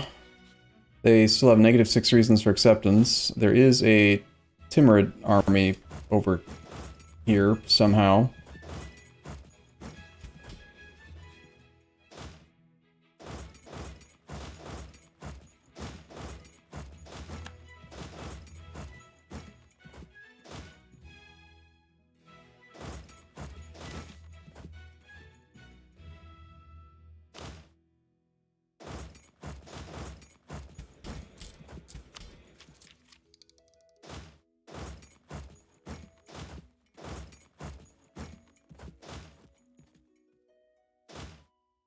Hmm.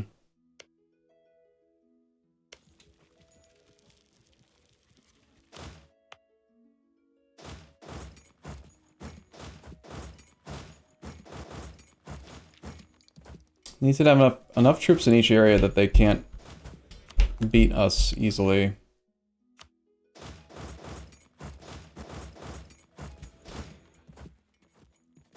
I think we can give up on Lubny and instead want to go this way.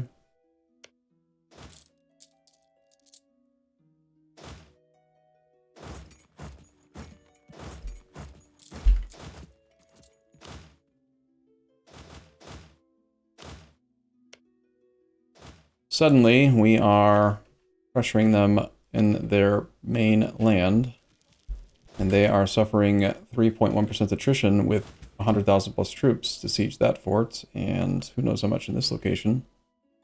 With 41-day siege sticks.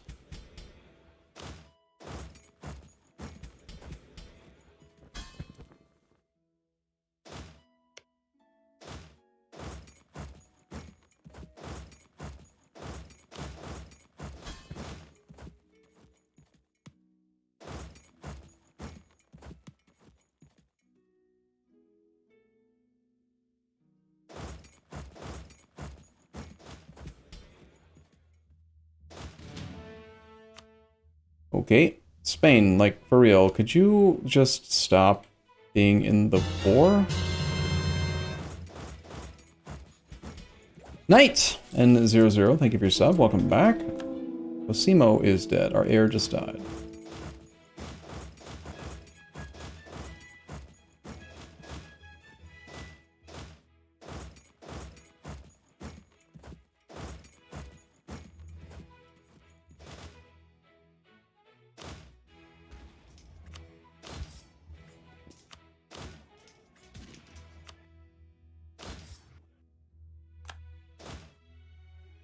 They might pile into that fight.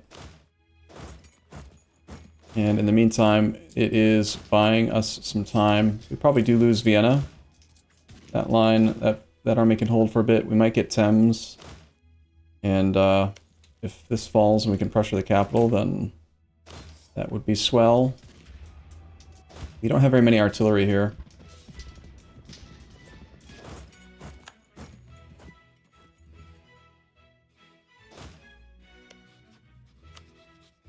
Game is running like trash.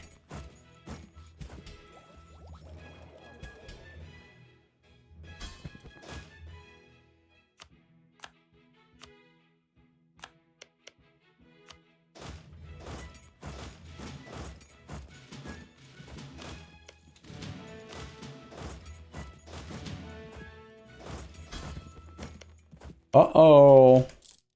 Uh-oh. Somebody left their pants down.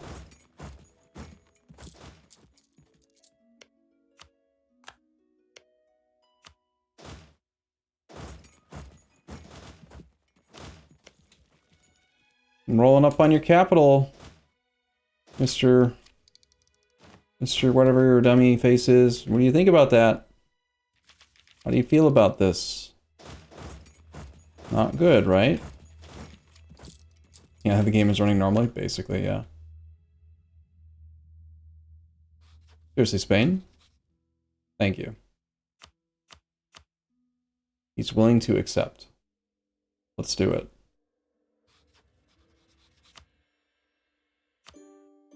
Thank you for the return of all the remaining cores. Now we have a navy again, yay.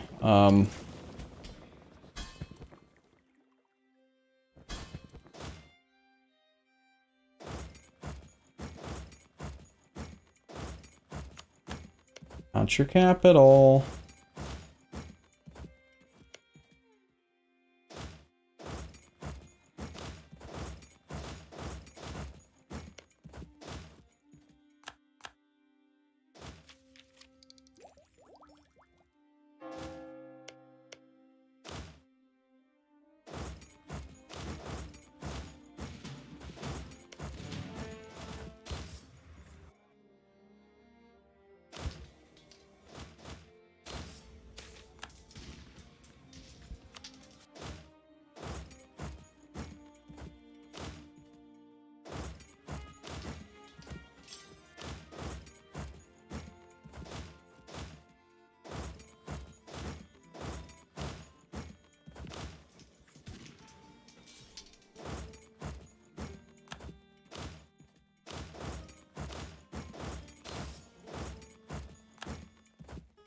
Come back a little bit, trying to get Krakow. We don't have a lot of war score, but he is very much interested in being done with this shit. He does not want to be in this war anymore.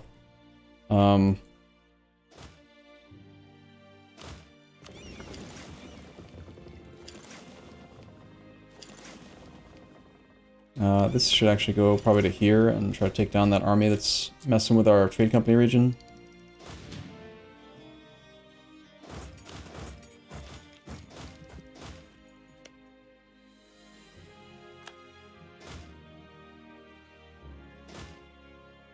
Why are you trying to fight me in Pest? I don't like it. Stop.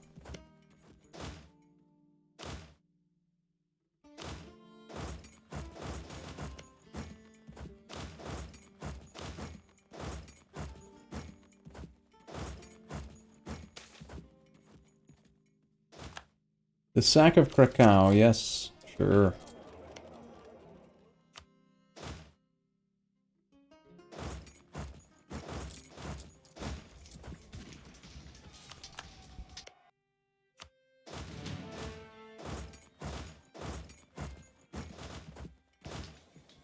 This fight wasn't great, but they did their job. Let's have them retreat behind the fort wall that we've established. This fort's doing a good job holding. They did take back Vienna.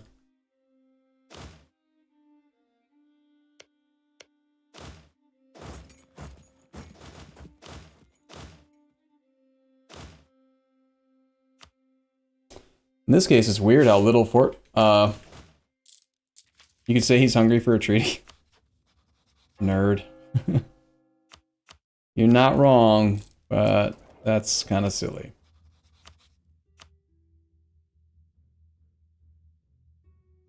29% peace deal to take all of the claims we got. We might as well go for that much. And obviously, if he's made me slacken standards twice, you better believe we are taxing this guy. Neighbor tax.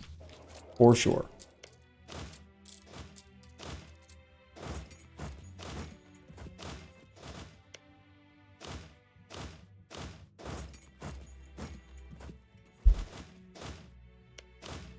Get the impression that that stack is either trying to route around to go for our weakened stacks, or they're trying to group up so they can go for our northern siege stack. One of the two.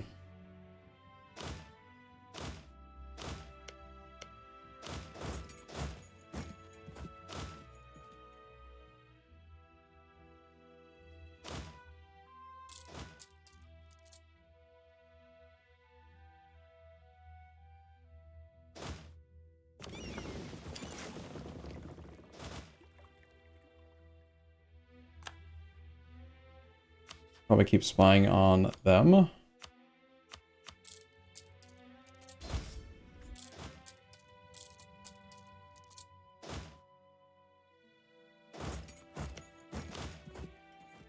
Bohemia's army is not particularly scary.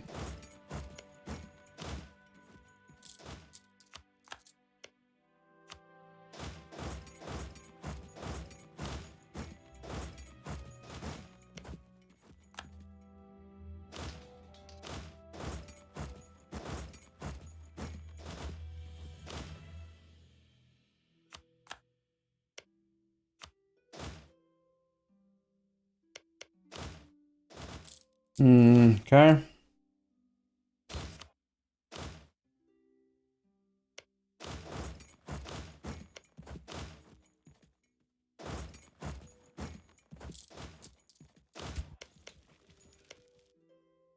You get like almost no war score from battles. I don't think that's a product of the patch. Just, I don't know. Have they messed with the formula for war score and like when they change casualties or something, did they maybe mess it up and you only like 0.1 war score for every battle is like, what? Really? I need a stack to go over here and try to push them off of here.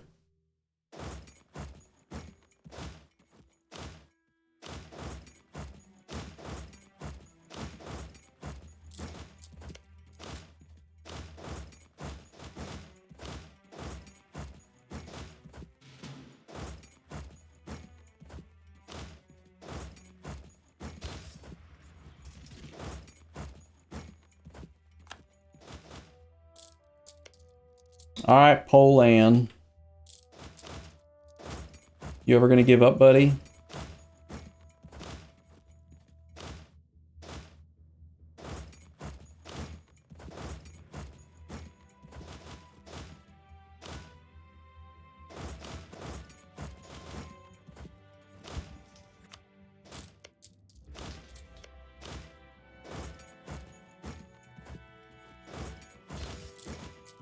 Kind of makes me want to get, to actually get, what is it called? Quality ideas, just to not have to deal with AI being pesky anymore.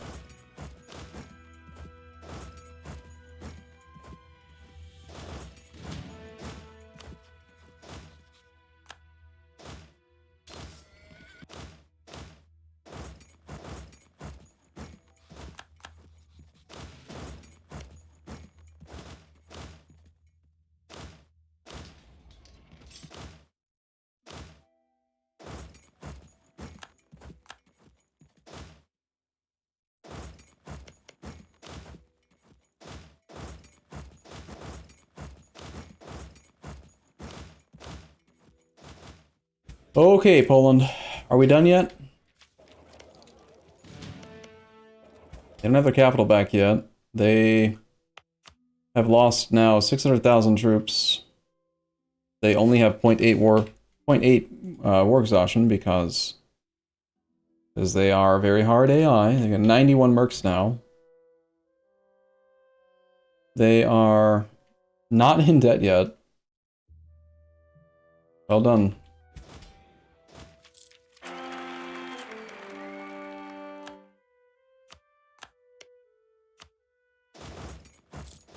Bit risky to try to push into that. And we are out of manpower again. So I don't really want to try to take too many more forts. Problem is that the peace seal that I'm looking for is like probably going to cost what was it, 50 war score? At least 50 to get to 64% peace. But I have to break his back now.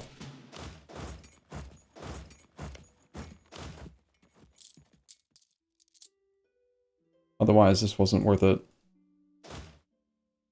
I wonder if this fort's gonna hold long enough. Looks like it might not.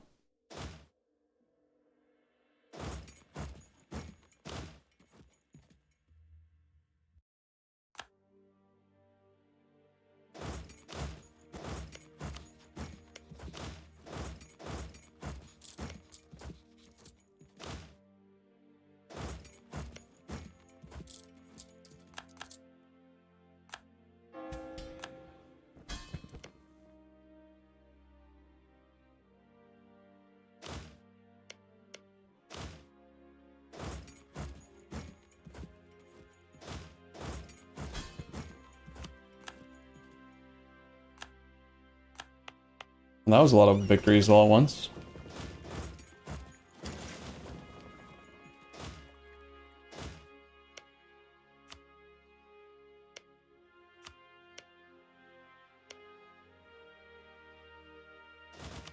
$17 war score.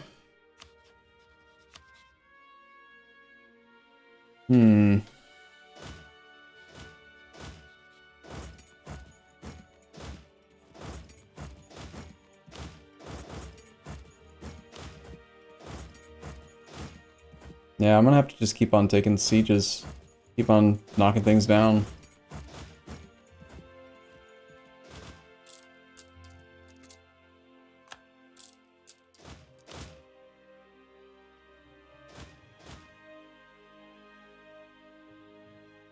We might lose the war goal if I don't double back, though.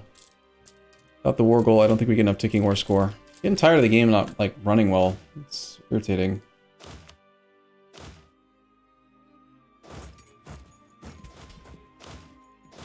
Don't we all get tired of that?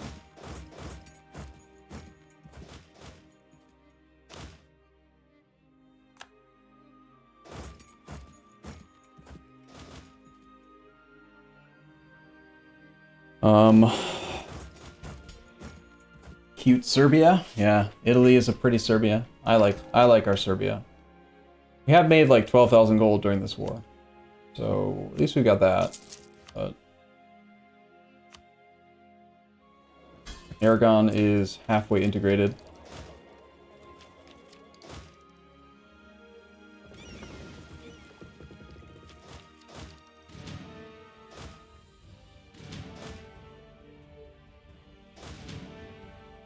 Need to make sure we're actually able to reinforce the artillery. I think the artillery are more important right now.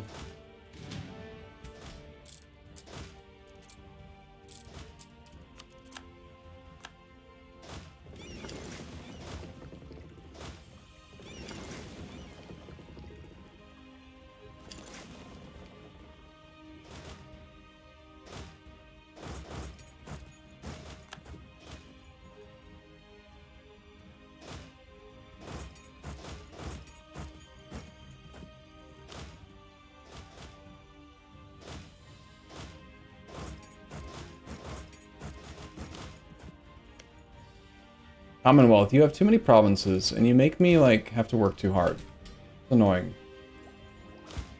Just be bankrupt.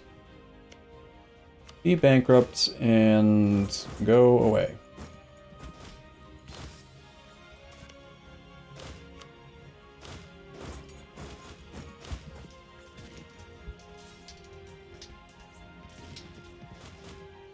Looking forward to the age ending, though, and them having no bonus.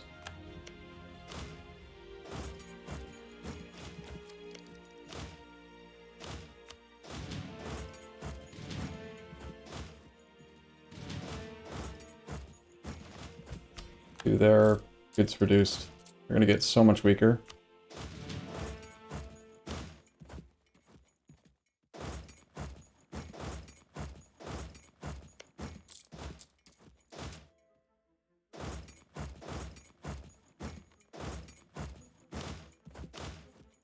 So, I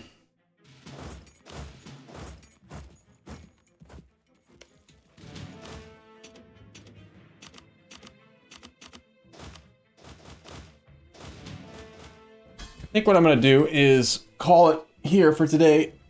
We'll wrap this war up tomorrow. Reloading the save will probably make the game run a lot better, and I'll have enough energy to push to actually really punish him. Push hard this time and then break him so we never have to do it again. Seems pretty good. Versus taking a small piece now. But how long has it been since the war started? It's been 5 years. 5-year war so far. They've lost 660,000 total troops on their side, and that's before. That's actually not quite correct, right? Because as you knock people out, it reduces the numbers. So Spain lost troops, and who else did we knock out? Somebody, I forget. Sweden. So, a lot of death. Did Denmark win their war? Commonwealth's white peace. And yes, it's like Sweden stayed underneath Denmark.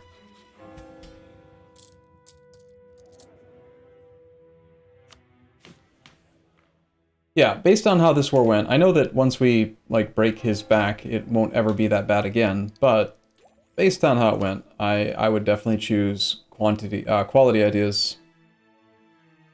Probably as the next idea group, right? We have admin, mill, dip, admin. Let's either go for like diplomatic or trade, or go for a military group to make combat and everything easier. And since we are struggling to like win fights easily and efficiently and without me going crazy, quality is the next right choice. That should solve all of our military issues. But for today, I'm gonna wrap it up here. So I hope you guys had fun today. Sorry if I was low energy, but again, blame Christina. And I'll see you early tomorrow. Have a great night.